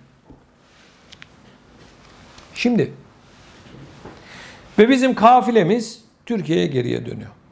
Şimdi bakın. Bu Yunanistan'ın yatacak yeri yok. Karnını doyuracak parası da yok. Bundan 15 yıl önce iflas ettiler biliyorsunuz bunlar. Almanya olmasaydı, Avrupa Birliği olmasaydı bunlar şimdi Yunanistan diye bir devlet olmayacaktı biliyorsunuz. Bu hallerinden habersiz bir şekilde bizim vatandaşlarımıza yapmadıklarını bırakmıyorlar. Bakın. Avrupa Birliği'nin ülkelerinin hepsi Türkiye vatandaşlarına kapıyı açtı. Şimdi izin zamanı. Türkiye Cumhuriyeti pasaportu taşıyanların Yunanistan'a seyahati yasak. Geçişi yasak. Hepsi yasak. Avrupa Birliği vatandaşları geçebiliyor. Bir de Avrupa'da oturumu olan vatandaşlarımız geçebiliyor. Geçiyor ama bakın transit geçiş.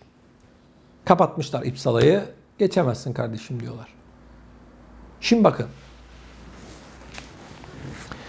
Türkiye Doğu Akdeniz'de kendi sularında, kendisine ait sularda doğalgaz, petrol arıyor değil mi?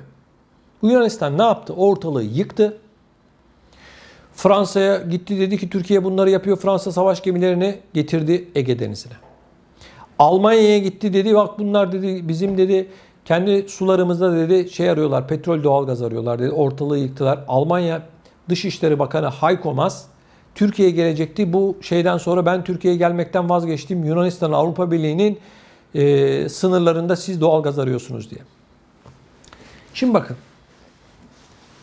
Ve Merkel defalarca çıktı, açıklama yaptı. Macron çıkıp açıklamalar yaptı falan. Şimdi bakın arkadaşlar. Avrupa Birliği Türkiye'nin bir santim dahi ilerlemesini, gelişmesini istemeyen bir yapı. 27 ülke. Yunanistan da Avrupa Birliği'nin şımarık çocuğu dediğimiz hokkabazı. Bir şey olduğunda biz Avrupa Birliği diyorlar, biz Avrupa Birliği diyorlar, bilmem ne Avrupa Birliği diyorlar değil mi? Yunanistan Avrupa Birliği'nin arkasına güveniyor. Çünkü Yunanistan'ın bir cürmü yok, bir yeri yakamaz. Toplamı 8 milyon, yemeğe ekmeği yok, cebinde 5 kuruş para yok. Türkiye'nin gücünü biliyorlar. Onun için Avrupa Birliği, Avrupa Birliği. Dışişleri Bakanımız Sayın Mevlüt Çavuşoğlu da Yunanistan Dışişleri Bakanı Türkiye'ye geldiğinde bir açıklama yaptı. Dedi ki bak dedi sen dedi her seferinde çıkıyorsun Avrupa Birliği, Avrupa. Bizim Avrupa Birliği'nden falan bir korkumuz yok kardeşim dedi. Bak. Bunlar Avrupa Birliği'ni Rum kesimiyle beraber arkalarına almışlar. Soytarılıkta sınır tanımıyorlar. Ne yaparsalar yapsınlar Türkiye'nin 1/10 bile olamazlar. Her anlamda, ekonomik anlamda, nüfus anlamında, bu güç anlamında 1/10'imiz bile olamazlar bu hokkabazlar. Bakın Türk vatandaşlarının, Türkiye vatandaşlarının Yunanistan'a seyahatlerini 6 sefer ertelediler. Ben de buradan devletimizin yetkililerine şunu söylüyorum. Bakın. Yunanistan'ın Türkiye ile ilgili düşünceleri belli. Anlattım bakın. Yunanistan'ın İpsala sınır kapısını kapat kardeşim. Kapat. Kapattık diyeceksin güvenlik gerekçesiyle. Türkiye'nin bazı sahil yerlerinden, Bodrum'dan, Kaş'tan Yunan adalarına günlük ya da işte her gün feribotlar var değil mi arkadaşlar? Günlük gidip geliyorlar. Turistler gidiyor. Türk turistler gidiyor. Niye gidiyorsunuz kardeşim? Paranızı niye Yunan'a veriyorsunuz? Şimdi ben konuşunca birileri kızıyor, sen ırkçılık yapıyorsun. Yapmıyorum kardeşim ırkçılık. Galatasaray futbol takımını niye almıyorlar? Bizim vatandaşlarımızı niye almıyorlar? Geçişlerine neden izin? Irkçılığı bunlar yapıyorlar.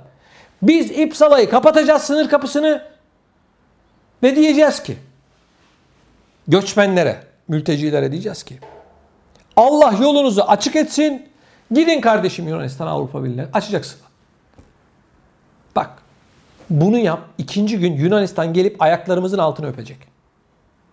Günde 100.000 kişi geçer. Nüfusu 8 milyon. Yunanistan'ın. Açacaksın. Gidecekler kardeşim. İranlı gidecek, Faslı gidecek, Tunuslu gidecek. Atıyorum Iraklısı, Suriyelisi, Filipin. Ya ne kadar Türkiye'de göçmen varsa hepsi gidecek kardeşim Yunanistan'a. Göreyim bakayım ben o zaman Yunanistan polisini, Yunanistan askerini günde 10.000 kişi, 20.000 kişi geçsin bakayım. Hadi istediğin seti yap oraya. İstediğin polisi, askeri koy bakayım. 20.000 kişinin önünde durabilecek misin? Bir de şöyle yapacaksın. Saat vereceksin. Diyeceksin ki her gün saat 17'de geçiş var. 10.000 kişi yığacaksın abicim. Bir ay yapacağın 10.000 kişi saat 17'de gidecek abi. 10.000 kişi gidecek. Ondan sonra Merkel 3 günde bir Türkiye'ye gelir. Aman yapmayın, etmeyin. Bak. Avrupa Birliği parmağının ucunda bizi oyalıyor. Oynuyor bizimle. Biz hala Avrupa Birliği müttefikimiz. Bilmem ne diyoruz. Yalandan bunların hepsi. Ne müttefiki? Bir kaşık suda bizi boğacaklar.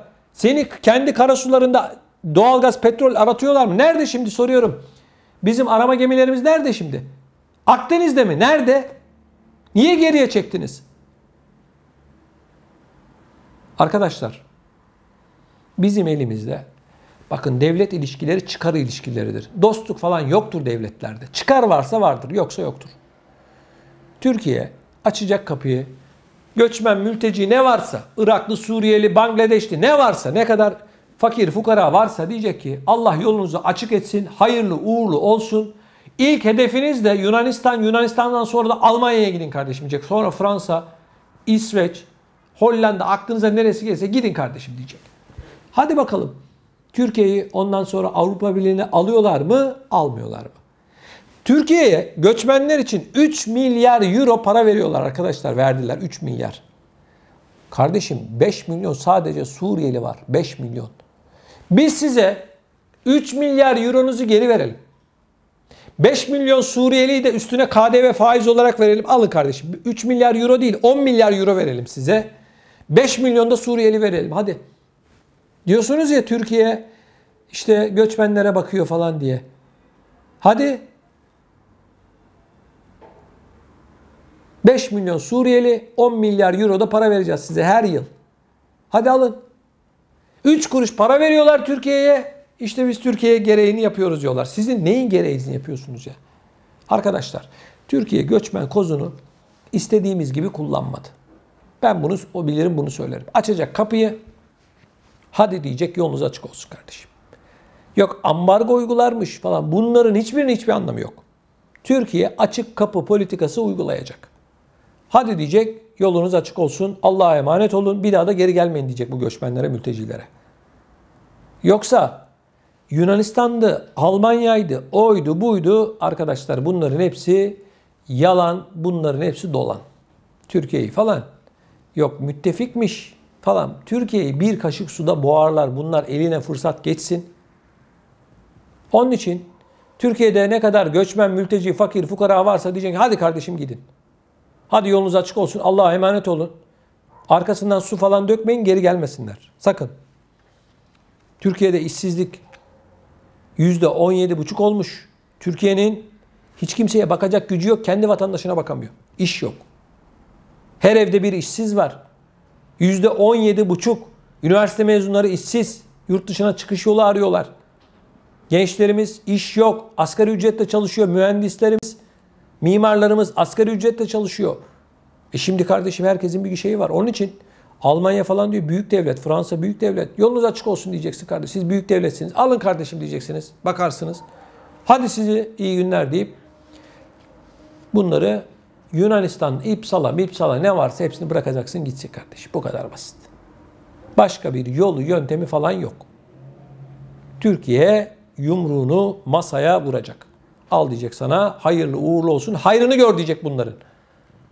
Ondan sonra ben Yunanistan'ı göreyim bakayım, Almanya'yı göreyim bakayım neler yapacaklar.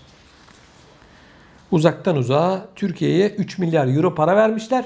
O da 50 taksit halinde verdiler. Alın 3 milyar euronuz üstüne biz 7 milyar daha verelim. 10 milyar euro alın hayrını görün. 5 milyon da Suriyeli vereceğiz size.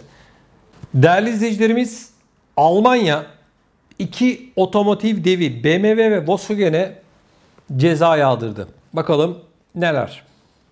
Avrupa Birliği Komisyonu 2 Alman otomotiv devine cezayı bastı. Komisyon tarafından yapılan açıklamaya göre egzoz gazı teknolojisinde yasalara aykırı şekilde gizli sözleşme yaparak kartel oluşturdukları ileri sürülen BMW ve Volkswagen'e toplam 875 milyon euro ceza kesti. Rekabet kurallarını ihlal ettikleri için BMW'ye 375 milyon euro, Volkswagen'e ise 500 milyon euro ceza kesildiği duyuruldu. İki dev şirketin özellikle AdBlue adı verilen yakıt katkı maddesi için tasarlanan tankların hacimleri konusunda gizli ortaklık yaptıkları belirtilen açıklamada böylelikle egzoz gazlarının temizlenmesine yönelik teknolojik gelişmelerde piyasa kurallarına aykırı hareket edilmiş olduğu ortaya çıktı. AdBlue sisteminin dizel yakıtlı taşıtların oluşturduğu gaz emisyonlarını kimyasal olarak azaltmaya yönelik bir teknoloji olduğu belirtiliyor. Her iki şirketin de suçlamaları kabul ederek cezalar konusunda komisyonla anlaştığı belirtildi. Mercedes'in de kartel oluşumunun içinde olduğu ancak kendisini önceden ihbar ederek tanıklık yapabileceğini söylediği için cezadan kurtulduğu belirtildi. Şimdi bakın değerli izleyicilerimiz, biz ne diyoruz? Almanlarda yanlış olmaz. Almanlar dürüst çalışır, sağlam çalışır, katakulle olmaz diyoruz değil mi? Peki, dünyanın en büyük otomotiv şirketleri olan BMW ve Volkswagen'in yaptığı ne arkadaşlar? Soruyorum size. Amerika Birleşik Devletleri biliyorsunuz Alman şirketlerine milyarlarca dolarlık cezalar kesmişti geçtiğimiz yıllarda. Şimdi soruyorum size. Bu nedir? Bu ne şimdi? Hani Almanlarda hokkabazlık olmazdı? Hani hep Türkler yapardı? İşte görüyorsunuz. BMW ve Volkswagen devleti dolandırıyor. Bırak milleti, devleti dolandırıyor. 875 milyon euro cezayı yazmışlar. Ne olacak ki? Yani Volkswagen için, BMW için 875 milyon euro nedir ki? Çerez parası. Ne olacak? Dünyadaki bir tane fabrikası 3-5 ay bu paraya çalışır. O kadar. Ne olacak? Onun için Almanlar yapmaz. Almanlar düzgün insanlar. Almanlar şöyle, Almanlar böyle derken bir daha düşünün derim. Ben öyle yapıyorum. Irkçılık var mı? Var kardeşim. Hokkabazlık var mı? Var kardeşim. Var. Almanlarda yamuk olmaz. Al işte kardeşim. BMW yapıyor, Volkswagen yapıyor. Yamuk var mı yok mu? Ne düşünüyorsunuz? Çok merak ediyorum. Lütfen bu yayınımızın altına yazın. Merak ediyorum. Hokkabazlık var mı yok mu? Hep diyoruz ya Almanlar, Türklerde var bilmem ne. Al kardeşim al. Al, devleti dolandırıyor adam. Çevreyi dolandırıyor adam. Çevreyi batırıyor. Al, hokkabazlık yapmışlar. Değerli izleyicilerimiz, Almanya'da ev alabilmek gerçekten artık çok ama çok zor. Son bir yıl içerisinde fiyatlar aldı başını gidiyor. Özellikle koronavirüs döneminde. Şimdi ev konusuna geleceğiz. Satın almaya geleceğiz. Ama değerli izleyicilerimiz, özellikle Frankfurt başta olmak üzere Berlin, Münih, Köln gibi kalabalık olan kentlerde ev bulabilmek, kiralık ev bulabilmek mucize. Ev fiyatları son bir yıl içerisinde özellikle bu büyük şehirlerde sanayinin, öğrencilerin yoğun olarak bulunduğu kentlerde ev bulabilmek neredeyse mucize. Ev fiyatları, kiralık ev fiyatları En az arkadaşlar %30 arttı.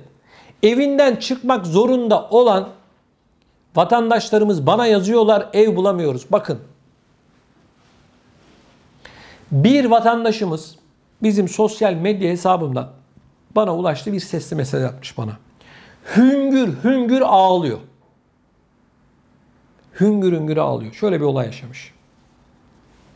Evimden çıkmak zorundayım diyor. 3 tane çocuğum var ve ben 4 kişiyiz diyor. Eşinden ayrılmış. Bir evi kiralık olan bir Türk'le konuşmuş. Türk. Biz demiş en fazla 2 çocuğu olana verebiliriz demiş. Bunu yapan da bir Türk. Frankfurt'ta oluyor bu olay. Ağlayarak, bakın benim cep telefonumda duruyor mesajlar, ağlayarak mesaj attı bana. Ben ne yapayım Fatih Bey diye. Şimdi kira fiyatları zaten almış başını gidiyor.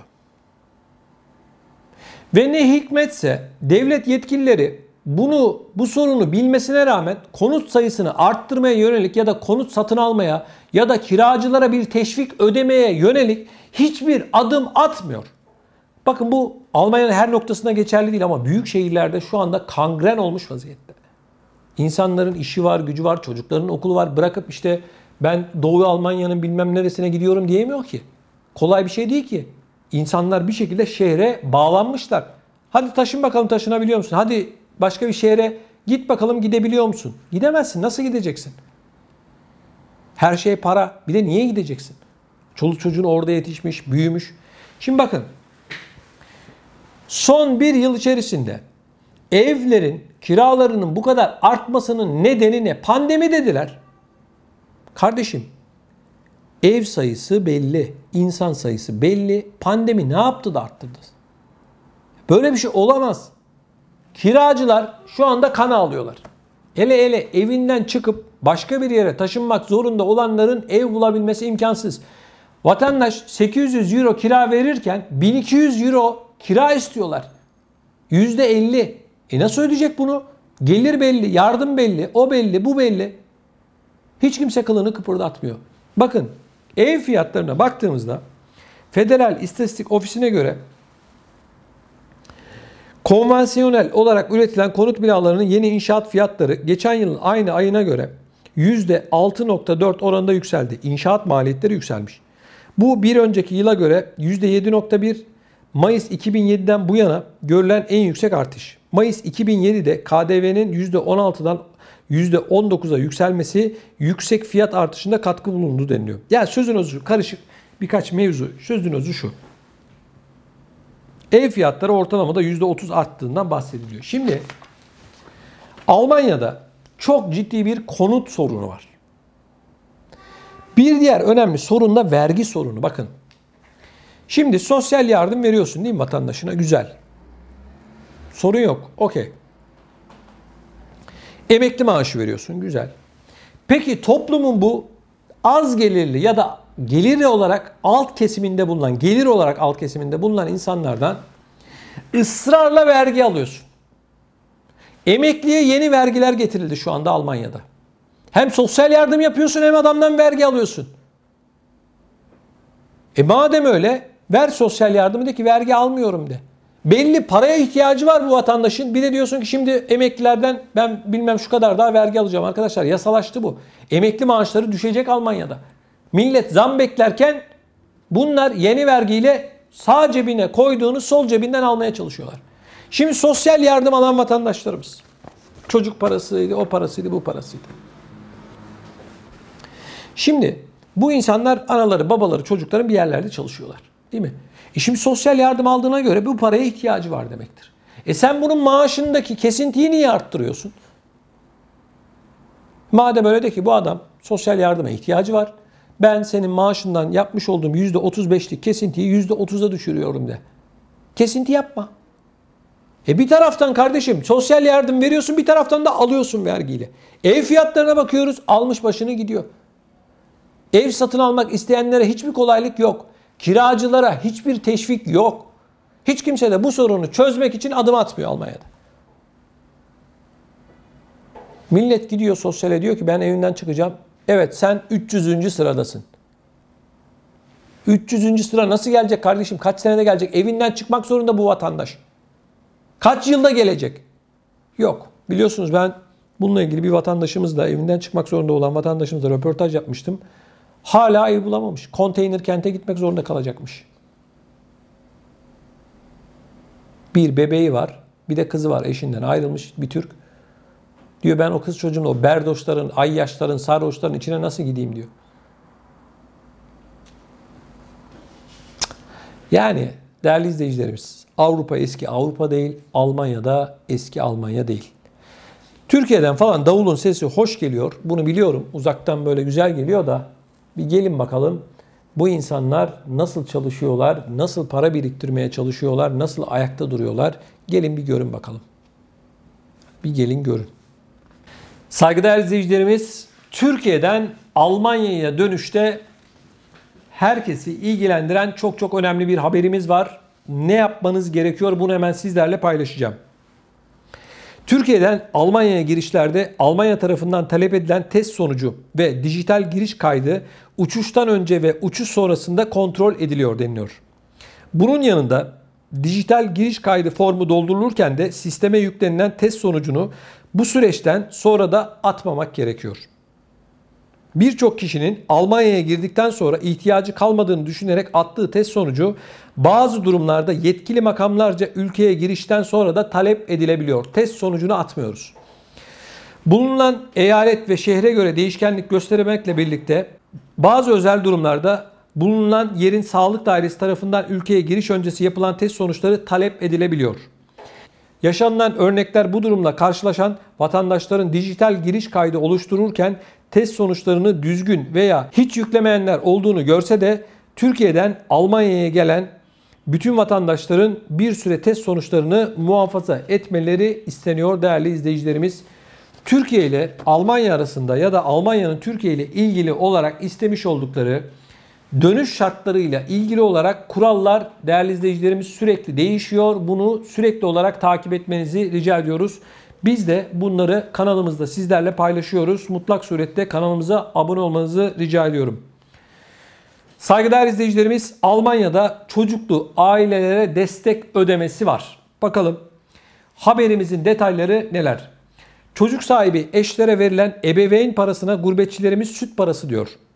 Ayda 150 ile 1800 euro arasında değişen bu destek ödemesi 12 ay veriliyor. Bu parayı torun ve yeğen için de almak mümkün. Almanya'daki gurbetçiler ebeveyn parasına süt parası diyor. Ancak birçok vatandaşımız konu hakkında yeterli bilgi sahibi olmadığı için ya yarısını alabiliyor ya da kardeş bonusundan yararlanamıyor. Türkiye'den gelen birinin doğumdan sonra bu parayı almasının ilk şartı en az 6 aydır Almanya'da yaşıyor olması, oturum izni veya müsamaha izni sahibi olması gerekiyor. Ebeveyn parası için yasa şu şartları arıyor. Çocukla birlikte Almanya'da yaşamak, çocuğun velayetine sahip olmak, hiç çalışmıyor veya haftada 30 saatten az çalışıyor olmak, oturma, çalışma, müsamaha iznine sahip olmak. Ebeveyn parasının miktarı başvuru sahibinin son 12 aylık net gelirine bağlı. Doğumdan önceki gelirin %65'i ile tamamı arasında bir miktar belirleniyor. Önceki maaş ne kadar yüksekse ebeveyn parası da o kadar düşük oluyor. Yani düşük geliriniz varsa önceki net gelirinizin tamamını alırsınız. Düşükse maaşınız. Fazla kazananlar ise önceki net gelirinin %65'ini alırlar. Ödeme süresi en fazla 12 ay oluyor. Çocuğu tek başına yetiştiriyorsanız 14 aylık ödeme alma imkanınız var. Çocuk 14 aylık olana kadar ebeveyn parasına başvuru hakkınız mevcut. Bu destek için çalışıyor olma şartı yok. Ancak kişi yılda 250.000 eurodan fazla kazanıyorsa bu para verilmiyor. Ebeveyn parası biyolojik çocuk, eşin biyolojik çocuğu, koruyuculuğu yapılan veya evlat edinilen çocuklar adına ödeniyor. Anne babasının çocuğa bakamadığı gibi istisna durumlarda torun veya yeğenler için de bu para ödeniyor. Bir de kardeş bonusu var. Bakalım o neymiş. Birden fazla küçük çocuğu olan aileler ebeveyn parasının %10'una denk gelen kardeş bonusunu alabiliyor. Kardeş bonusu için 3 yaş altında en az bir, 6 yaşın altında en az 2 çocuğun olması gerekiyor. Aynı anda birden fazla çocuk doğarsa, ikizler, üçüzler, beşizler, her çocuk için 300 euro ödeme alınır deniliyor. Bu para için asgari ve azami sınırlar var. Önceki gelire bağlı olarak temel ebeveyn parası ayda en az 300 euro ile en fazla 1800 euro olabiliyor. Doğumdan önce gelir yoksa asgari ebeveyn yardımı yani ayda 150 veya 300 euro alma hakkı da oluyor. Ebeveyn parası alırken işe girenler olursa bu ödenen yardımlar aylığa göre hemen kesintiye uğrayabiliyor. Yani değerli izleyicilerimiz 1800 euroya kadar para almak, çocuk ek katkısı alabilmek mümkün. Bunun da unutulmaması gerekiyor. Bağlı bulunduğunuz belediyeye, sosyale gidip bu konuyla ilgili daha detaylı bilgi alabilmeniz de mümkün. Saygıdeğer izleyicilerimiz, Almanya ile Türkiye arasında gri pasaport sorunu hala devam ediyor ve Almanya Türkleri sınır dışı etme kararı aldı. Bakın bununla ilgili olarak Hannover ve Hamburg'da kaçak çalıştığı belirlenen 15 kişi yakalandı. Bunların 7'sinin Türk ve gri pasaport taşıdığı belirtildi. Ve bu 7 kişi sınır dışı edildi. Bununla ilgili olarak 32 kişi hakkında da soruşturma başlatıldı. Şimdi bakın değerli izleyicilerimiz. Gri pasaport devlet adına ya da bir belediyeyi temsilen yurt dışına gidecek olanlara, sporculara, biz gazetecilere verilen bir hak. Neye yarıyor gri pasaport? Vizesiz bir şekilde Avrupa Birliği ülkelerine gidebiliyorsun. Vize yok. Gidiyorsun, biletini alıyorsun, gri pasaportla gidiyorsun. Şimdi geçtiğimiz aylarda bir belediyenin kültürel faaliyetlerde bulunacağız diye halk oyunları ekibi adı altında 55 kişiye gri pasaport verdiği ve bunların da Almanya'dan da çeşitli yerlere dağıldığı yönünde haberler çıktı. Türkiye siyasetinde de çok sık konuşulur oldu. Almanya bu haberlerden sonra dedi ki normal şartlarda istememesine rağmen bana gri pasaporta ek olarak belgeler getireceksiniz dedi. Neden geliyorsunuz, nereye gideceksiniz, kalacağınız yerler. Normalde böyle belgeler istemiyordu. Gerçekten gri pasaportu kullanan bir devlet memuru, bir gazeteci Almanya'ya geldiğinde kapıda diyecekler ki gel kardeşim buraya. Gri pasaport mu var? Var. Gel hoş geldin. Nereye geldin? Kime geldin? Nereye gidiyorsun? Ne zamana kadar geleceksin? Dönüş biletin nerede? Yani biz kendi elimizle gri pasaportu karaladık. Şimdi Almanya makamları Türkleri yakaladıkları bu gri pasaportları yakalıyor, sınır dışı ediyor. Zaten kaçaklar. Gri pasaport ne demek? Bir görev için gelirsin. Hatta yine bir belediye Mehteran ekibi diye birilerine gri pasaport çıkarttırmış, Mehteran diye. Bu Mehteran ekibini Almanya'ya gönderiyor. Adamlardan bir tanesi bile geriye dönmüyor. Bu Mehteran ekibin içinde ne zurnacısı var ne de davulcusu var. Ne de o ne bileyim kılıç kalkan bilmem ne var ya. İşte neyse onlar hiçbir tanesi yok. Hiç kimse de demiyor ki ulan nerede bunlar? Hani ne mehteri? Hani bu davulcu nerede? Zurnacı nerede? Hani bu kılıç kalkan ekibi nerede? Bilmem neci nerede? O bıyıklı bilmem ne adamlar nerede? Hani davul? Hani zurna? Yok. Almanya'ya gidiyorlar. Gümrükten geçiyorlar. Diyorlar ki biz zurnacıyız diyorlar. İşte ne? Mehteran takımıyız diyorlar biz. Mehteran takımının davulu bile yok yani. Zurnası bile yok. Allah ıslah etsin. Bunu da yüzümüze gözümüze bulaştırdık çok şükür. Çok şükür bunu da hallettik. Şimdi gri pasaportun hiçbir şekilde Avrupa'da hiçbir değeri yok. Sıfır. Sıfır. Ya kardeşim ne oluyor size ya? Ayıp ya, yazık ya, günah ya. Belli birileri bu işlerden nemalanıyor. Cebellezi yapıyor. Rant oluşmuş. Gri pasaport düşünsene adam Almanya'ya gidiyor, biniyor uçağa. Devlet memuru gibi çat diye gidiyor. Vize yok, bir şey yok. Millet Almanya'ya gelebilmek için 50.000 tane takla atıyor. Yok aile birleşimi yapacak, onu yapacak, bunu yapacak. Ne oluyor? Ne oluyor kardeşim ya? Ya biraz aklınızı başınıza alın ya. Şu işi bile rezil ettiniz ya. Gri pasaportu bitirdiniz. Almanya hükümeti nezdinde, gümrüklerinde gri pasaport kaçakçı gözüyle şu anda. Kusura bakmayın. Biz kendimiz yaptık bunu. Adam mehteran takımını gönderiyor. Mehteran takımında zurnacı yok. Davulcu yok. Ne yapacaksın? Ağzında mı çalacaksın? Adamlar havalimanında iniyor. Hadi bakalım size iyi günler diyorlar. Mehtermiş. Yok bilmem neymiş. Hiçbir tanesi ortada yok. Avrupa'nın değişik yerlerine de gidiyorlar. Akrabaları geliyor, onları Fransa'ya götürüyor, Hollanda'ya götürüyor, oraya götürüyor, buraya götürüyor. Almanya'da kalıyorlar. Al yakalanmışlar.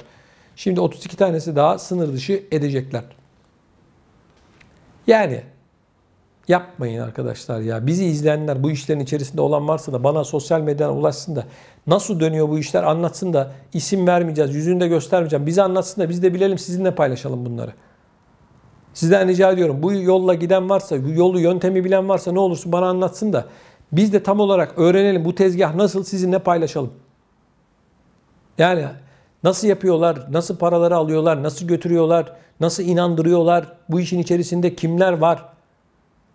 Çok merak ediyorum. Rica ediyorum, bu konuyla ilgili lütfen sosyal medya hesaplarımızdan bana ulaşsınlar. Kanalımızın ya da benim sosyal medya hesaplarımdan, Facebook'tan, Instagram'dan lütfen ulaşın.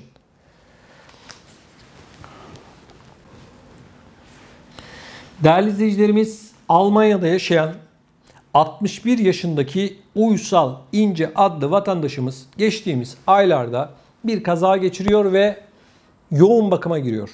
Komada. Hala komada. Allah şifa versin. Şimdi oğlu ve eşi Türkiye'de. Oğlu vize alıyor. Doktor oluruyla, doktor şu raporu yazıyor. Diyor ki yoğun bakımda olan hastalar sevdiklerini, yakınlarını görürse kendilerinin iyileşme süreci daha da hızlanır. Belki yaşama tutunmaları çok hızlı bir şekilde gerçekleşebilir diyor. Doktor raporu var. Neyse vizeyi alıyor Mehmet İnce, Uysal İnce'nin oğlu geliyor. Geldiğinin 3. günü Alman yetkili makamları sınır dışı ediyorlar. Diyorlar ki terk et. O da doktor raporunu gösteriyor. Diyor ki bak babam nedeniyle ben buraya geldim. Ben zaten İzmir'de, Türkiye'de yaşıyorum. Halim vaktim yerinde. Benim burada bulunma gerekçem ne çalışmak ne turistik gezi. Ben ölecek olan babam için geldim diyor. Ve bu vatandaşımızı hasta olan Uysal İnce'nin oğlu Mehmet İnce'yi Yabancılar Dairesi sınır dışı ediyor.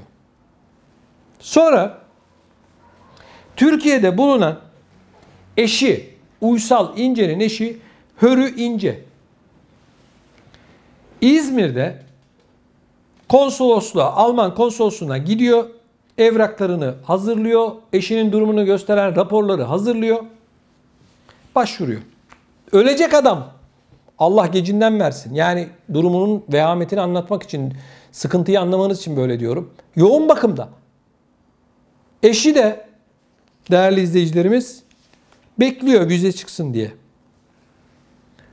Red cevabı geliyor. Ve kendisine gerekçe olarak şu söyleniyor. Orada geçiminizi nasıl sağlayacağınızı kanıtlayamadınız. Ayrıca ülkenize döneceğinizin garantisi yok.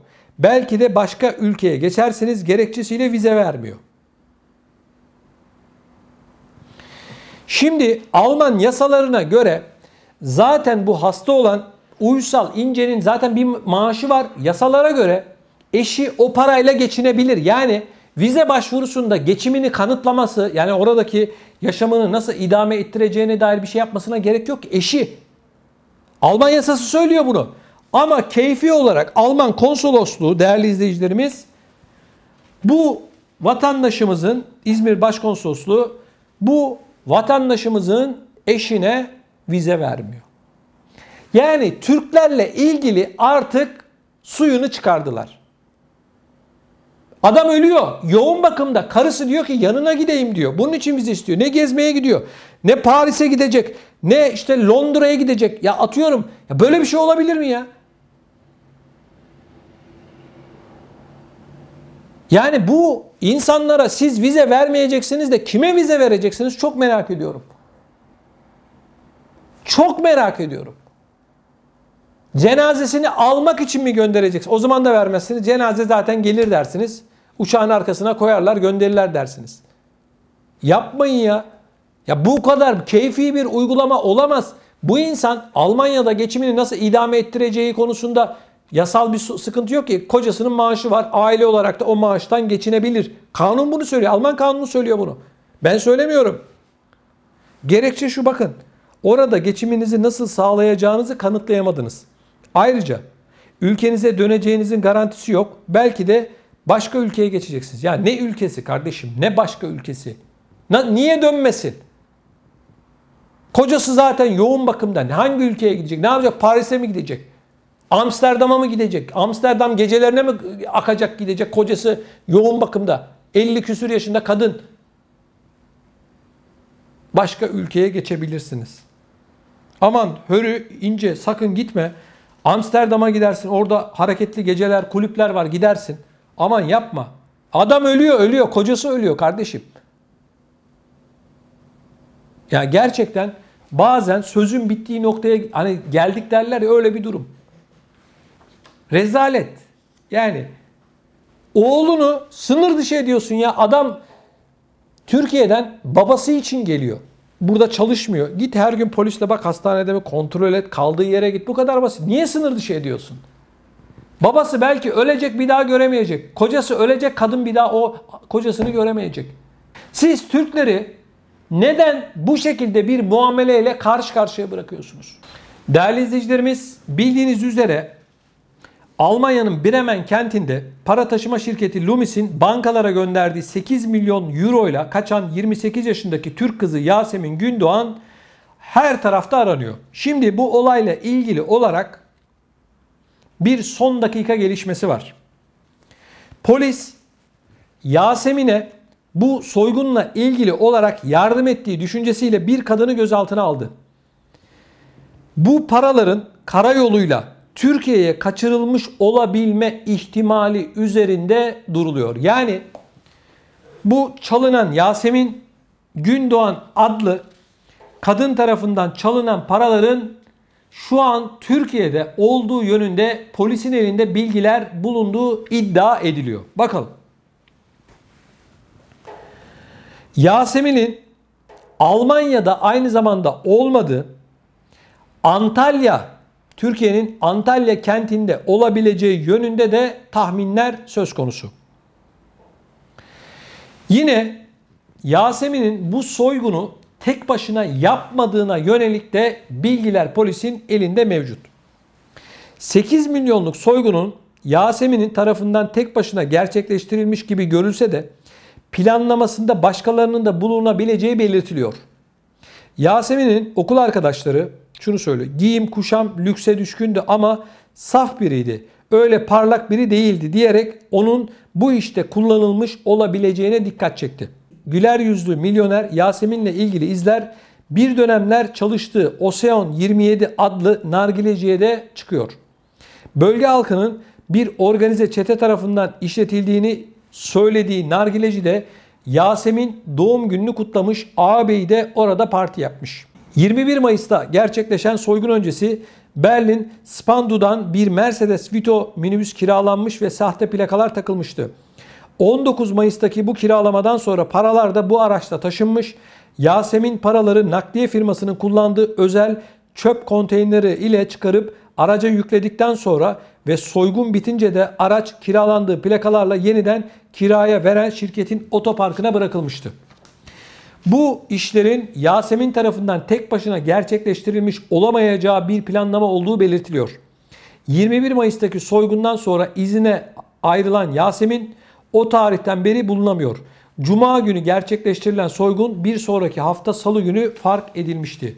Yani cuma, cumartesi, pazar, pazartesi, salı 4 günde Yasemin çoktan bu paraları götüreceği yere götürdü.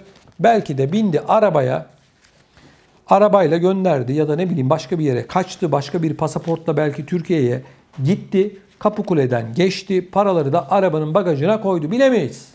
Böyle bir planı bir tek kişinin tek başına yapması, bu haberde yer aldığı gibi planlaması çok zor. Bir kişi bu planı yapacak, paraları alacak, götürecek, bir yerde saklanacak birinin haberinin olmaması bana göre imkansız. Alman polisi sessiz sedasız çalışıyor.